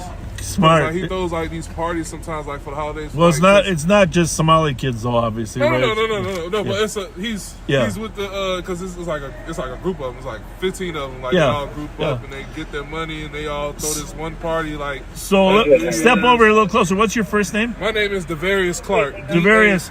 Did the St. Paul guys stop here and talk to you at all? Yes, sir. Did they tell you there was a report of a guy with a gun? No. Okay. Well, that's why they're stopping by. There's supposedly someone called and said someone has a gun inside. No, sir. Yeah. We are licensed. Yeah. We have me and my guys. We are licensed. Yeah. Those are the only people that have firearms. Yeah, these were supposedly some teenagers. No. So are you metal detector? Yes, sir. I have a metal detector right there, and I have a metal detector upstairs. Yeah. Well, we don't know whether they're inside, outside, or snuck in, or whatever. No. We're just letting you know. Yes, sir. That, I got a tale from one of the guys in there. It was like it's a gun in there, so I ended up doing that earlier. That was like at what time was that? That was at like 10 when I got the word that there was a gun in there. So I ended up getting the guy that said that there was a gun in there, and I was like, "Where's the guy that you said there was a gun in there?" So he showed me the guy, and I'm like, I patted him down myself. Yeah. That is, he does not have a gun in there. So I patted Well, we him don't down want to again. take you away from your business, but No, you know how this Everybody's is. leaving, literally. Yeah, the fights always start at the end. Yes, sir. You know Yes, sir. that, right? You've done That's this why, enough. literally before you guys, when I saw your lights, it was 2 girls up there arguing. I was trying to get them to calm down. Kind of looked like they were. Yeah. So they ended up walking down. How much help you got in there? I have 3, and I have 1 in the back room, so 4, including me. Yeah, that's good. That's good. Because they're in the back room because this exit right here, Yeah. it leads through where the bathroom is. Oh yeah. And you can come right down and come right out, but it has the emergency button on where it has like the stop. This is emergency. Did they charge a cover? Yes. What was the cost? It was $5. $5. And was there some people that were here that were mad that they couldn't get? Did you lock them out after a while or not? Because a lot of times people call because they can't get in. You know what that is? 44, 55 Tango traffic. We have some promoters down here that are cash apping, taking cash. So what I was doing, I was telling you to have 5 minutes to figure out you're going to do cash or cash app or card. So I gave them a little time, and then they just figured out either I'm going to stay, I'm going to go, I'm going to come in, and it's just like going to flow. So people been coming and going all night. And there was no drama No over drama. It was just that one drama when people were like, it's a gun in here. So I ended up going upstairs, doing my checks again, just making sure I'm just double checks. Arrived at I was like, 38.2. there's no way he has a gun in. Like, look at what he was wearing. I checked him thoroughly. There's no way, and I have a guy in here, so it's like, that, I don't know. All right. Well, thanks for visiting with us. Go take care of you're kicking them out at 127, huh? Yes, sir. I am kicking them out. Like, everybody's decreasing, literally. And then they ended up turning off the music. So people are decreasing right now. Well, you know what the biggest, in the next half hour, you know what they got to do, don't you? Oh, yeah. Hook up. Yep. Yeah. Well, they're trying to figure out that out now because it's just been a lot of girls leaving. Like, I let mostly girls in first. Yeah, that's the way it should be. Now, so. That's the way it should be. You let the girls in free, and then the boys got to pay 10. The boys are following. Oh my God! You see, they're leaving now. Yeah. Because they're leaving. Well, we want you to go in there so you can make sure everybody's safe. Yes, sir. I'm gonna go upstairs and just. We'll be in the neighborhood. Yes, sir. Yes, sir. Thank you. What's your name again? Bob and Pat. Bob and Pat. My name is DJ. I go by DJ. My name is Devarius Bob and Pat. So nice to meet you. Good to meet you. Nice DJ. to meet you. Thank you so much. God bless. Yes, sir. The caller was punched in the face, declining medics. And the caller's going to be waiting at hold 6. Nice man. Good morning, we're right.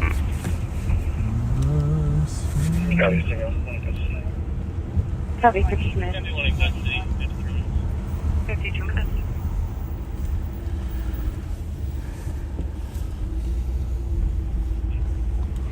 $53.87. 25 Barrington Avenue North, that's the fourth. Someone stole security cameras and other things from the yard. 52 minutes. Just saw the vehicle. last Chile, March to Central P. 10 minutes. 54 minutes.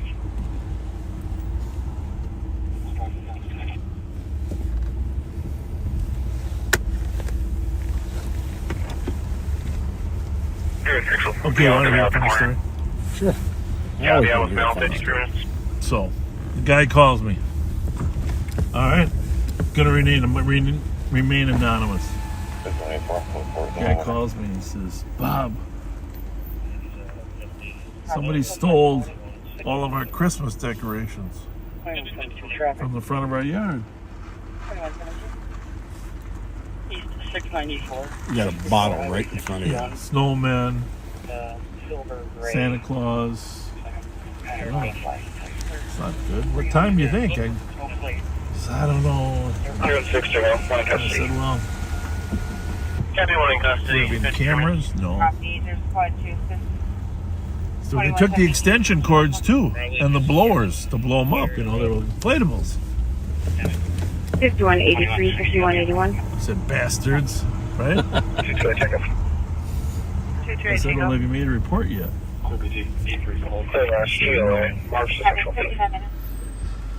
I said, all right, well, first thing you got to do is you got to itemize everything. You got to figure out what is gone, because if it's over 1,000, it's a felony, right? Right.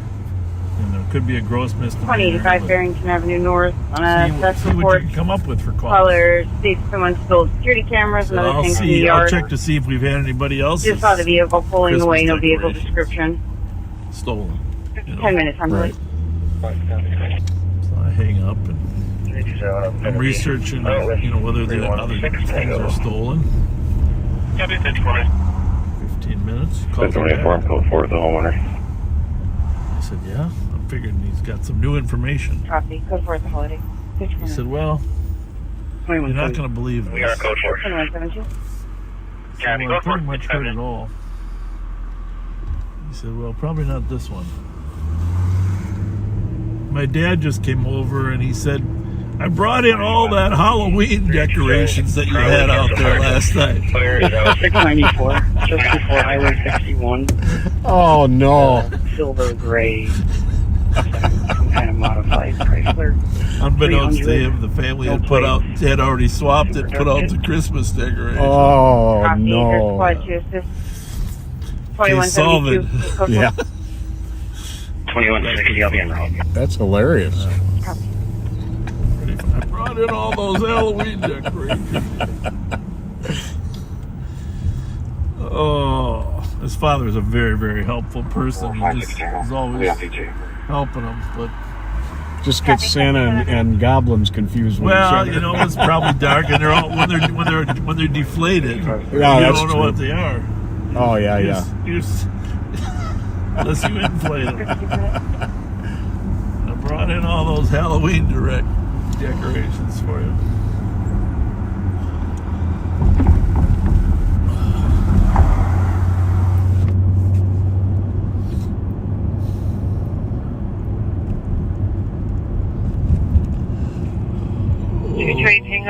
I went to see the movie Next Goal Wins.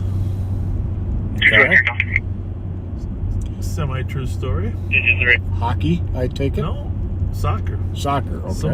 Samoa soccer team. Sherman Orbs Housing 310 West 7th Street on a disorderly tow truck driver says that he has a They won their first soccer game over Tonga at the conclusion of it, but they hadn't scored a goal in 15 years. In what? 15 years. Oh, wow. This was like 2000. They just got the vehicle unhooked. It's going to be a Jeep Patriot. But and it's going westbound 7th Street. Minnesota Hotel Juliet Bravo 596. You want to check that out? Driver is a female. Well, let's go see if we can jump. Tango copy. Jump in on that one.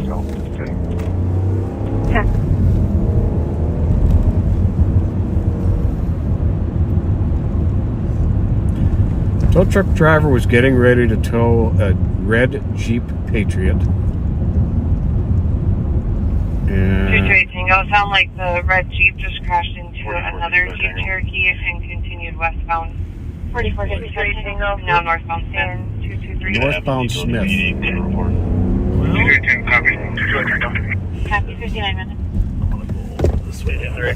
If the address on the RO is right, they're probably going to try to get to Sherman 35E. Housing 310 West 7th Street on a disorderly or callers a tow truck driver. What was the deal? He was towing it and she pulled it? She unhooked it. Three other people Well, what are was he now towing it surrounding for? the vehicle. I don't know. The CC can hear male and female in the I don't know background. if it was being. But she's done a hit and run now. They just got the vehicle unhooked. It's going to be a Jeep Patriot. And She's it's northbound going Smith. We should westbound be running to 7th see her Street. in a minute. Minnesota Hotel Juliet We're gonna head Bravo to call on West 7th. Driver is a female. Is that her? I don't know. CJG. No, that's a guy. Sometimes people get North and South Smith mixed up. This would be North Smith right here. Now there is a red Jeep just trying to get to another Cherokee. There also might be a Nissan that's with the red Jeep that was the striking vehicle in the hit and run. There's HJB on the plate. 5184. Not sure if it's related. There's another call pending at 2128 Cohasset Boulevard. Well, if she didn't come this way, Someone trying to get into a detached she was garage. coming up Smith, then she had to go up this way, right? You can clear. I don't know. They all look like Jeeps down there, but that's doesn't make any sense for her to go back that way, does it? For the suspect description, it was No. a male 5'9" heavy build wearing a white hat, oversized white hoodie. So if it came Smith from 7th, you could go right or left, right? Mm-hmm. I see nothing up here. There's a Jeep in the hospital right there. I couldn't tell what color, just dark, all I could tell. Well, is it parked or lights It's on? lights on in the little turnaround. Okay. What's that one over there? Flash? 218. Can't tell. Go ahead. Check that out. Copy. You are not 490 left. I'm trying to get clarification on left on that. There also might be a Nissan that's with the red Jeep that was the striking vehicle in the hit and run. Copy. Yeah, it is like a compass or something. Yeah, and we're looking for that. Oh, well, this way anyhow. What's the plate? That's not it. Okay. It's red though. 5184.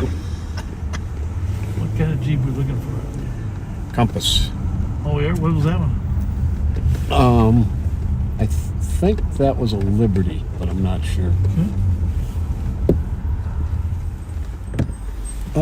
What color is That that? service related. There's another call in pending at 2128 Torrington Boulevard North. Also suspicious complaint of someone trying to get into a detached garage with suspect information. 5184, you can clear my current call report. Take that one. Well, that's on its rim. Description, it was a male 5'9", heavy build, wearing a white hat, oversized white hoodie. Somebody stole the tire. No luck on our end. Copy. You are not No luck on our We end. just got a cancellation. All parties have left on that fight. I wonder if that's related. It's missing a whole tire. 9175 transport. We'll keep looking. Thanks. Thanks.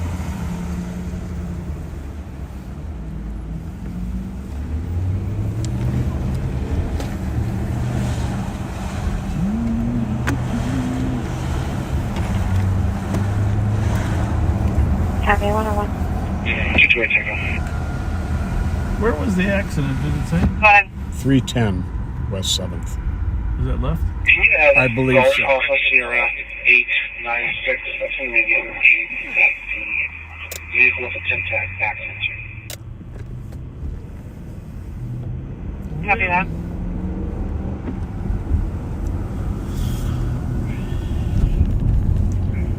Squad 322. 1030 Fremont Ave, assist medics. They're going for a 15-year-old female, caller's daughter, unknown drugs, possibly meth. 228 was a vehicle that was struck by the Nissan. Hours ago, running away. Alpha Sierra 896.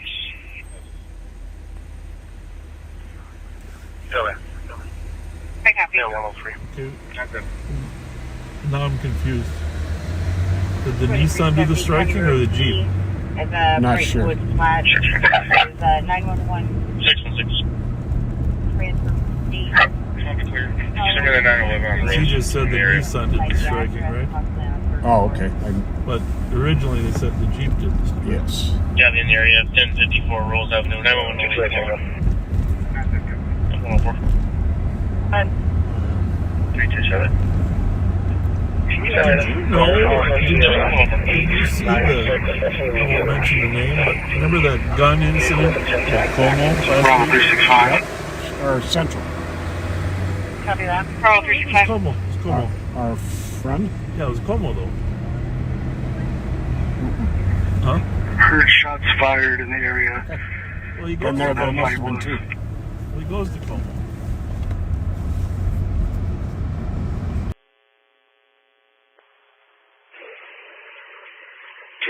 The vehicle that was struck by the Nissan is going to be Minnesota Golf Alpha Sierra 896. Another one. We're back then. Yeah. 3126. 3927 was 102 to copy.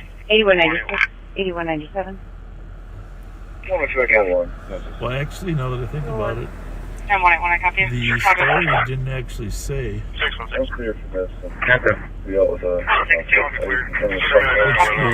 Fight in front of the truck park. Squad out. 2370 County Road E. Cavity in the area, 1054 Rolls Avenue, 911 only phone. At 104. It was 911 transfer from state. Caller is hearing some screaming from inside the address, possibly on the third floor. 365. That's the service. 365.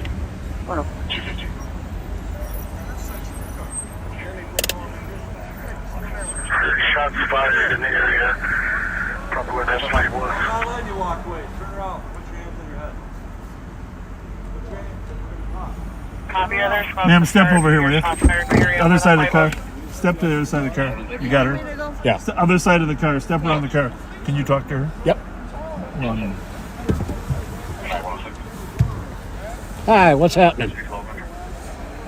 This your boyfriend? Yes. Okay. Is there Anyone anything physical going on? The assist medics at 1900 Weber Street. Anyone take photos for a 78-year-old female that fell and had the head injury at 105. Sir? I was trying to get away From him? from everything. Were you also trying to get away from him? No. I was trying to get everything away from him away from everybody. Okay. Where do you guys live close by? I live in Did you guys go into somebody else's car? What? Did you go into someone else's car? I did not go into anybody else's car. I was trying to get him away from everybody.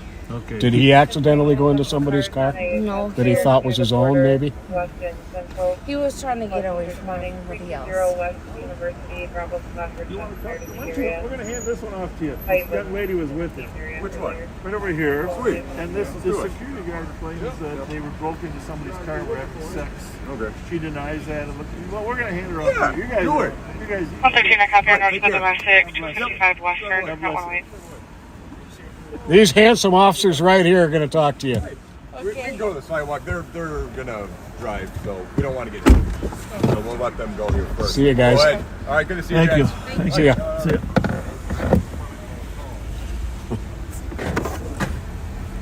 So, security guard said they broke into a car and were having sex. And that lady was walking down the sidewalk. She was. Oh my. But of course, she denied that, and there's a little intoxication going on. Oh, just a bit. But they were also arguing.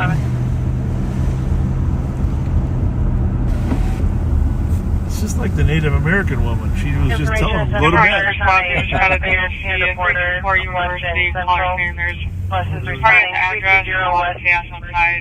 There we go. 100 to 200 people. We better go back there, don't you think? I guess. 324 University. Yeah, that's the party we were at. Can you give the center supervisor a call? You knew that was going to happen, though, right? Yeah. Clear right. 113, I copy on North Domestic. Through that one, go up here. You know, all the good stuff happens after 1 o'clock. Always. We should just start working at 1. 113. Stand by for impact. 113. It's quite a great thing. You got 200 kids there. Shots fired. Shots fired now? Yep. Yeah, I knew we should have stayed there. Excuse me.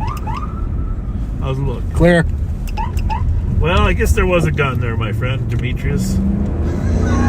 DJ, you missed it. DJ, you missed that one. Of course, it was probably in the parking lot. It probably... 119 is an ambulance on scene. Do we know why? What did he say? Bravo 365. It looks like it's something opposite of whatever's happening outside.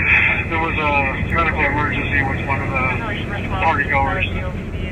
Medical emergency. Copy, there's a medical emergency with one of the partygoers. 100 to 200 people. That's what you call those look great. Pretty good. Clear. Average, above average. Stand by for Now impact. take the medical call was showing an 18-year-old, not conscious, breathing tests, unknown, passed out from intoxication. Passed out from intoxication. That was a smart move this guy made. Bravo 365. That's it. Medics are loading her up now. Copy, medics are with the patient. 3926, check your status. Running checks. Have your running checks at 109. Next one. Clear.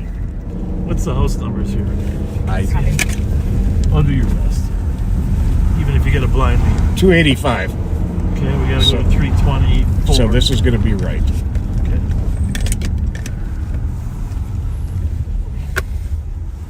Your school boys? 119 is an ambulance on scene. Do we know why? Bravo 365. It looks like it's something opposite of whatever's happening outside. There was a medical emergency with one of the partygoers. Oh, we're one short. Whoops. Copy, there's a medical emergency It's all with right, one of we're the going to the next partygoers. one. Actually, if he moves, I can get in that alley right there. I don't see any indication of that.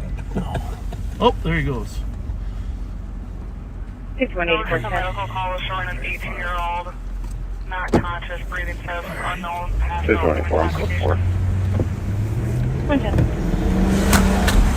Oh, that didn't sound good. Sounded like a stop stick. Oh, that didn't sound Copy, medic, with the patient. Looks like they haven't emptied out yet. Well, it's only 112. He And said he's- 127. 127. Well, that guy can't get through. What's he doing in the back of that thing? Hey, did you hear gunfire? No gunfire? Somebody pass out or what? There are no other callers. It probably was fireworks that were going off over here, but if we can get squads to just move people along, the party is going to be done now. Was she breathing though, or was she on? Copy, with no additional callers, possibly with She didn't have an overdose or something. need squad to move the party along. All right. Thanks, guys. Appreciate it. Nice car, man. Thank you. Squad says they believe it was fireworks.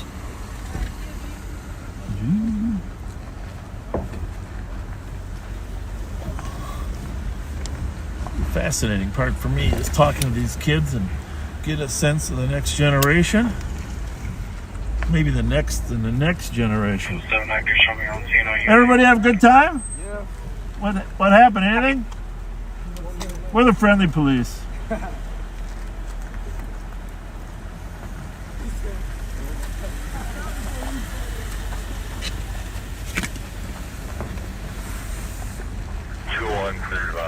Central, Florida. Copy, get 112.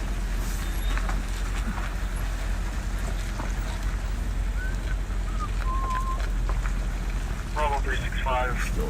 Still has no other callers. Probably it was fireworks that were going on over here, but we can get squads to move people Sit along. here and chat. Party's going to be done now. Copy, with no additional callers, possibly with going to be fireworks. How you doing, guys? Did we have fun? Fun Thank party? you. Thank you. Police, ain't nobody getting away from you. We don't have this where I'm from. Oh, yeah. Where are you No. from? Chicago, clear, TOA. What do they drive in New York? Crown Vics? They just drive, regular dick car, you know? Yeah. Gotcha. Have a good one. I know y'all catch anybody. We try. Oh, you still can't catch me though? Where you at? In the fucking truck. 7-9, show me on Zeno unit. What? You got a little boy. This is what I do. Oh, okay. Call me.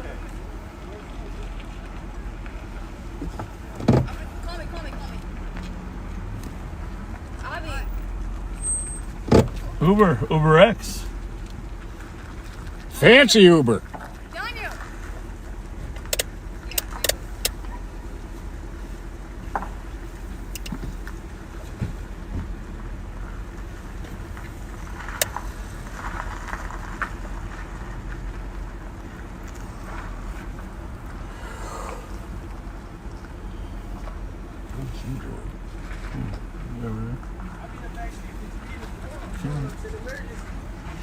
I'll do something illegal so I can go in the back of your car right now. I bet you'd want to ride Hey, dude, this I one. got one better. Just jump in a car and we'll chase you. Jump in a car and we'll chase you. Right now? Okay, then you Your get. car's not catching my car. You know what kind of car I have? What do you got? A Hellcat SRT. Really? Is it here? It's Is right it? here. Is it here? Want to hear it from here? Here's the thing. You know how many of these it takes to catch a Hellcat? You know how many of these it takes to catch a Hellcat? How much? About 4 of us. Only 4? Yeah. Wow. And then, if we got a helicopter, only 1. My Hellcat SRT 18, right? If we got a helicopter, though, it only takes one. I'm overtaking him. I'm leaving his accident. Done.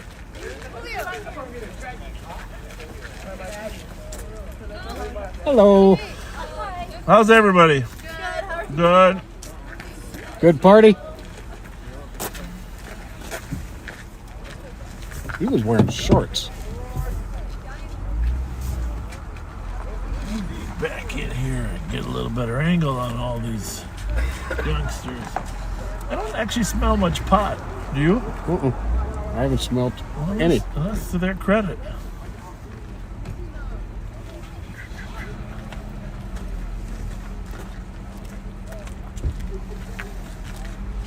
Curbside waste.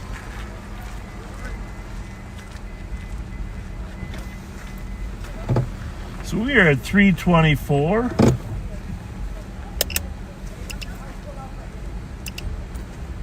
124 University. I'll bet she's wishing she'd worn long pants right about now.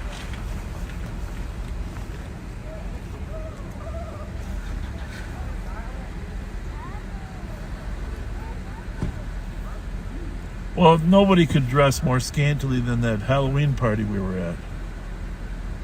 Over there in Wabasha. I wasn't at that one. Oh, you weren't? No, that was you and the Rev. Oh, jeez. That was ridiculous. So ambulance here is taking the young woman that passed out. 9175. There was a report of shots fired, but we believe now that it was fireworks. Copy 116. Where's the Hellcat?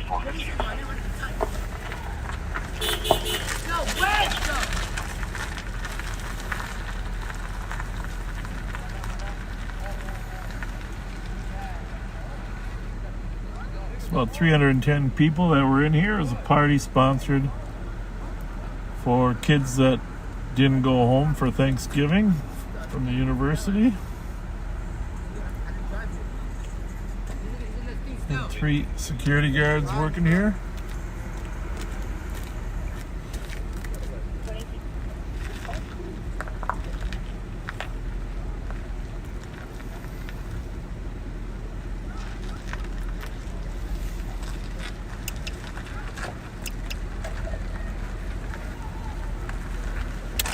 Gotta see something. I gotta see how these cruise lights look. They're supposed to just be solid.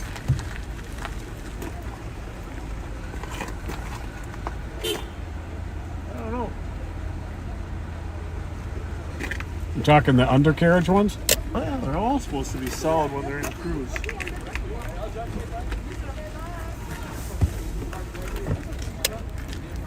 Yeah, I don't know. I don't really know what I'm talking about, but you know. Yeah, might be when you're in gear. Come on. Yo, what? Where you going? Huh? Why is it?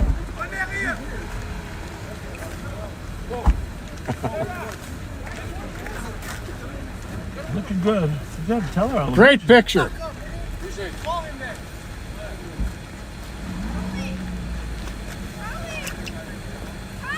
Hey. 118.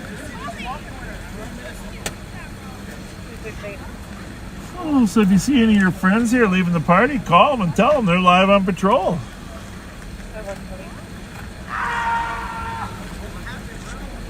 120 in 7 more minutes. Everybody gets kicked out. Allegedly.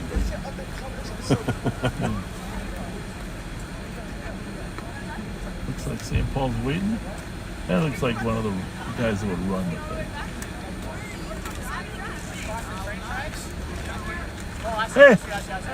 Hey, is this your party? No, it's not. I would just do security out there for them. Security? Okay. Oh, you're one of the security guys? Yeah. Okay. Are you leaving now?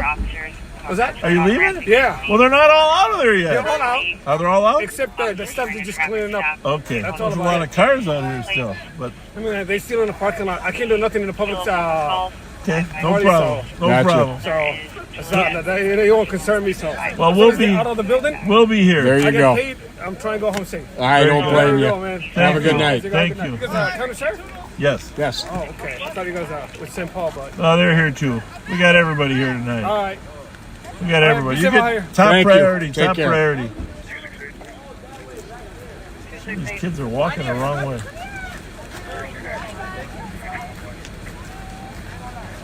Never looked back. Traffic.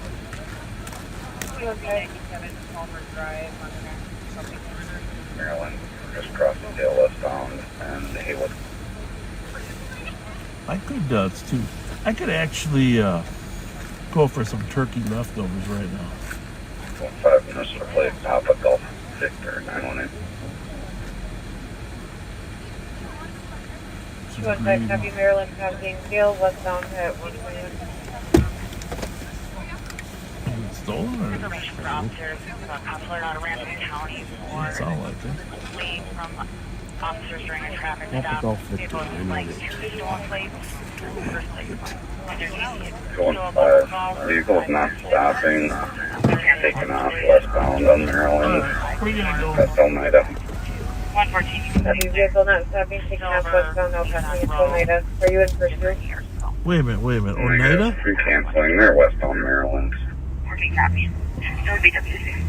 Copy, not pursuing. Last seen westbound on Maryland from Oneida, Minnesota plate. Oneida? Papa Golf Victor 918, a 2011 Ford Escape, silver in color, registers 2939 Aurora Avenue. Northbound Cornwall. Copy, northbound Cornwall. Oh, fine. I'll catch up for one. Make sure Suki's on it.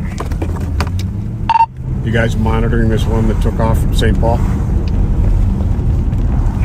Yep. 2397 Palmer Drive on an accident property damage report. Is that Como Place it turned north on? 215 Copy, Maryland passing Dale westbound at 121. My brakes are squeaking again. The first, you say it went past ID and What did he say? You say he went past what? You lost him? 8197 to contact. past ID. Just saw him again. They're probably going 50. I'll get you that cross here in a sec. Just went past Arlington. 8193. Copy, past Arlington, and it looks like that's turning into Victoria. Victoria northbound past Arlington. Silver Ford Escape.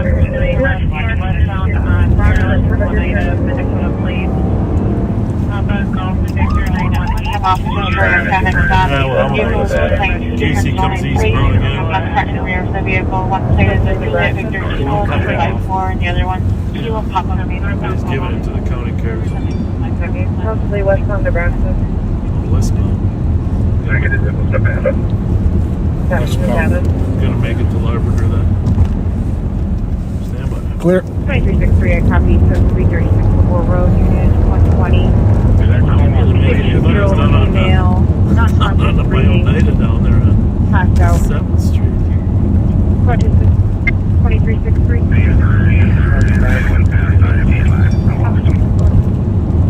Information response on the vehicle that took off from Central. Straight Papa Golf Victor 918. Coming back in our silver 2011 Ford Escape. Last two westbound. The old boxy style Ford Escape. It just went past silver color, occupied driver. And it looks like that turned into Victoria. Victoria northbound past Arlington. Train going through over there.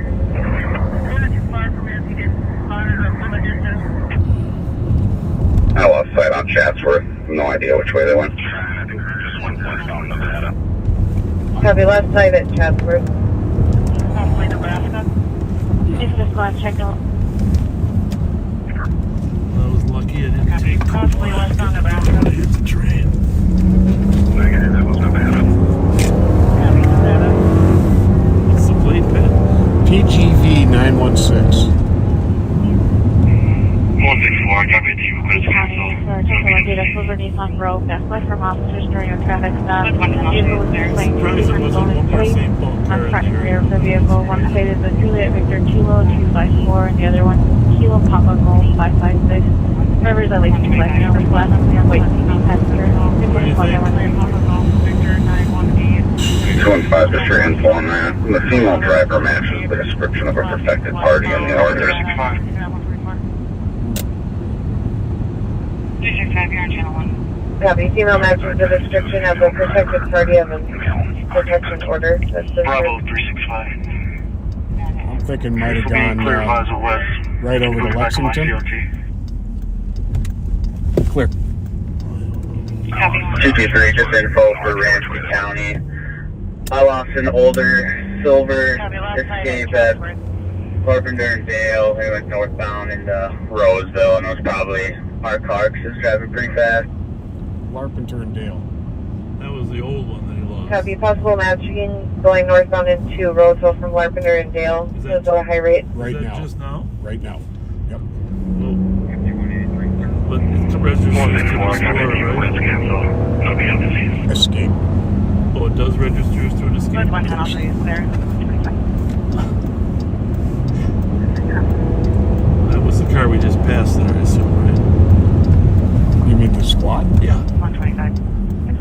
only That was Larper squads on a He was vehicle coming back. For LPR, his looks like it. His looks right street. Copy, they have been advised. Call Victor 918. Copy, female matches the description of the protected party of a protection order that's been served. Heading westbound on Nevada. They are not pursuing it. Come on, CRT. Just up and down Wright Street between like 36th and Maryland. Stopped once that's clearance, but other than that, just like a travel down Wright Street.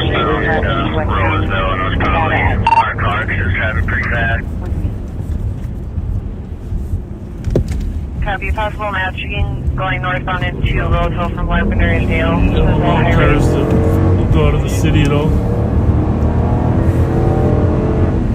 2 and 5. This advised reason for stop was possible PK driver. Copy. Clear. 5188, please be reported. Sir, we lock. Here we go. Copy, per Roseville, they lost one that might be matching right southbound at Wheelock. They no longer have sight. Again, last seen possibly southbound Rice Street from Wheelock. Copy, they have been advised. Possibly south. Usually the vehicle they got from them, they've had a couple sightings. The last sighting was southbound Rice from Larpenter. It's Silver for Escape, Papa Golf Victor 918. Just simple in case it makes Are you close to that? 120. Yeah, I'm just getting a Wheelock now, but I didn't get anywhere. Southbound moving fast.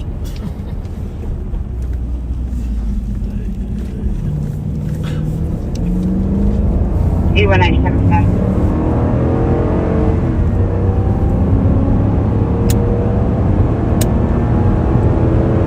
Information on the vehicle. Just there, info again, the vehicle registers to 939 Aurora. 918 was last seen going northbound at Dale and Larson. 2 and 5. This advised reason for stop was possible PK driver. Full copy. 5181. 113. Seaman would just be a little easier if you could just. He was only going to follow him. I mean, I gotta ask, just as a citizen. I know you don't want to be critical of the department's policy. This whole thing been a lot simpler if you're going to follow it for 2 more minutes. Negative, I lost sight. Just moving at a high speed. Down to Maryland, I don't see it. Take it through, we lock. Copy, I'll advise. 7126. Yeah, we all cut over on Arlington, maybe. Copy, you took 5143 Red Oak Drive on an assist fire. Looks like an 11-year-old male's not feeling well and vomiting. Nope. Nope. 130.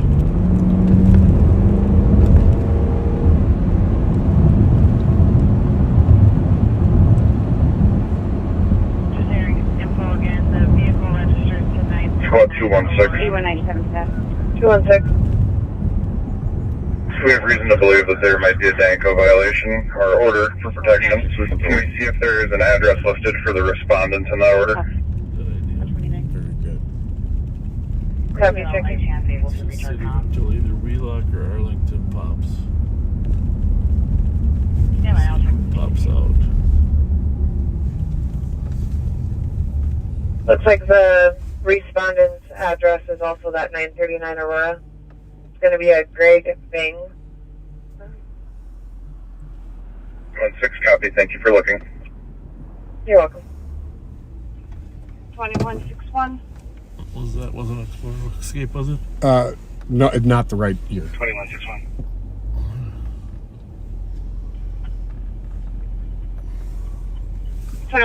With 2172.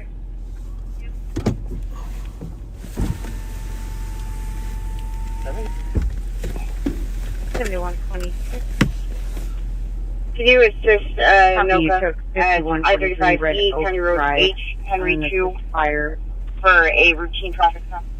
Squad 216. like an 11-year-old male's not feeling well and vomiting. We have reason to believe that there might be a DANCO violation or order for protection.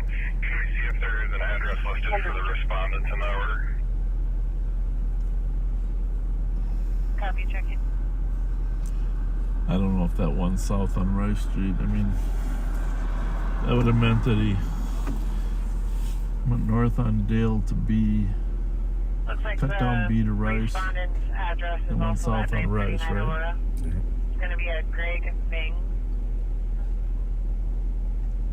1-6, copy. Thank you for looking. You're welcome.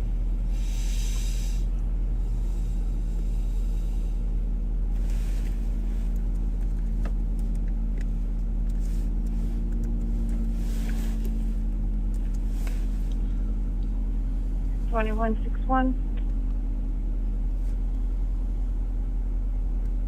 2161.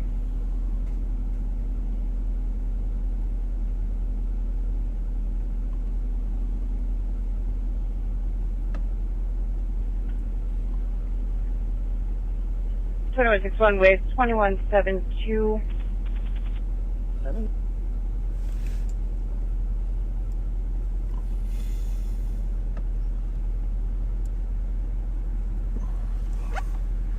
Yeah, it's all a matter of just an extra 2 minutes. Can you assist Noka at I-35E, County Road H, Henry 2, We'd all be there, for a routine traffic stop? bringing people into custody. 2161, copy. They're home? 2163. 132. All right. Thank you. Bye. Bye. Is he on South 135E? Oh, North 135E.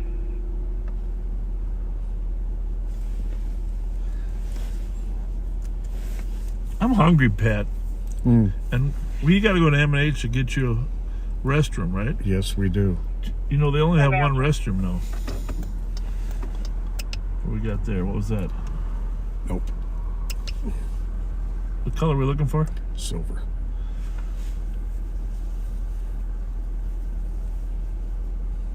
Older one, right? Yeah. Real squared off looking.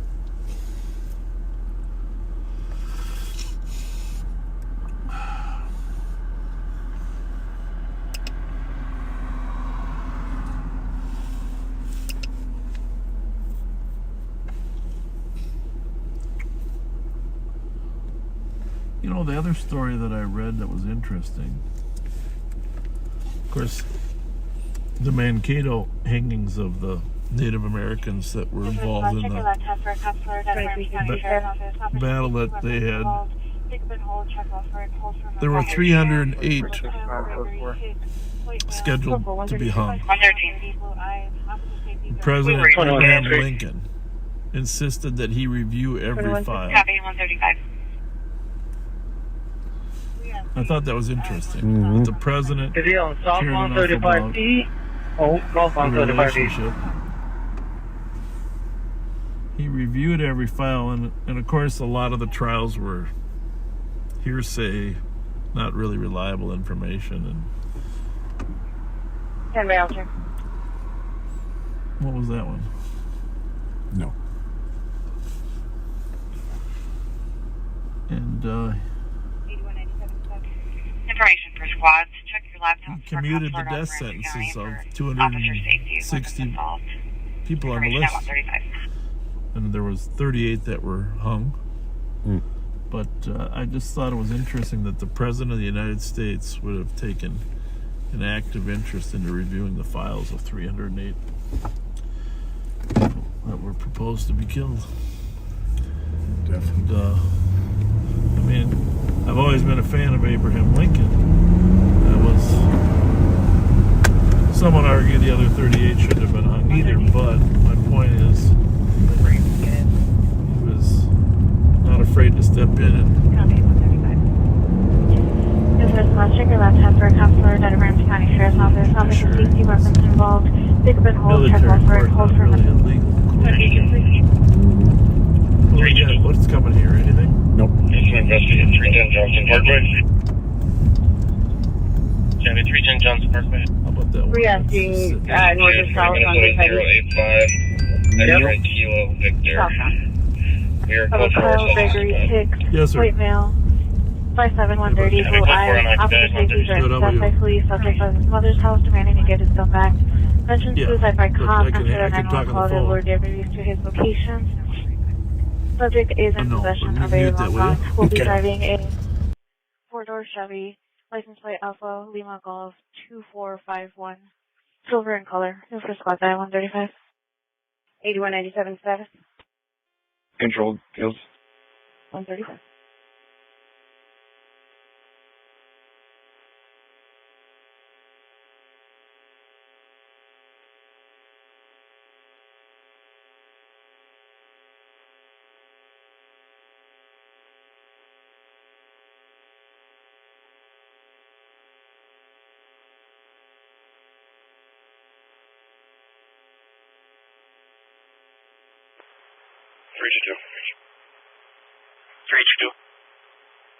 There's an investigate 310 Johnson Parkway. Chevy 310 Johnson Parkway. 322, it's going to be Minnesota 085, X-ray Kilo Victor. We are code 4, it's unoccupied. Copy, code 4 unoccupied, 137.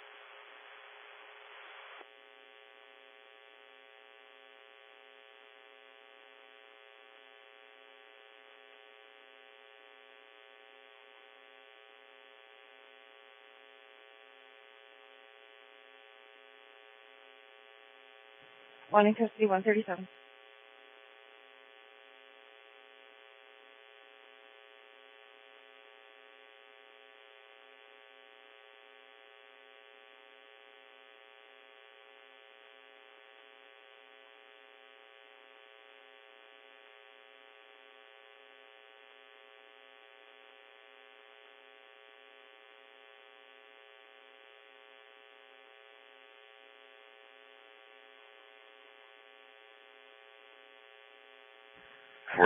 Traffic.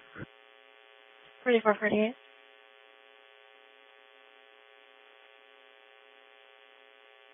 Pulling in the cups and cheers. November Yankee Mike 414. Here's that one.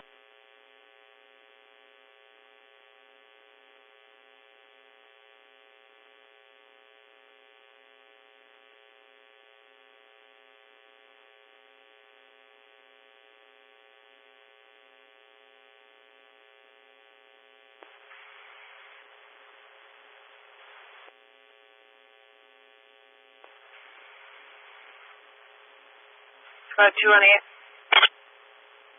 Good. With a Central Sergeant, a copy on a shots fired at the McDonough Public Housing, 164 Bigelow. One caller so far reporting 4 to 5 shots, unknown direction of travel 5 minutes ago, nothing seen. 7 minutes. 202 coming in.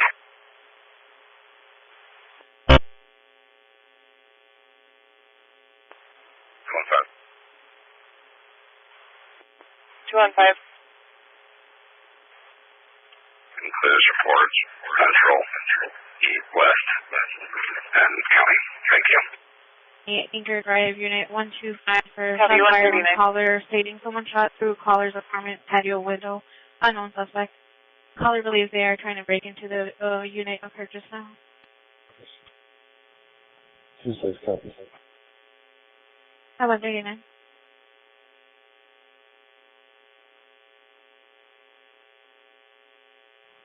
$44.48.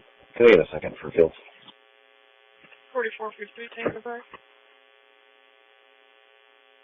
Was that 53 Tango? Information is squads on a call out of St. Paul, 164 Bigelow Lane.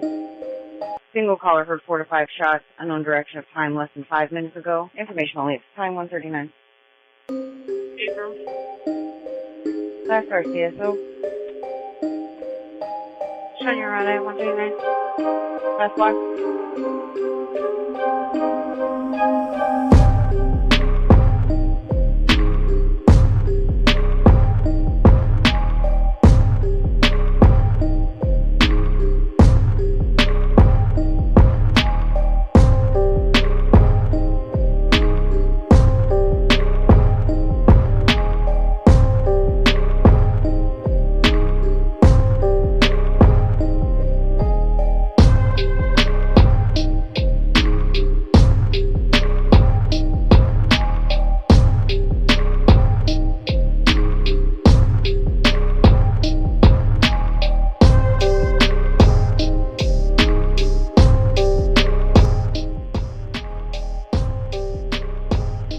This is Maple Squad. St. Paul Central had a shots fired at 164 Bigelow Lane. One caller heard 45 shots, unknown direction, 5 minutes ago. This is Maple Squad at 141. 8196 10. This is Central. Control 141.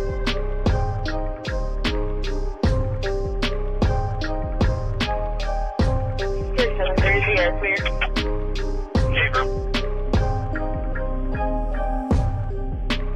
Could you tell me the time of the arrest?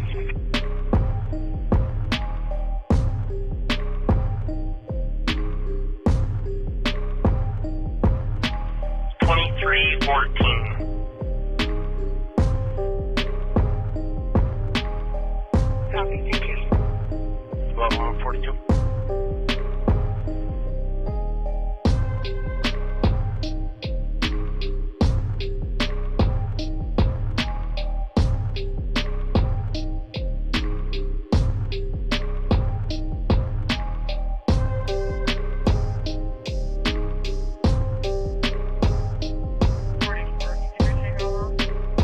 Copy 142.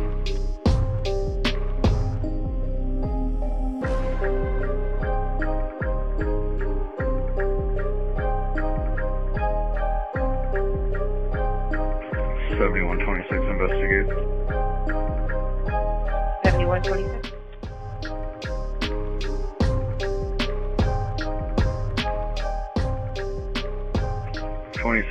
County Road, Iowa. Red Lake Tribal Plate 34305. 12118. Copy 2640 County Road I. 142.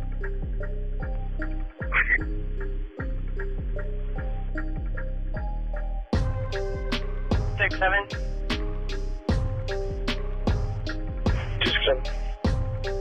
268. 3930 update. 268. And there you go then. 269. 279. Oh my god. We're code 4. 908.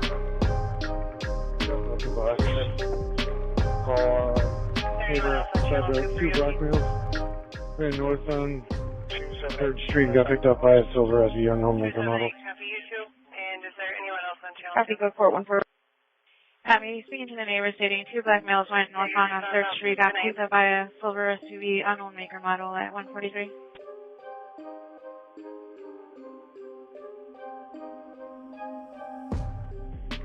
Squads for 0200 DOT. Squad 361. 361. Squad 366. Squad 378. 7, 8. Squad 38. 8197 transport. 3. 8197. Squad 382. 32. Female from South location. PD for testing. Starting 334.8. Copy the PD. 144. Any other spots for 2 o'clock EOT? Have a great night. 144.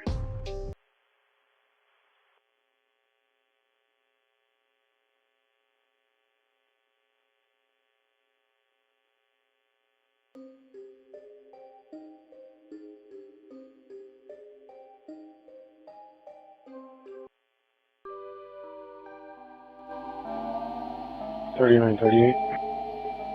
3938.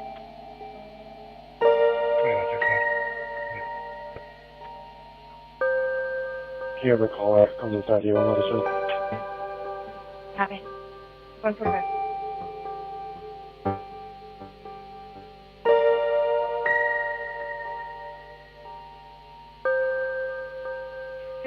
You can bus number 9 for entry.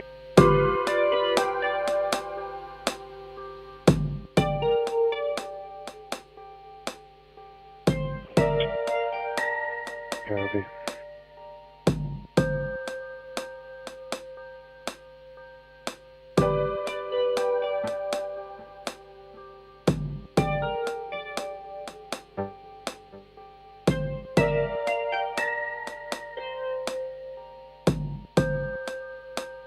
That's I can go again.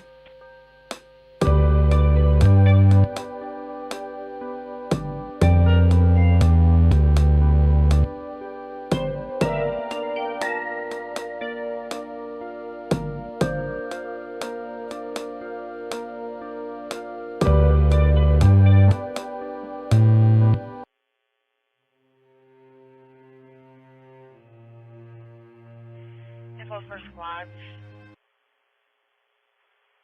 A vehicle that just took off from state. They're no longer pursuing. Southbound selling from 94. This is plate Delta Zulu Charlie 095. Fletcher's domestic. Suicide files contain ex-sheriff's dispute with wife. By Jessica Lussenhop. Last week's cover story told the story of the life and death of Ramsey County Sheriff's Deputy Dan Ruettiman, and the file of documents he specifically left behind for the City Pages reporter. The documents mostly detail Ruettiman's domestic troubles and an internal affairs investigation that resulted because of them. However, there is also a packet that contains several incident reports on crimes by other Ramsey County deputies. Included is a domestic dispute call to the home of then-Sheriff Bob Fletcher. The file is a fascinating look at what it's like to respond to a domestic incident involving the sheriff. The 911 call came in at about 10 p.m. on July 9, 1999. The woman on the line was crying, and so distraught she couldn't manage to tell the dispatcher what she needed. Begging me not to send anyone or she will be in big trouble, the baffled 911 operator wrote in the call log. I asked who she was fighting with. She stated her husband. Around the same time, another call came into the St. Paul station from a woman identifying herself as Sheriff Fletcher's wife. She asked the officer on duty to give her then Chief Bill Finney's home telephone number. The officer said she couldn't do that, and the woman began to cry. She gave her own number, asked the officer to pass it to Finney, and to tell him it was an emergency. Finney says he attempted to call her twice, but got no answer. St. Paul police were given the woman's address. On their way to the house, one officer wrote in his report that he heard a transmission from a squad identified as 2400 asking the original car to switch to Channel 3 for some information. I recognized the voice as Sheriff Art Fletcher. When officers switched over to Channel 3, Fletcher explained they were heading to his home. He'd heard the 911 dispatch on his own radio and told the St. Paul officers that nothing was wrong. He said he would meet them there and explain the situation. At the home, Fletcher was calm and collected. His wife, however, was red-eyed and, according to one officer, appeared to have been drinking. Fletcher explained that his wife was an alcoholic. The couple was fighting because she'd been trying to get to her car. Fletcher had moved it down the street so she couldn't drive drunk. While Fletcher stayed outside with 3 officers, another officer went into the house to talk to Fletcher's wife. He noted that she didn't appear to be harmed. I asked Mrs. Fletcher if she had been assaulted and if she wanted to make a police report, and she said no.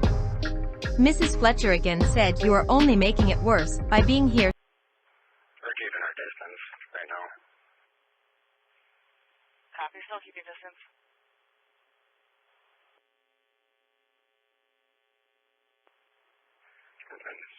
Going past St. Paul Tap. Passing St. Paul Tap. Information to Central Cars. Plus is behind that vehicle that took off from State Patrol. They're east on Jefferson, coming up to Victoria.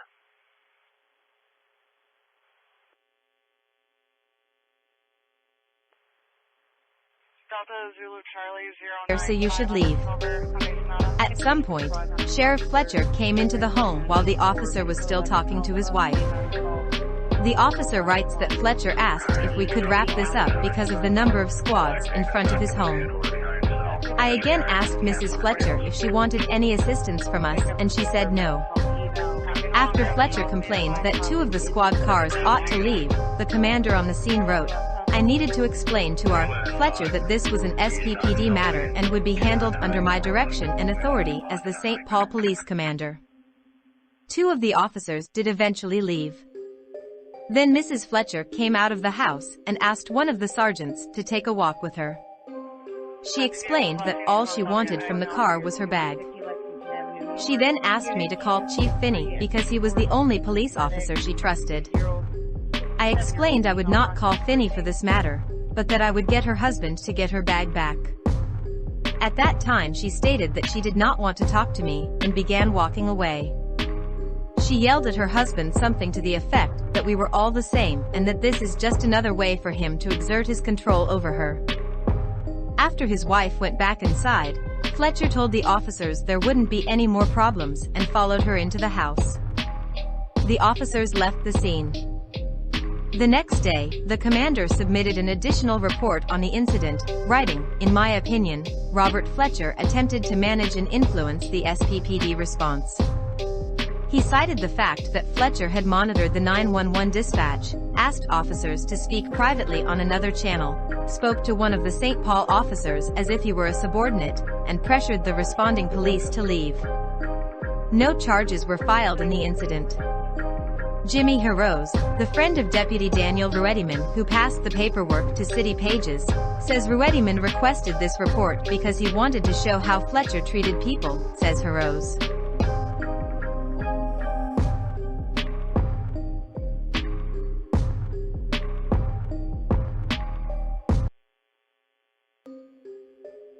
Did Bob Fletcher engage in obstruction of justice? Dan Dobson posted October 11, 2006.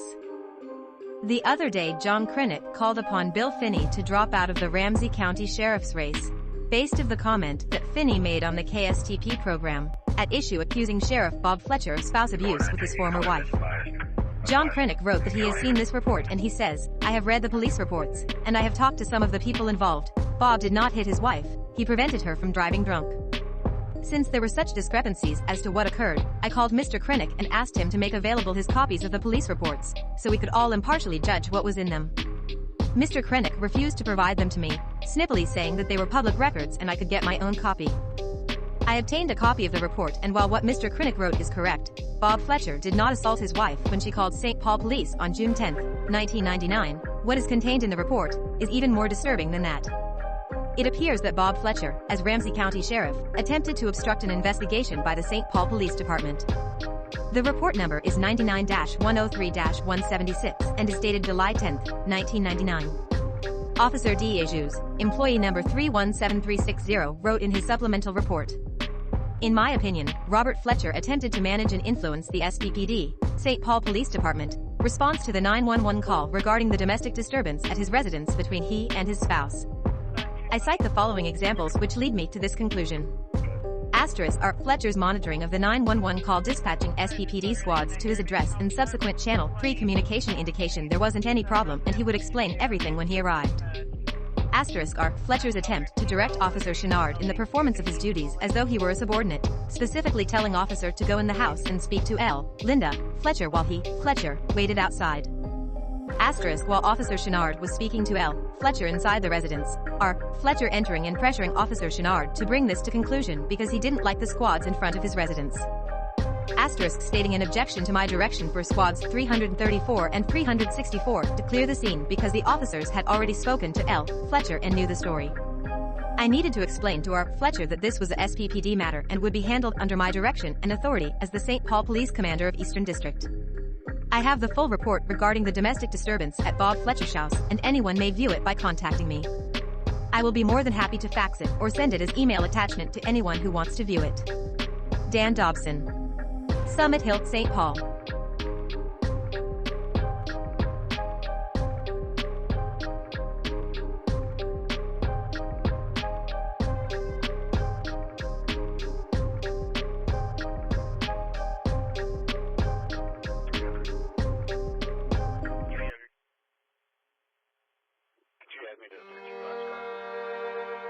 FBI investigates high-level aid to sheriff. By Mara H. Gottfried, Pioneer Press. Published February 2, 2007 and updated November 14, 2015. Ramsey County Sheriff Bob Fletcher said Friday the FBI is investigating a high-level civilian aide in his department. Mark Nalen, a public information officer and Fletcher's friend, is being investigated for allegations of criminal conduct, the sheriff said. Fletcher declined to detail the allegations. No other county employees were being investigated, he said. Nalen, 46, didn't return calls Friday. His lawyer, Paul Rogoshesk, declined to comment. The allegations are ones the FBI is obligated to investigate, Fletcher said. If they prove true, Fletcher said, I would be shocked, but I'll let the investigation run its course. Fletcher hired Nalen in 1998. Nayland served as best man at Fletcher's wedding in 2004. Fletcher narrowly defeated former St. Paul Police Chief Bill Finney in November to win another term. The FBI contacted Fletcher about its investigation into Nayland for the first time Friday and asked for a meeting, the sheriff said. Agents requested documents and access to employees for interviews. Fletcher said his office is cooperating. An FBI spokesman said the agency does not confirm or deny whether an investigation is taking place. The sheriff's office will launch an internal affairs investigation, Fletcher said. Nayland is on vacation out of state and his employment status with the department didn't change Friday, Fletcher said. Typically, we take the approach that a person is innocent until proven guilty, Fletcher said. When Fletcher hired Nayland as public information officer, his friend didn't have a background in law enforcement or media relations. He's certainly one of the hardest workers at the sheriff's office, said Fletcher, who added that information from Nayland's community contacts has led to dozens of felony arrests.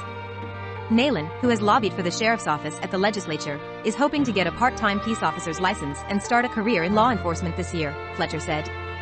Nayland's salary is $64,660. Nayland's name surfaced in a gambling investigation by the Minnesota Department of Public Safety's Alcohol and Gambling Enforcement Division in 2003. The investigation focused on Nayland's friend, Michael Ogren, who then owned a bar called Rock in Maplewood. Acting on a tip, investigators raided the bar July 14, 2003, and found people playing blackjack, craps, and roulette. That night, Ogren told investigators he sent gambling proceeds from his annual game nights at the bar to Fletcher's re-election campaign.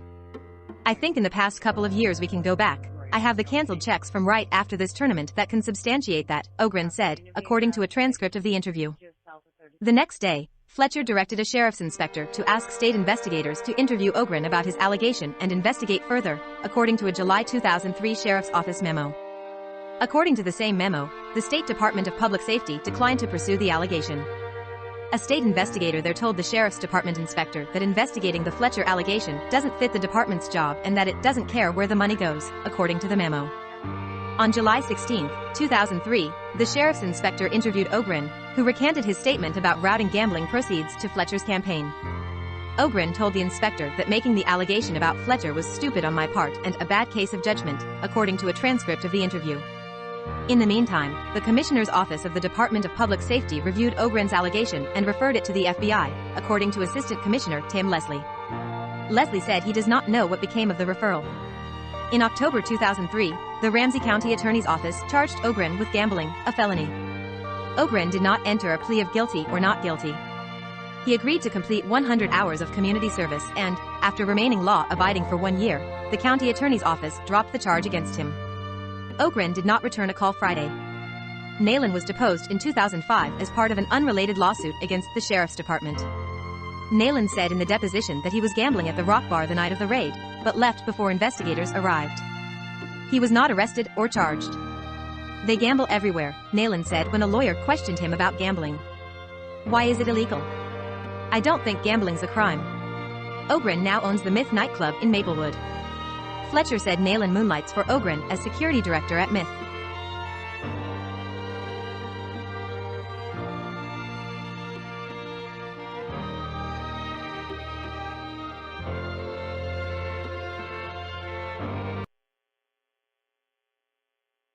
How did Kyle Fletcher die? Kyle Fletcher died of cardiac arrest in Los Angeles on his 26th birthday. The use of multiple drugs was the major cause of death. His death was declared as an accident due to the presence of drugs. Thanks for watching.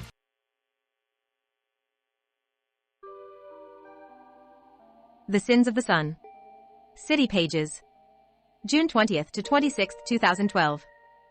Former Ramsey County Sheriff Bob Fletcher's son, Kyle Fletcher, is in trouble with the law for driving while intoxicated.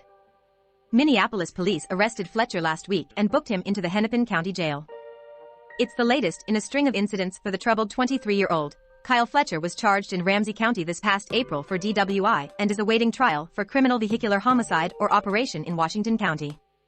Bob Fletcher famously had his son arrested twice when he was struggling with heroin and cocaine addictions, leading Bob to tell the Star-Tribune his son's addiction has become a sort of father-son project.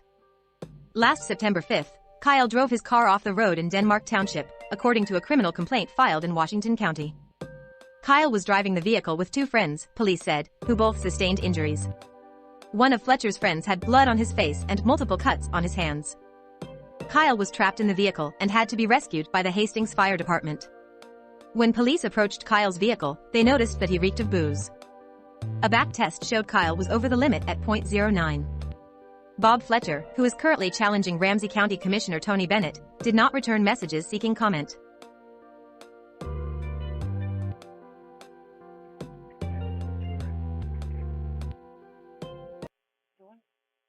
So, I gotta tell you a story. My wife was 310. Decorating our garage You kindly advised our with Christmas lights. And of course then, you know, you should never go up on a ladder. It's dangerous in the first place.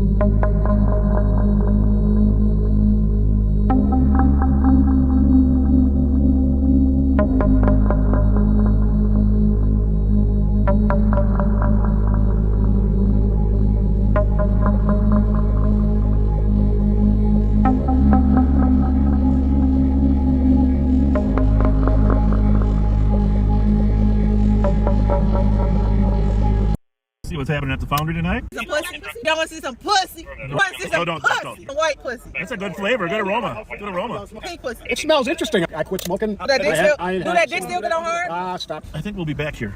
Smoking would affect your ability to get an erection. Yeah. See, to be honest with you, she was grabbing for Pat's crotch. She was reaching. She was reaching for Pat's crotch, and that arrested her for criminal sexual conduct at that point, right? See what's happening at the Foundry tonight? Make sure everybody's getting along. How you doing? Everybody getting along okay? It smells like August 1st out here. Looks like everybody's going back in. It can't be us. What? It smells interesting out here. That's a good flavor, good aroma, good aroma. What y'all say? I said it's It a good smells aroma. nice Smells like out here. Y'all cigars. see some pussy? See what's happening at the Foundry tonight? Some pussy. Y'all want to see some pussy? You want to see some don't. pussy? Some white pussy. That's a good flavor, good aroma, good aroma. Pink pussy. It smells interesting. I quit smoking. Do that dick still get on hard? Stop. I think we'll be back here. Smoking would affect your ability to get an erection. Yeah. See, to be honest with you, she was grabbing for Pat's crotch. She was reaching. She was reaching for Pat's crotch, and that arrested her for criminal sexual conduct at that point, right? See what's happening at the Foundry tonight? Make sure everybody's getting along. How you doing? Everybody getting along okay? It smells like August 1st out here.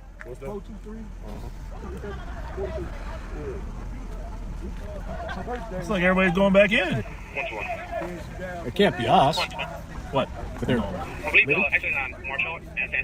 It smells interesting out here. That's a good flavor, good aroma, good aroma.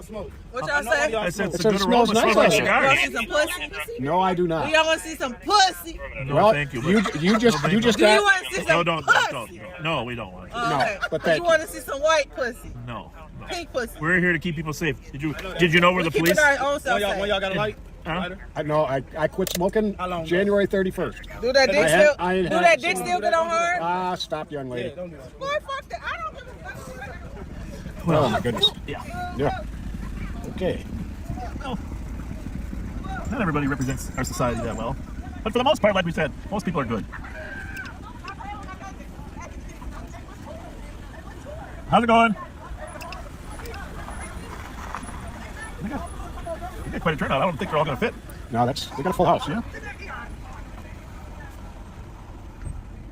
I think we'll be back here. That's my prediction. I'm afraid you're right. That's my prediction. It's 11 o'clock. I'm afraid you're right. 11 o'clock. People are pretty well intoxicated already. Little conflict going on in the parking lot already. I think we're going to be back here. But Let's see what the east side looks like first, huh? Just a I don't. idea. I did. One thing I did learn there is I never heard that smoking would affect your ability to get an erection. Goodness gracious.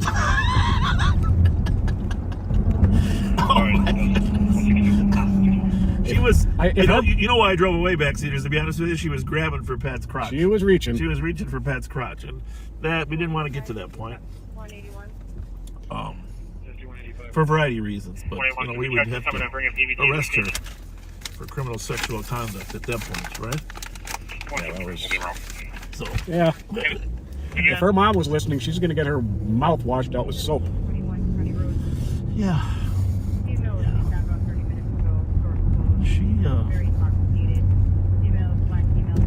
I'm just going to leave it at that. Yeah. A couple more police cars here. There travels. Looks like a tow truck.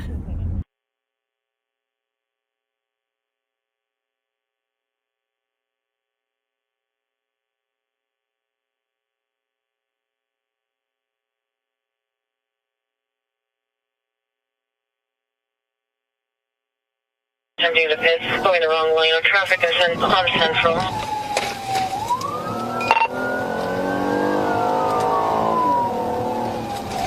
Kennedy Central Squad 6, take channel 1, Central Squad to 1.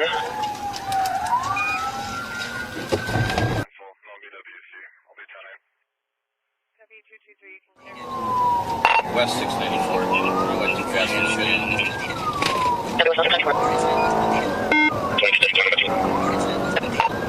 Speeds are 90. West 164. Next speed is 35. Can we approach 35W West 164? Yes.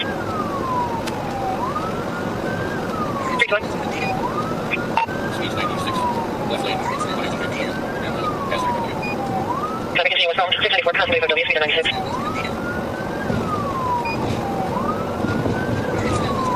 Permission again. Keep us on traffic, 6 up on lake. Copy. Now, double on lane. Right lane. Pass the exit on lane, 1 right now. Missed 6. Nice roll. Westbound 694, on lane. Speed on lane. Lane traffic. Lane traffic. Passing silver lane. Traffic was on silver.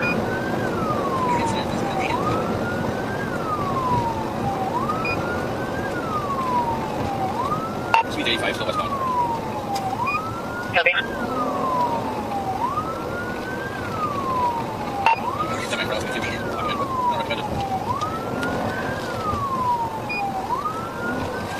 Alright, slow down, make it off here. Exit Central. Copy, exit Central.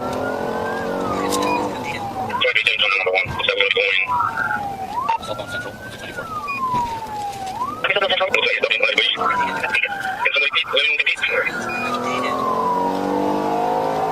Back off a little bit then. I'll come in.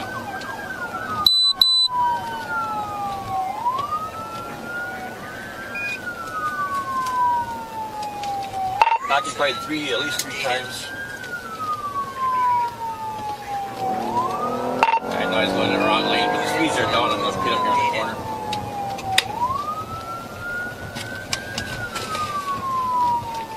Squads 216 and 21. Watch out, Ski, watch out. Copy, going to be attempting to pit, going the wrong lane of traffic is on Central.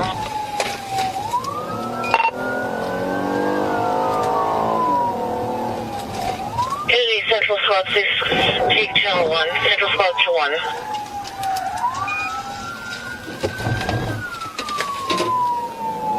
Pit base one again. Copy, pitted and still going.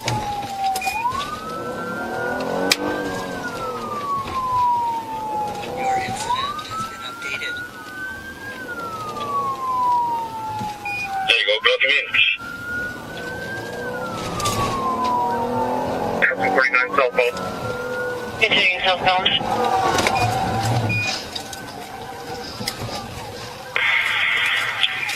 Caprice overhead, we got a pitted. Individuals running eastbound where that was staffing. Same run eastbound. Closer. capture the box then.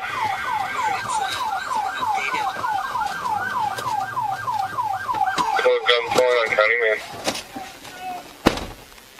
Copy, in the vehicle at gunpoint. Can I get an updated location?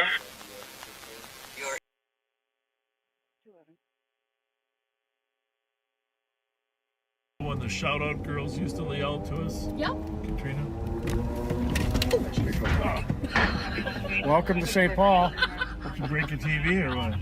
We're going to attempt to make contact with the owner of this vehicle at apartment 210. Gabby, you up here? No, thank you. Gabby, attempting contact apartment 210.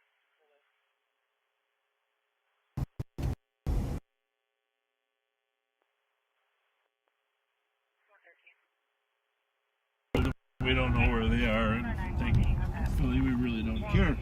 But, you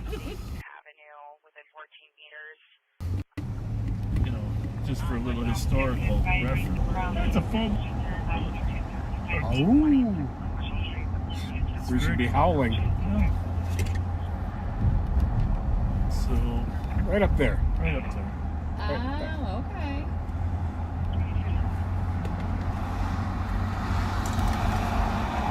It started off as kind of fun, and they turned rather unpleasant. No gift cards for them. Absolutely not.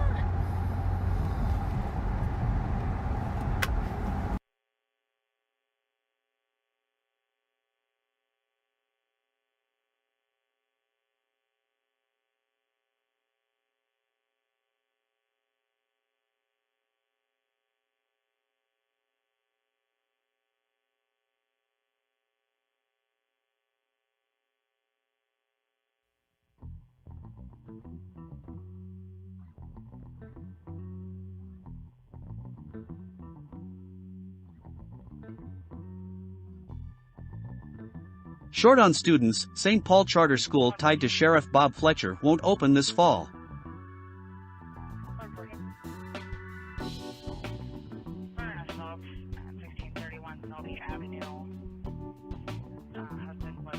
Josh Burgess, Pioneer Press, August 12, 2022. The opening of a new St. Paul Charter School designed by associates of Ramsey County Sheriff Bob Fletcher and supported with county funds has been postponed after organizers failed to hit their enrollment target. The school's startup coordinator, Donna Swanson, said concerns about the coronavirus reduced the opportunities to recruit new students over the winter. In June, when the school first applied for public school funding, it reported just 109 students, well short of its goal of 150 to 250. Organizers now hope to open in fall 2023. I know we're going to get this done. We just need a little more time, Swanson said in an interview. Fletcher in 2019 and 2020 awarded $35,000 in Sheriff's Office contracts to Swanson, a former teacher and executive director of the St. Paul Police Foundation, in order to start a school that would focus on leadership and public service and highlight career options for students. In contrast to the many racially homogeneous charter schools in the metro, the school was to be intentionally ethnically diverse. A goal was to improve interactions between all Ramsey County Sheriff's Office employees and the many communities that make up Ramsey County, according to one of the contracts. The Sheriff's Office announced the plans for the School of Leadership for Public Service in an October 2021 news release sent to the nearly 5,000 subscribers to the Sheriff's Office email notices. Improper spending? In response to the news release, Ramsey County Manager Ryan O'Connor wrote to Fletcher that the announcement may have been an impermissible use of public property. How the information was provided to the media and public raises policy, budgetary, legal, ethical and reputational questions for Ramsey County and, as one part of a larger governmental organization, the Ramsey County Sheriff's Office, he wrote. O'Connor also asked the sheriff to explain the $35,000 in grants he awarded to Swanson, but an explanation never came. The county manager has not received a response to the letter, Christina Saxvig, a county spokeswoman, said this week. Magnuson, whose last day working for the sheriff's office was Friday, didn't see anything wrong with spending public money on starting a charter school. We saw the school as an extension of trying to serve the youth, he said in an interview. We felt that everything we were doing fit in the umbrella of trying to add value to the youth. State, federal funds. The school received $71,169 in per pupil state aid in July, based on its projected enrollment for the upcoming school year. If the school never opens, the money must be returned. If it opens in 2023, the state will make partial payments of per pupil aid until the state recovers the $71,169, said Wendy Hatch, Chief of Staff for the Minnesota Department of Education. This is a really typical thing that happens with charter schools, Hatch said. The school also was awarded a federal charter school startup grant worth $200,000, Hatch said. Jim Zucchini, executive director for the Minnesota Guild, the school's charter authorizer, said the grant was designed to be extended for delayed openings, so the school will be able to access those funds as it prepares to open next year. They'll actually be in a better position by waiting a year, he said. Swanson won't have to rush to hire teachers, and people are no longer as worried about gathering in places where the school can recruit students, he said.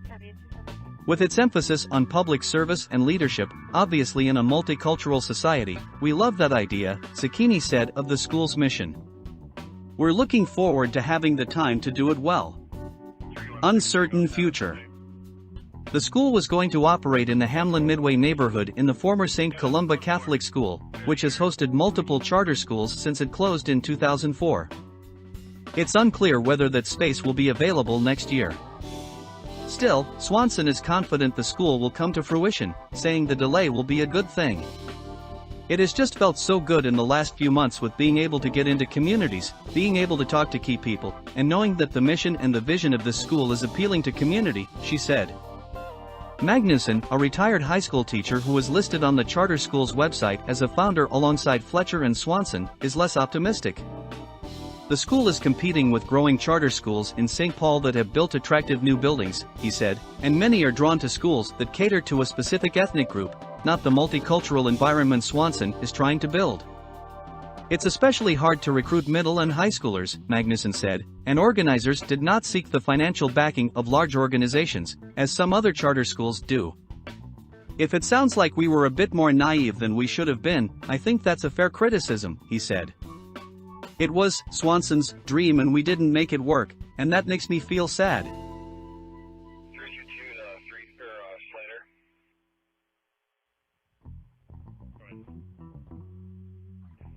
That adult male that let us enter the house, can you just get a good ID on him as well, so I can include in the report? Copy that.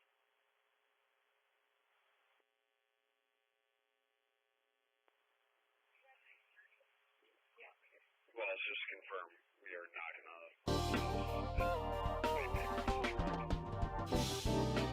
Fletcher's charter school has its tax-exempt status revoked after failing to file 3 consecutive years of returns. 501c3 tax-exempt status was awarded in 2020 to the School of Leadership for Public Service, the pro-police private charter school founded by Ramsey County Sheriff Bob Fletcher. On February 23, 2021, the IRS explains that donations are tax-deductible, and that the school is required to file an annual federal tax return. Failure to file the return for 3 consecutive years will result in the exempt status being automatically revoked.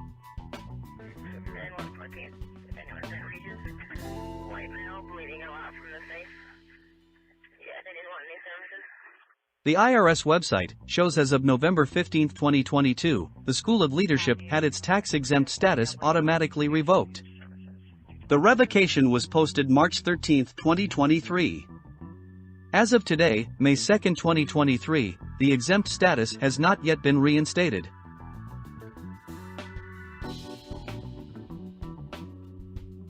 The school's website continues to falsely promise that donations are tax-deductible. GuideStar also displays the school's exempt status revocation, and adds, further investigation and due diligence are warranted. The school's employee ID number or EIN is 85-1376713.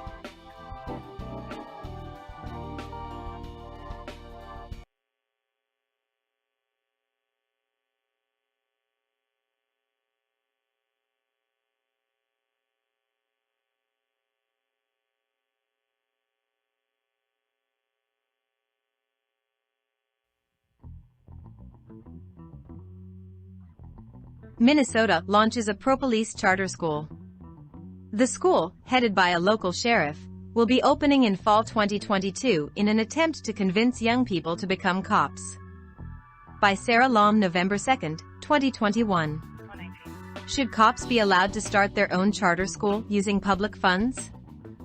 This is the question facing residents in Ramsey County, Minnesota, the second largest county in the state. Ramsey County is home to Sheriff Bob Fletcher, the purveyor of a self-styled, cops-like YouTube channel called Live on Patrol. Fletcher started the live stream in late July 2020, in the middle of ongoing uprisings over the murder of George Floyd. His alleged intention was to build more trust between law enforcement officers and the public, though he has been accused of uttering racist comments during his broadcasts. Now, Fletcher and other Ramsey County Sheriff Department staffers have co-founded a charter school. The School of Leadership for Public Service, which is set to open next fall, would enroll students in grades 6 through 10 and has raised a host of red flags. First, there is much to be said about the parasitic presence of charter schools, especially in St. Paul, where Fletcher's school would be located. Charter schools have been authorized in the state of Minnesota since 1991, and over time they have grown exponentially in number, in Minnesota and across the country. These publicly funded, privately run schools have flourished under the banner of innovation and school choice, a benign-sounding concept that has played a major role in the increasing segregation and privatization of public education in the United States. The choice narrative also drains students and funds from the public school district, leading to less stability and, research shows, outcomes for marginalized students that typically fall far short of the beat-the-odds promises made by school choice proponents. It is strange, then, for a public employee such as Fletcher to add to this scattered playing field a charter school of his own. Most charter school staffers are not union members, meaning they are often paid less and afforded fewer benefits and job protections than educators at public schools. The Ramsey County Sheriff's Office, under Fletcher's leadership, has paid six-figure salaries to several employees, including Fletcher, who are simultaneously receiving a publicly funded pension. Fletcher has defended this practice as a much-deserved reward for a lifetime of contributions. There have been numerous other allegations of overspending and cost inflation associated with Fletcher's tenure as sheriff. Recent news reports have shown that Fletcher authorized $35,000 in Ramsey County funds for the creation of the School of Leadership for Public Service, under the tutelage of Donna Swanson, a former teacher who once taught Fletcher's children. Swanson is also listed as a lobbyist with the state of Minnesota for her work on behalf of the now-defunct group Students First, a market-based education reform outfit associated with Michelle Rhee. The payments to Swanson may amount to an illegal use of county funds, the Star Tribune noted, but they are also just the tip of the iceberg. Fletcher's new charter school was also announced and promoted via an official Ramsey County email address, even though Fletcher and others claim the two entities are separate. And then there is the very nature of the Fletcher-crafted charter school. It appears to be organized around directing students toward law enforcement careers, as part of Fletcher's stated goal to build bridges between community members and the police. Recently, Fletcher appeared before a Republican-convened legislative hearing on public safety at the Minnesota State Capitol, where he engaged in fear-mongering by warning legislators that the police reform measure currently on the ballot in Minneapolis will lead to an upsurge in crime if it passes in the November election. Critics of this hearing contend that only law enforcement officers were called to testify, thereby ensuring a one-sided look at these issues. The state of law enforcement in the inner-city metro is not good, Fletcher told the Republican lawmakers, perhaps referring to reports of an exodus of officers from Minneapolis's police force. Framing policing as an inner-city issue could be seen as another red flag from Fletcher, since critics allege that this is a racially loaded term favored by such pro-cop cheerleaders as Donald Trump. On November 2nd, Minneapolis voters will weigh in on a ballot amendment that asks whether or not the city's police department should be replaced with a to-be-determined Department of Public Safety. If the measure passes, public safety funds could be shared among several response teams, including those staffed by mental health providers or community violence prevention experts, in order to decrease the community's reliance on police officers.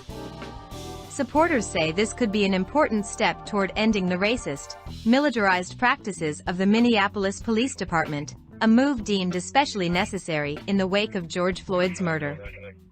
Just as progress inches closer, in the form of the Minneapolis Police Reform Ballot Amendment, Fletcher and his supporters appear to be taking extreme steps, including starting their own pro-police charter school, in order to strengthen and maintain existing law enforcement practices.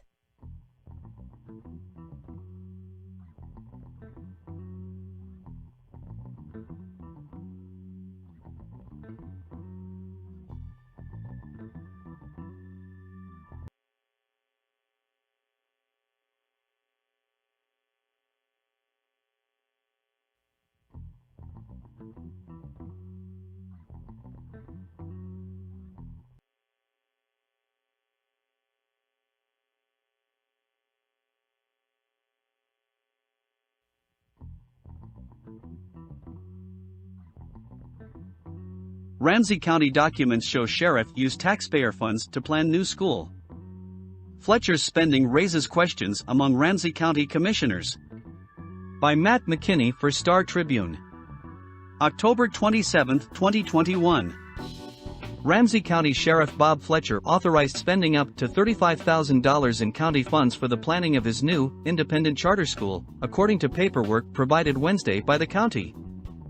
The money paid to consultant Donna Swanson in 2019 and 2020 appeared to be for laying the groundwork for the creation of the School of Leadership for Public Service, the 6th through 10th grade charter school envisioned in a news release Fletcher's office issued last week. The money was sent to Swanson, a teacher who taught 3 of Fletcher's children, at the local office of Tony Doom Supply Company, a Marshall, Minnesota, political sign maker, at the company's temporary St. Paul office. The office was at the same address as Fletcher's campaign office during his successful election run in 2018, the records show. No one from the supply company was immediately available for comment Wednesday, and attempts to reach Fletcher and his spokesman Roy Magnuson were not successful. Magnuson said last week that the school is not affiliated with the sheriff's office, but the contracts describe a school in which county sheriff's employees and other employees in Ramsey County work with the school to, among other things, help students choose a career path while a new chapter in relations between law enforcement and the community is formed. The use of county funds and other resources to plan and promote the charter school drew questions from the county board and county manager Ryan T. O'Connor. On Wednesday, O'Connor sent Fletcher a letter reminding him that the county's administrative code and policies restrict how public funds and resources can be used. The contracts have been a puzzle for O'Connor for months, and on December 4th, he wrote Fletcher asking about them. "I did not receive any response regarding that inquiry," O'Connor wrote Wednesday. He said the contracts paid about $35,000 to Swanson, who, in addition to acting as Tony Doom Supply's local employee, is listed as a founding member of the school. O'Connor pointed to several other ways that Fletcher's office may have run afoul of county rules, including when his office director, Kyle Mustad, announced the school's formation October 20th in an email sent from the sheriff's office account. The same message was sent the next day to 4,964 subscribers of the county's email system who had signed up for sheriff's office updates. Mustad sent the email on a workday. Magnuson, who also is listed as the school spokesman, told the St. Paul Pioneer Press last week that the school and the sheriff's office have no connections, despite the language in the contracts, the emails and the involvement of several people, including himself, in both the school and the sheriff's office. At Tuesday's county board meeting, the many connections drew a bewildered response from members. Commissioner Jim McDonough said Fletcher is spending public money outside the statutory scope of his office, and Commissioner Victoria Reinhardt said she was very unhappy about the expenditures. Chair Tony Carter said it has become a matter of trust. "We are a governing body of Ramsey County, and we support the sheriff's budget for those statutory requirements in those areas of work that are agreed upon together with this board," Carter said at the meeting. "There is a lack of trust that is actually the circumstance at this point in time." The contracts were signed by Mustad for Fletcher's office and Swanson on behalf of Tony Doom Supply.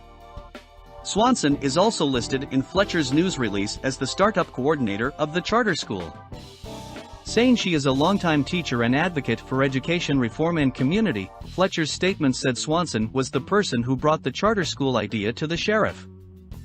A phone call to Swanson on Wednesday was not answered, and a message left for her was not returned.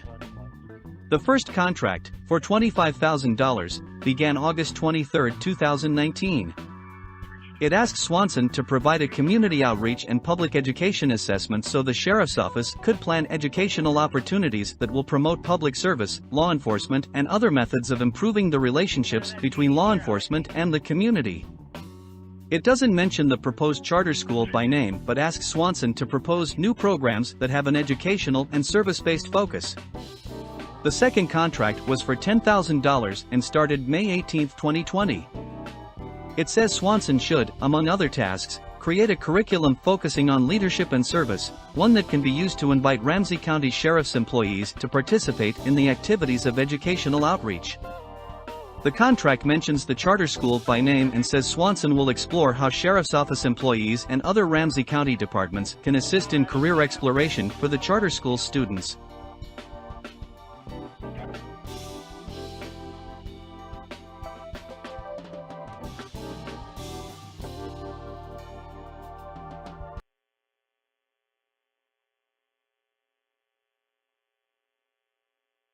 It's almost a daily event.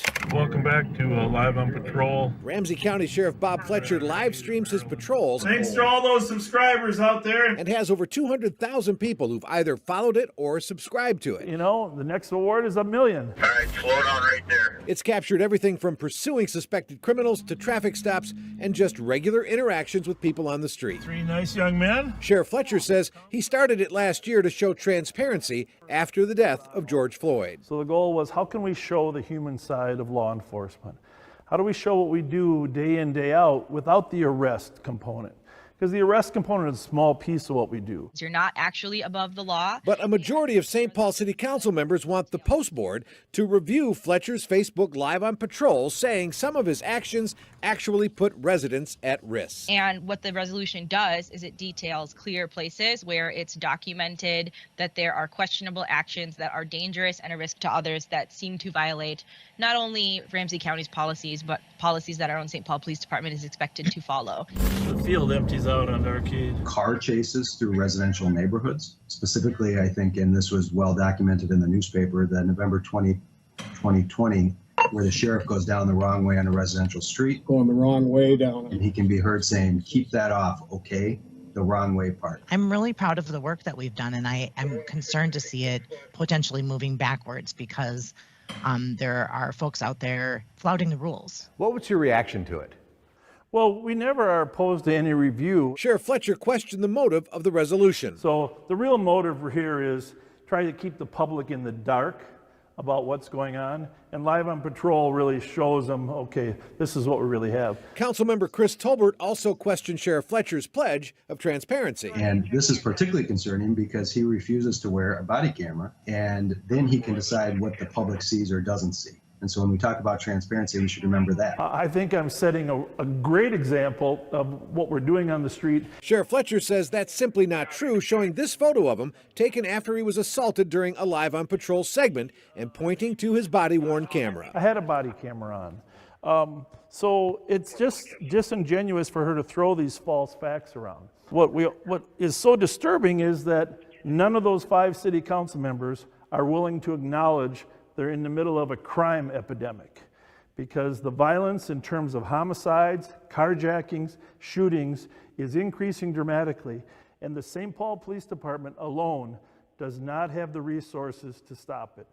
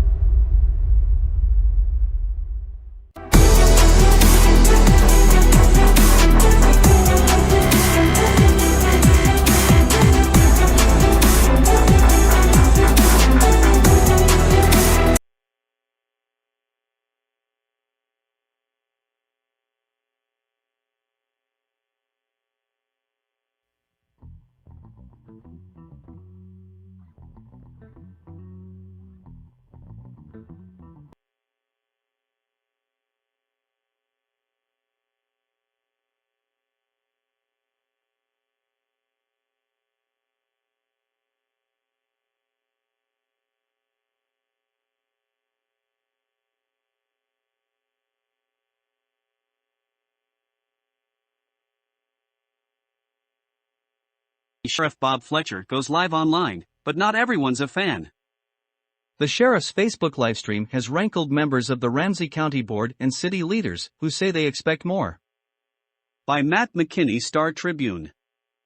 September 17, 2020, 10:19 p.m. It's late on a Friday night in downtown St. Paul, and Ramsey County Sheriff Bob Fletcher is holding forth on chicken wings, Roy Wilkins Auditorium, and the origins of the bar he's watching from a park squad. Welcome to Fletcher's Facebook livestream where, since August, the sheriff and part-time crime analyst Pat Scott have gone out most Friday nights, a video camera fixed to their squad's dashboard to livestream on Facebook whatever passes in front of them. It's a popular fix for Fletcher's fans, hundreds of whom tune in each week to hear his thoughts and watch some occasional police work. But the show has rankled members of the Ramsey County Board. A host of budget problems last year that required county intervention, coupled with allegations of racism this year from 8 black or brown correctional officers, have spurred commissioners to plan a public discussion about the sheriff's office. They want to see if residents feel the department needs improvement on issues of trust, transparency and accountability, board chairwoman Tony Carter said. The show, she added, is not what we're looking for.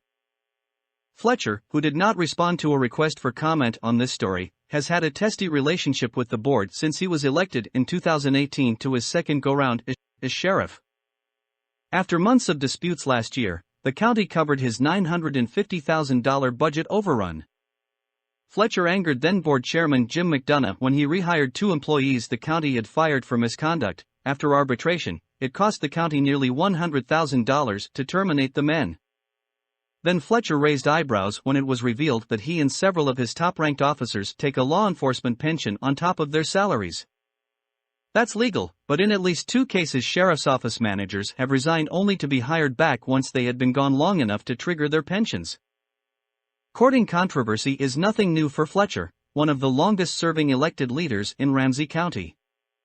Since he was first elected to the St. Paul City Council in the 1980s as a 26-year-old St. Paul police officer, Fletcher has cultivated a reputation as a street-smart politician with a long memory of who's supported him and who hasn't. He was at the center of a $750,000 payout that Ramsey County made during his first run as sheriff from 1995 to 2010, when 2 members of the sheriff's office alleged they were victims of retaliation for challenging him in the 2002 election. In 2009, a review of the Metro gang strike force that Fletcher helped create found the unit was so rife with abuse that the state shut it down. Fletcher's Facebook show is a mix of mostly low-level crime interspersed with random conversations.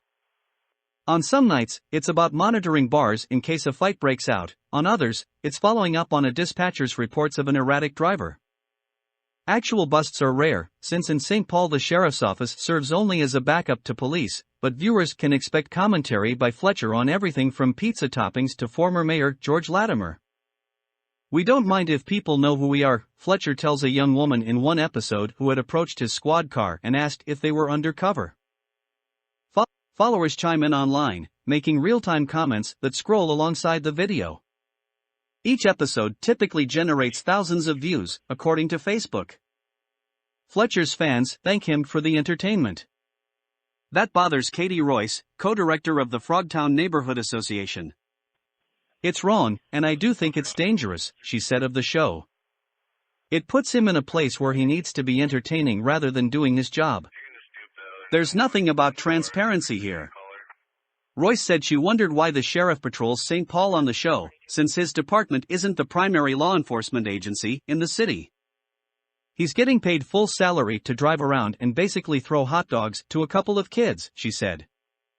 The show's premise affords plenty to opine about his job. In a recent episode he told viewers that the Ramsey County Charter Commission would soon discuss making his job appointed rather than elected, enabling the county board to choose a new sheriff. Fletcher shared the Charter Commission's email address with viewers in case they wanted to make their feelings known. Send them an email before noon on Monday to get your comments in on time, he said. The obvious pitch for support bothered Charter Commission member Bethany Winkles, who said Monday at the Commission's meeting that Fletcher had misled people.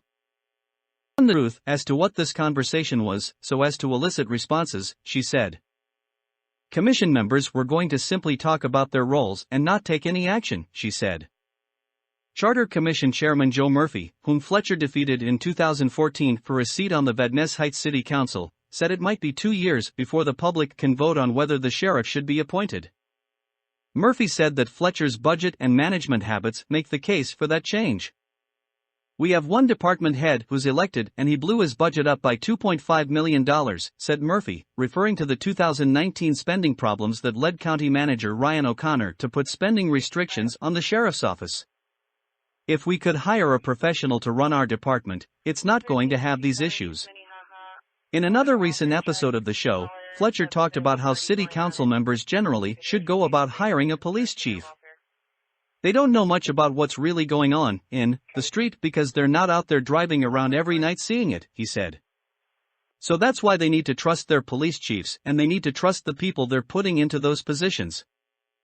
Just remember, he said, there's no substitute for experience. County Commissioner Nicole Joy Fretham said that Fletcher's show, no matter how popular, doesn't address concerns she has about budget management and racial equity in his department. Flare-up from the recent discrimination charges against the Ramsey County Jail, plus the fallout from the killing of George Floyd in Minneapolis, should push the county to have a broad public discussion, she said.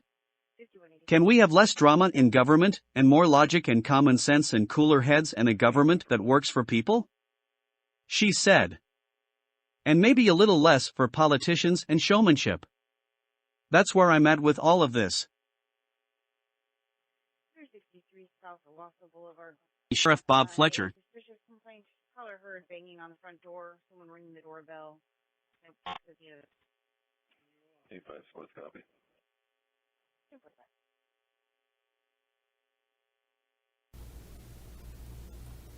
Ramsey County Manager takes Sheriff Bob Fletcher to task for going into the red in 2019. His office had at least 9 months to correct cost overruns, but didn't take steps to do so, the county manager said. By Matt McKinney, Star Tribune. February 6, 2020, 10:02 p.m. A runaway budget put the Ramsey County Sheriff's Office $950,000 in the red last year, with payroll costs accounting for much of the overrun, according to documents posted online Thursday by the Ramsey County Board. The board at its Tuesday meeting plans to use about half the county's $2 million general contingent account to cover the shortfall. But in a scathing memorandum to the county board also released Thursday, County Manager Ryan O'Connor took aim at Sheriff Bob Fletcher for failing to rein in costs. According to the memo, Fletcher's office had at least 9 months to correct cost overruns but didn't take steps to do so, instead filling vacant positions to advance new areas of work the board had not authorized. No other Ramsey County department needed the board's help this year to cover a deficit, O'Connor's memo said. In a statement released late Thursday, Chief Deputy Dave Matusalem said the sheriff's budget was thrown off by hiring decisions made by Fletcher's predecessor, Jack Serrier, shortly before Fletcher took office in January 2019. Fletcher's office then took steps to reduce the deficit to less than $650,000, Matusalem said. The sheriff's office had 33 full-time employees over budgeted levels when Fletcher took office, according to Matusalem, and was headed for a $2.3 million shortfall. Staffing since has been cut by 38 full-time positions, and the office has limited other expenditures while increasing revenue, he said, a realignment that has balanced the budget for 2020. This year's budget shortfall is the first for the sheriff's office since 2014, according to county documents. Fletcher battled with county managers last summer and fall over his payroll expenses. Board Chairman Jim McDonough and others accused the sheriff of hiring too many people and ignoring the board's cost concerns. O'Connor's memo said the additional money for the sheriff's office will block the board from addressing needs in areas like infrastructure, affordable housing, immigration, and economic development. O'Connor and Serrier dispute Fletcher's contention that the problems were caused by Serrier's hiring decisions. Both say that Serrier spent only $56 million out of an approved budget of $58.6 million. When it appeared last fall that Fletcher would overshoot his 2020 budget by about $2.5 million, O'Connor imposed financial restrictions on travel expenses, the use of purchasing cards, contracts under $10,000 in business expense reimbursements. At the time, O'Connor said Fletcher's office had added 35 jobs because it was hiring people faster than staffers were leaving or retiring.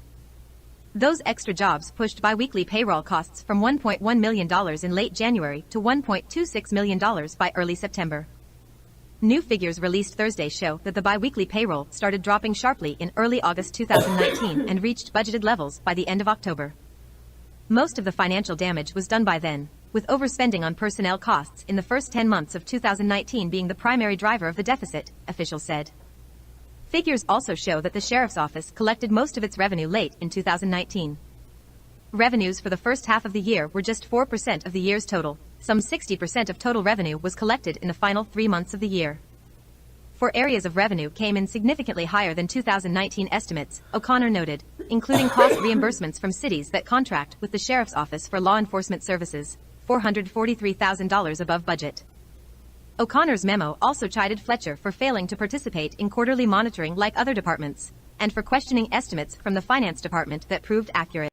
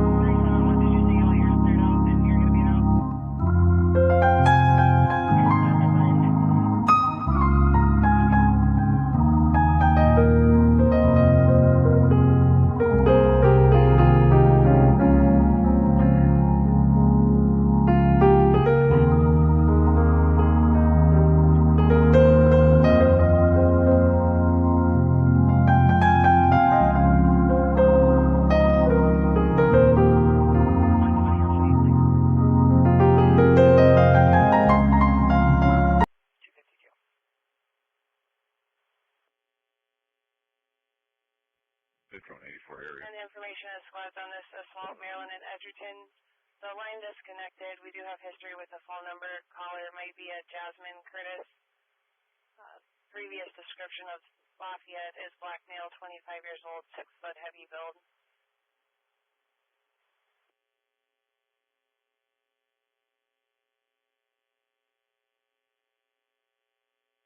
You know, and as I read what is before me, I just want to share this with the public, what I'm reading.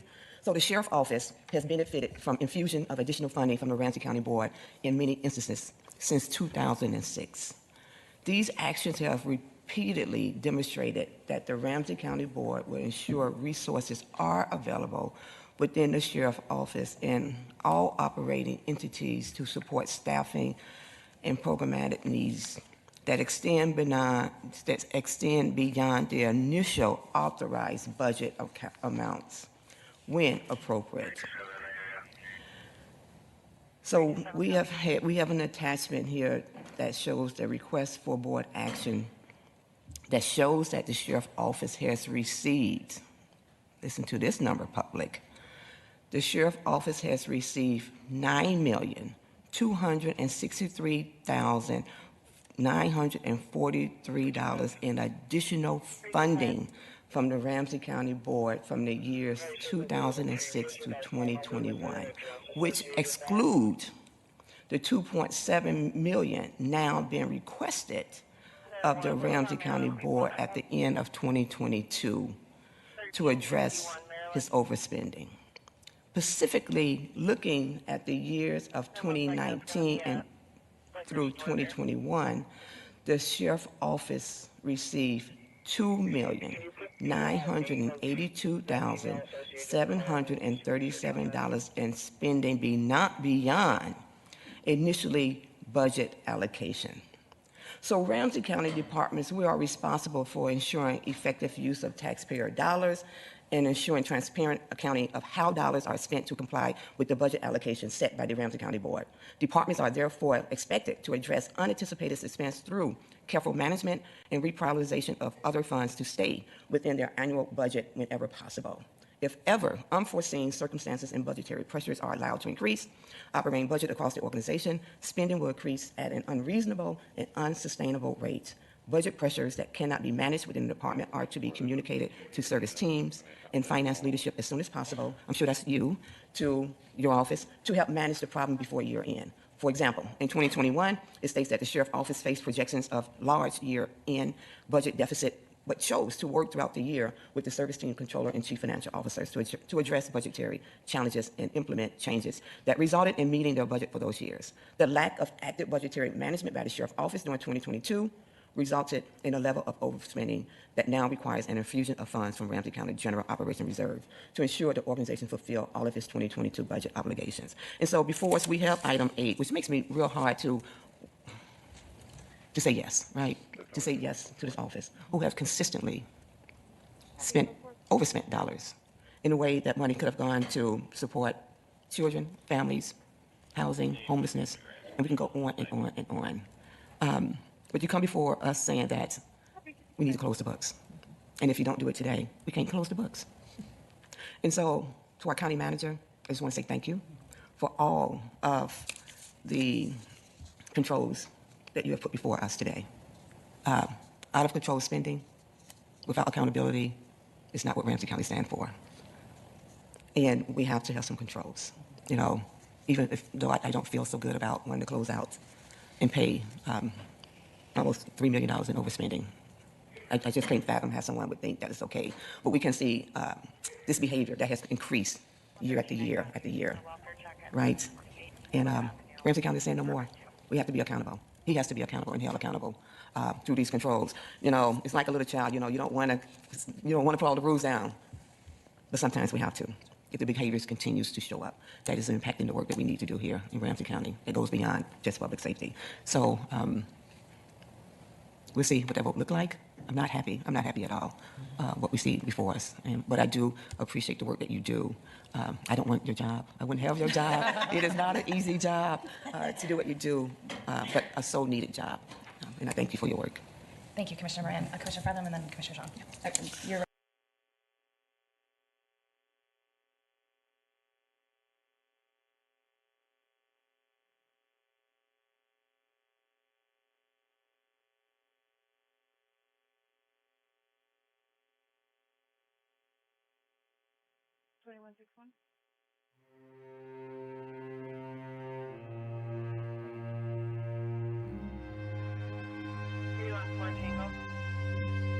The Suicide Files. Deputy Ruettiman tried to save his reputation. Instead, he lost himself. By Jessica Lussenhop.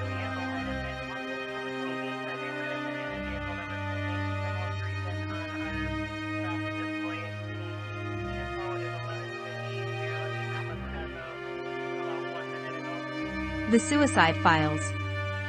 Deputy Ruediman tried to save his reputation. Instead, he lost himself. By Jessica Lussenhop.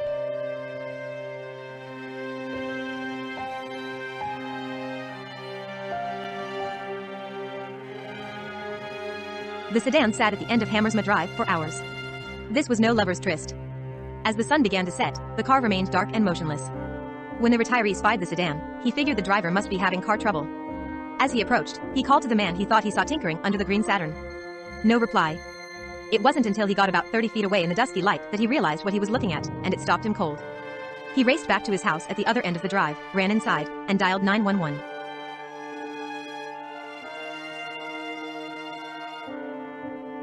Guy laying beside the car was all the dispatcher could get out of him. Pine County Sheriff's deputies quickly responded. The man in the road had been dead for hours. A black semi-automatic handgun was found near the body. After half an hour, the deputies realized that the dead man's description matched a missing person report that had been sent hours earlier. At about 3:30 p.m., a woman with fire-red hair had burst into the station. "My name is Susan Dieters," she told the officer at the front desk. "My boyfriend is missing." Dieters had looked everywhere, but there was no sign of him. She'd even checked a couple of hospitals to see if he'd been in an accident. He hadn't. Dieters gave the police her boyfriend's name, and they pulled up his license plate numbers. Then she told them something she hoped would make them take the situation more seriously. "He's a fellow officer," she said. "He's a Ramsey County Sheriff's deputy." On Hammersmith Drive, the Pine County deputies searched the scene and found the man's wallet. Tucked inside was a Sheriff's Department ID card that identified the dead man as Ramsey County Sheriff's Deputy Daniel Ruediman. Within hours, the news reached Jimmy Harrose, one of Ruediman's closest confidants. As shocked and horrified as he was, something Ruediman had said to him a week earlier suddenly took on new meaning. Ruediman had visited Harrose at a time when he knew his friend would be alone. In the modest but cozy living room, Ruediman handed Harrose a heavy brown accordion file. He wrote a name down on a scrap of paper, the name of a local journalist. "If anything happens to me," Ruediman said, "give this to the reporter." After Ruediman's death, Harrose took the file down off his desk. Inside was a thick stack of loose-leaf documents, a manila folder stuffed with letters, and a catalog-sized clasp envelope labeled reports. Written in black permanent marker in the margin of the envelope was the reporter's name, mine.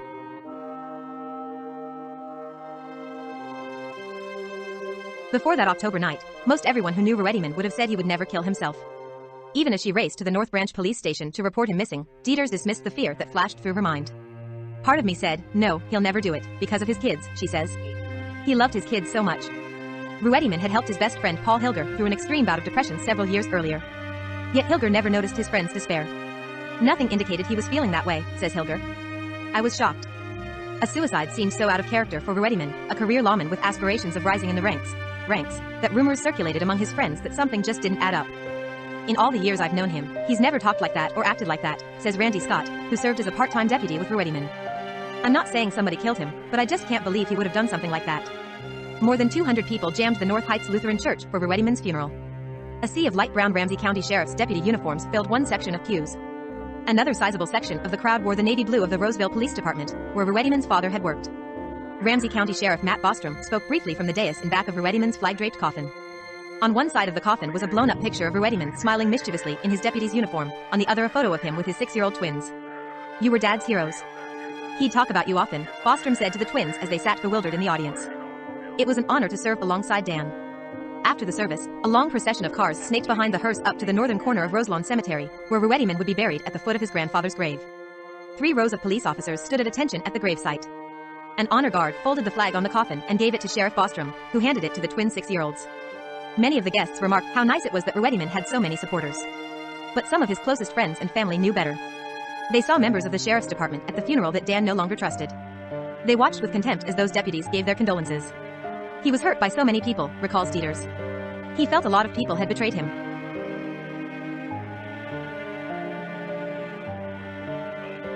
On a blistering cold January day in 2010, 7 men from different branches of law enforcement met in secret in the basement of a bank building in East St. Paul. They were careful not to arrive in uniform. Seated at a round conference table, they looked across at one another with nervous amusement. The inaugural meeting of the Deputies, Active, Retired, Reserve Team Political Action Committee, DRRTPAC, was in session. "Well," said Ruediman from one side of the table, "this is it." Ruediman was the one who had brought them all together. Their ranks included Deputy Kevin Clemon, Vice President of Law Enforcement Labor Services, Local 322, Deputy Tony Breitbarth, Don Harrose and his son Jimmy, both Ramsey County Reserve deputies, and Alfred Marazzo and Randy Scott, 2 former part-time deputies. They were all there to dethrone incumbent Sheriff Bob Fletcher. "We've got to get this guy out of office," Ruettiman told the group. Of the 3 active deputies in the room, Ruettiman was in a unique and an enviable position. He was a former supporter of Fletcher's, having donated to the campaign in 2002 and volunteered in 2006. After years under Fletcher's rule, Ruettiman had become disillusioned. He felt Fletcher's hiring decisions and promotions were based purely on fealty. Despite warnings from close friends and family, Ruettiman refused to sit idle. "It was all the political crap," Heroes recalls. Dan was getting tired of the whole scenario. Fletcher's opponent was Matt Bostrom, the assistant chief of the St. Paul Police. He had first come to Ruettiman's notice when Dan took Bostrom's graduate-level course in Public Safety Administration at Hamline University. So when Bostrom officially entered the sheriff's race in December 2009, Ruettiman began talking to friends in the department about starting the Political Action Committee to get Bostrom elected. "He's a really good man," Ruettiman said to anyone who would listen. "He's fair." While filling out the initial paperwork, the group decided to use the names of 2 retirees as their chair and treasurer, in order to shield the active deputies as much as possible from backlash within the department. Those fears were not unfounded. In the summer of 2001, Lieutenant John Moore, a 20-year veteran of the department, told a co-worker and Fletcher supporter named Dennis Flaherty that he decided to run for sheriff in the 2002 election. Fletcher called Moore 10 days later to tell him that he was no longer head of the 80-officer patrol division and would now answer to another inspector. "By the way," Fletcher said, "according to Moore, I spoke to Flaherty." Moore was moved around and eventually relegated to desk duty. Another officer, Sergeant Joyce Shaughnessy, was transferred after she pinned a Moore button on her purse and marched in a parade with him. She was moved to the undesirable Midnight Transportation Unit. In 2006, Moore and Shaughnessy filed a lawsuit against Sheriff Fletcher for what they said were politically motivated transfers. An appeals court agreed when it ruled the suit could proceed and that Fletcher retaliated against Moore and Shaughnessy for their First Amendment conduct by transferring them from supervisory positions into roles with significantly less responsibility. County commissioners ultimately voted to settle the lawsuit for $750,000. But Ruettiman felt strongly enough about the Bostrom campaign to risk his career. At first, he tried to take on less visible responsibilities. He manned the phone lines at campaign headquarters in North St. Paul. But after his truck was keyed, he had trouble shaking the feeling he was being watched. He said, "It's probably them cronies that Fletcher's got watching us," recalls Marazzo. "You get this gut feeling like you're being watched." That was how we felt. As the campaign progressed, Ruettiman got bolder. The Bostrom campaign's photographer was told specifically not to shoot the active deputies at rallies and events, but at a Democratic caucus, Ruettiman and Clemen grabbed Bostrom signs and stood front and center while Bostrom spoke. Photos of them were posted not long afterward on the campaign's Facebook page. "That let everybody know," Clemen says. Everyone made comments like, "Oh, you're dead." The patrol room became hostile territory, where Fletcher supporters held court and wondered aloud why anyone would support Bostrom. Deputies whom Ruettiman had once considered friends began to distance themselves. On November 2nd, the DRRT PAC members gathered at Joe Sensor's restaurant in Roseville, surrounded by huge projector screens blaring election results. Ruettiman, dressed nattily in a suit and tie, fidgeted nervously as the tallying of returns began on a dry erase board with 2 columns marked Bostrom and other guy. Ruettiman didn't have to wait long. Bostrom pulled ahead early in the evening. As the numbers trickled in and the lead grew, so did the buzz in the room. At 9:45 p.m., Bostrom took the call from Fletcher conceding defeat. Bagpipe music blared from the speakers at Joe Sensor's as volunteers cheered at the top of their lungs. Some of the attendees began to cry. "Ding, dong, Fletcher's gone." Heroes sang. "Ding, dong, the wicked Fletcher's gone." At some point, Ruettiman and Heroes clasped one another brusquely around the shoulders. Ruettiman had to shout to be heard above the din, "We got the devil out."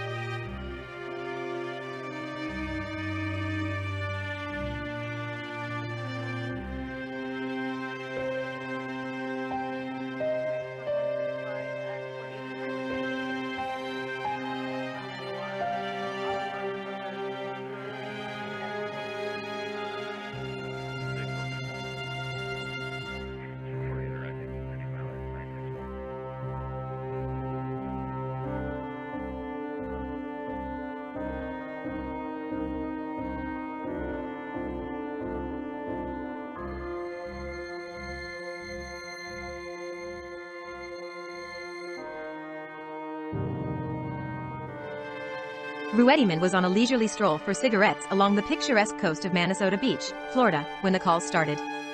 He was supposed to be relaxing with Dieters now that the election was over, but the cell phone torpedoed any sense of tranquility. Ruediman learned from frantic friends on the other end of the line that his face had been all over the evening news. Did former Sheriff Bob Fletcher demote an officer because he was supporting his opponent? Asked Fox 9 reporter Tom Lydon in the teaser. Or is the new Sheriff Matt Bostrom giving the deputy a second chance he doesn't deserve? The report included fuzzy Polaroids of Ruediman's ex-wife's bruised neck and close-ups of Ruediman from the campaign trail with Bostrom. And finally, a quote from now former Sheriff Bob Fletcher: "A person with anger issues and a history of violence against women should never be allowed to carry a gun and badge." The news report was just the latest in a string of incidents that convinced Ruediman that Fletcher was targeting him for revenge. In February 2010, Ruediman was punished through an internal affairs investigation for failing to manually check a door at a holiday station that had been burglarized.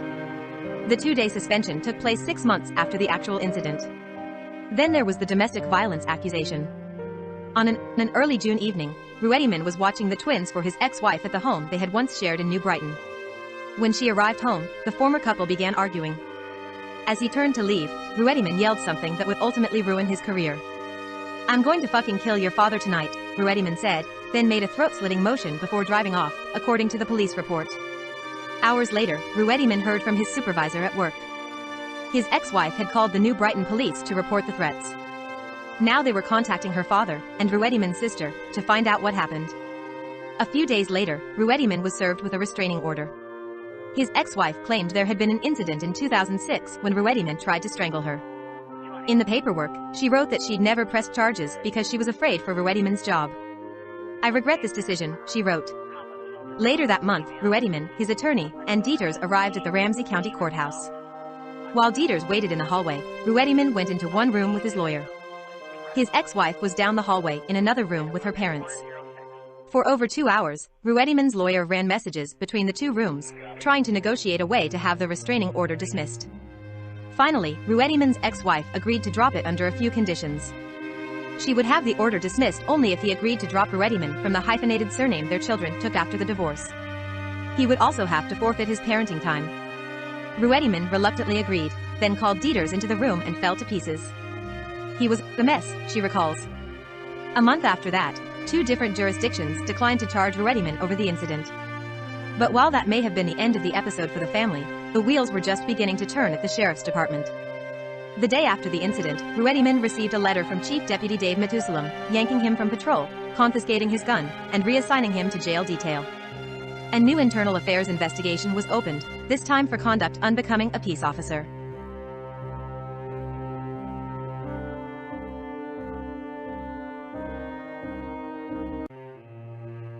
Ruediman's request that the investigation be handled by another department to avoid a conflict of interest was ignored.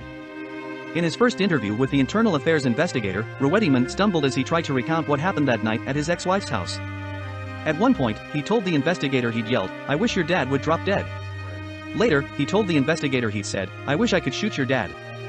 The investigator continued to push, asking him why he kept changing his story. "I lied," Ruediman blurted. "I lied." The investigator also asked him about a 2006 incident when Ruediman and his ex-wife were still married but heading for divorce. He threw her cell phone in the lake behind their house and police were notified. But now the internal affairs investigator had something new to add: photos of his ex-wife's bruised neck. Strangulation had never been mentioned in the original police report, and Ruediman was never charged with anything. But now these photos were part of the investigation. "I have never seen these before," Ruediman said. Months rolled by without a decision. Ruediman worked listlessly in the jails and campaigned hard for Bostrom. Convinced his internal affairs woes were the result of retribution by the Fletcher administration, the election suddenly took on a whole new meaning. "My only hope," he told his friends, "is that Fletcher is defeated."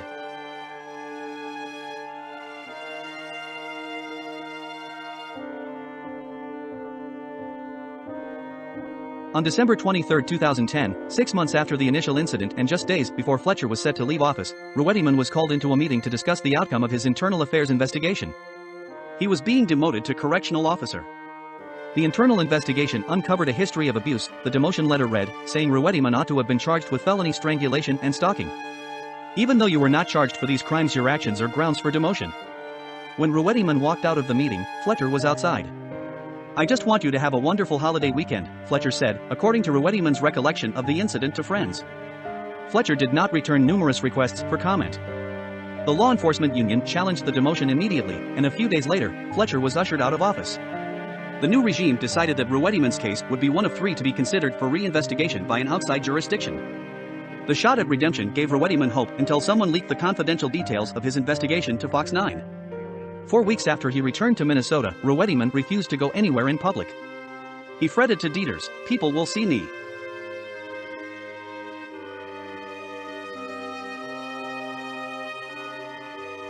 On April 1, 2011, Ruettiman arrived at the Ramsey County Law Enforcement Center with his union lawyer, ready to go on the offensive. His internal affairs case was being reviewed by the Minneapolis Police Department, and Ruettiman had come armed with 2 years' worth of evidence. He hoped it would put everything back as it was before the election. "You are being questioned as part of an official Ramsey County Sheriff's Department administrative investigation," the Minneapolis investigator rattled off. "Do you understand that?"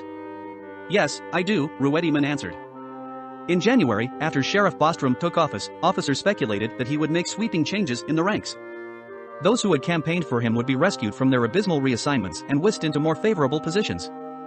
But after several weeks, it became painfully clear that this wasn't going to happen.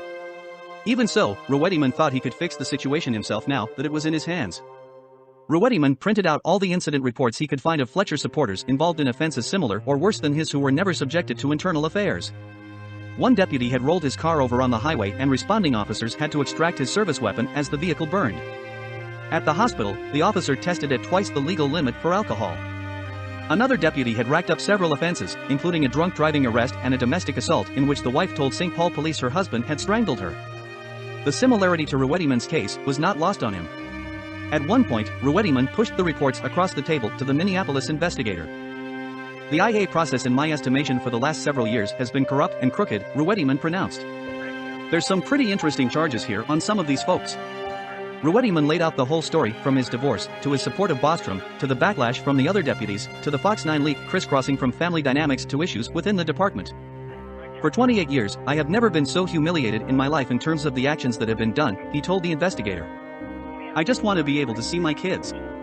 I want to be able to return back to my patrol position and move on." Afterward, Ruettiman went back to jail duty to await what he hoped would be a better outcome.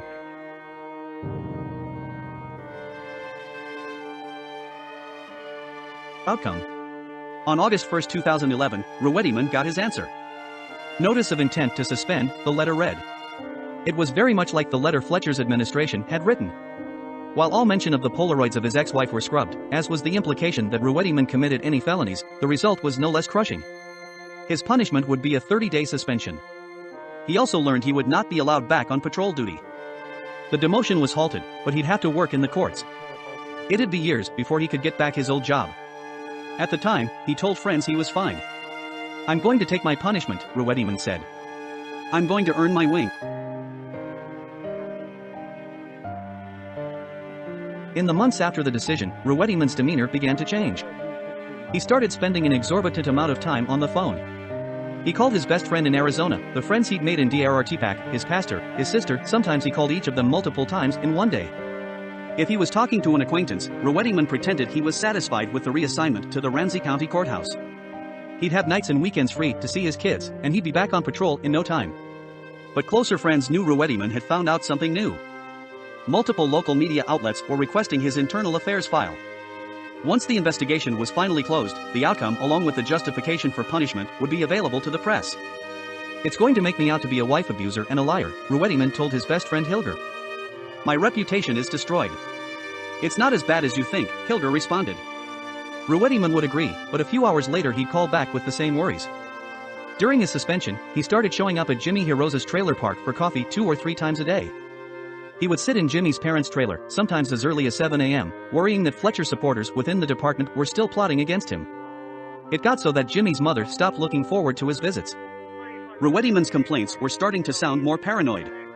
In darker moments, he confided that he feared Fletcher might have him killed. "If anything happens to me, call the FBI," Ruettiman told Jimmy. A week before Ruettiman was set to go back to work, he handed over the accordion file to Hiroz and told him to give it to the City Pages reporter whose name was on the envelope. On Saturday, October 2nd, Dieters was packing up for a casino trip to Hinckley with a friend. When her ride arrived, Ruettiman followed the pair out into the garage, where Dieter's friend complimented his prized Ford F-150, the truck he liked to pick his kids up with. "Do you want to buy it?" Ruettiman asked her. "Come on, you love this vehicle." Dieter scoffed, brushing it off. Dieters kissed him goodbye and left. Ruettiman was supposed to go to his sister's for dinner, but then called to say it was too late, he was tired and wanted to talk to Hilger. When he talked to Ruettiman, Hilger was surprised by how calm he seemed for once. "Nah, I'm fine," Ruettiman said. "I'm okay." At 8:30 a.m. on Sunday, Dieters called Ruettiman from Hinckley. She'd won $1,600 the night before. Ruettiman seemed happy for her. They made plans for later that day. But before she returned home, he headed to the guest bedroom downstairs. In the closet, he pulled down his gun case and removed his service weapon, which had just been given back in preparation for his return to duty. He removed a single bullet from a box of ammo. Ruettiman drove his car north for about an hour, past the city where his sister lived, up past Hinckley where Dieters was. Ruettiman pulled onto County Road 61 and cruised through the farmland for several miles.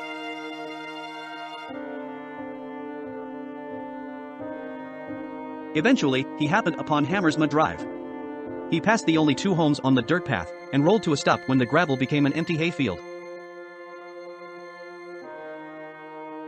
Ruettiman walked outside the car, raised the gun to his head, and fired.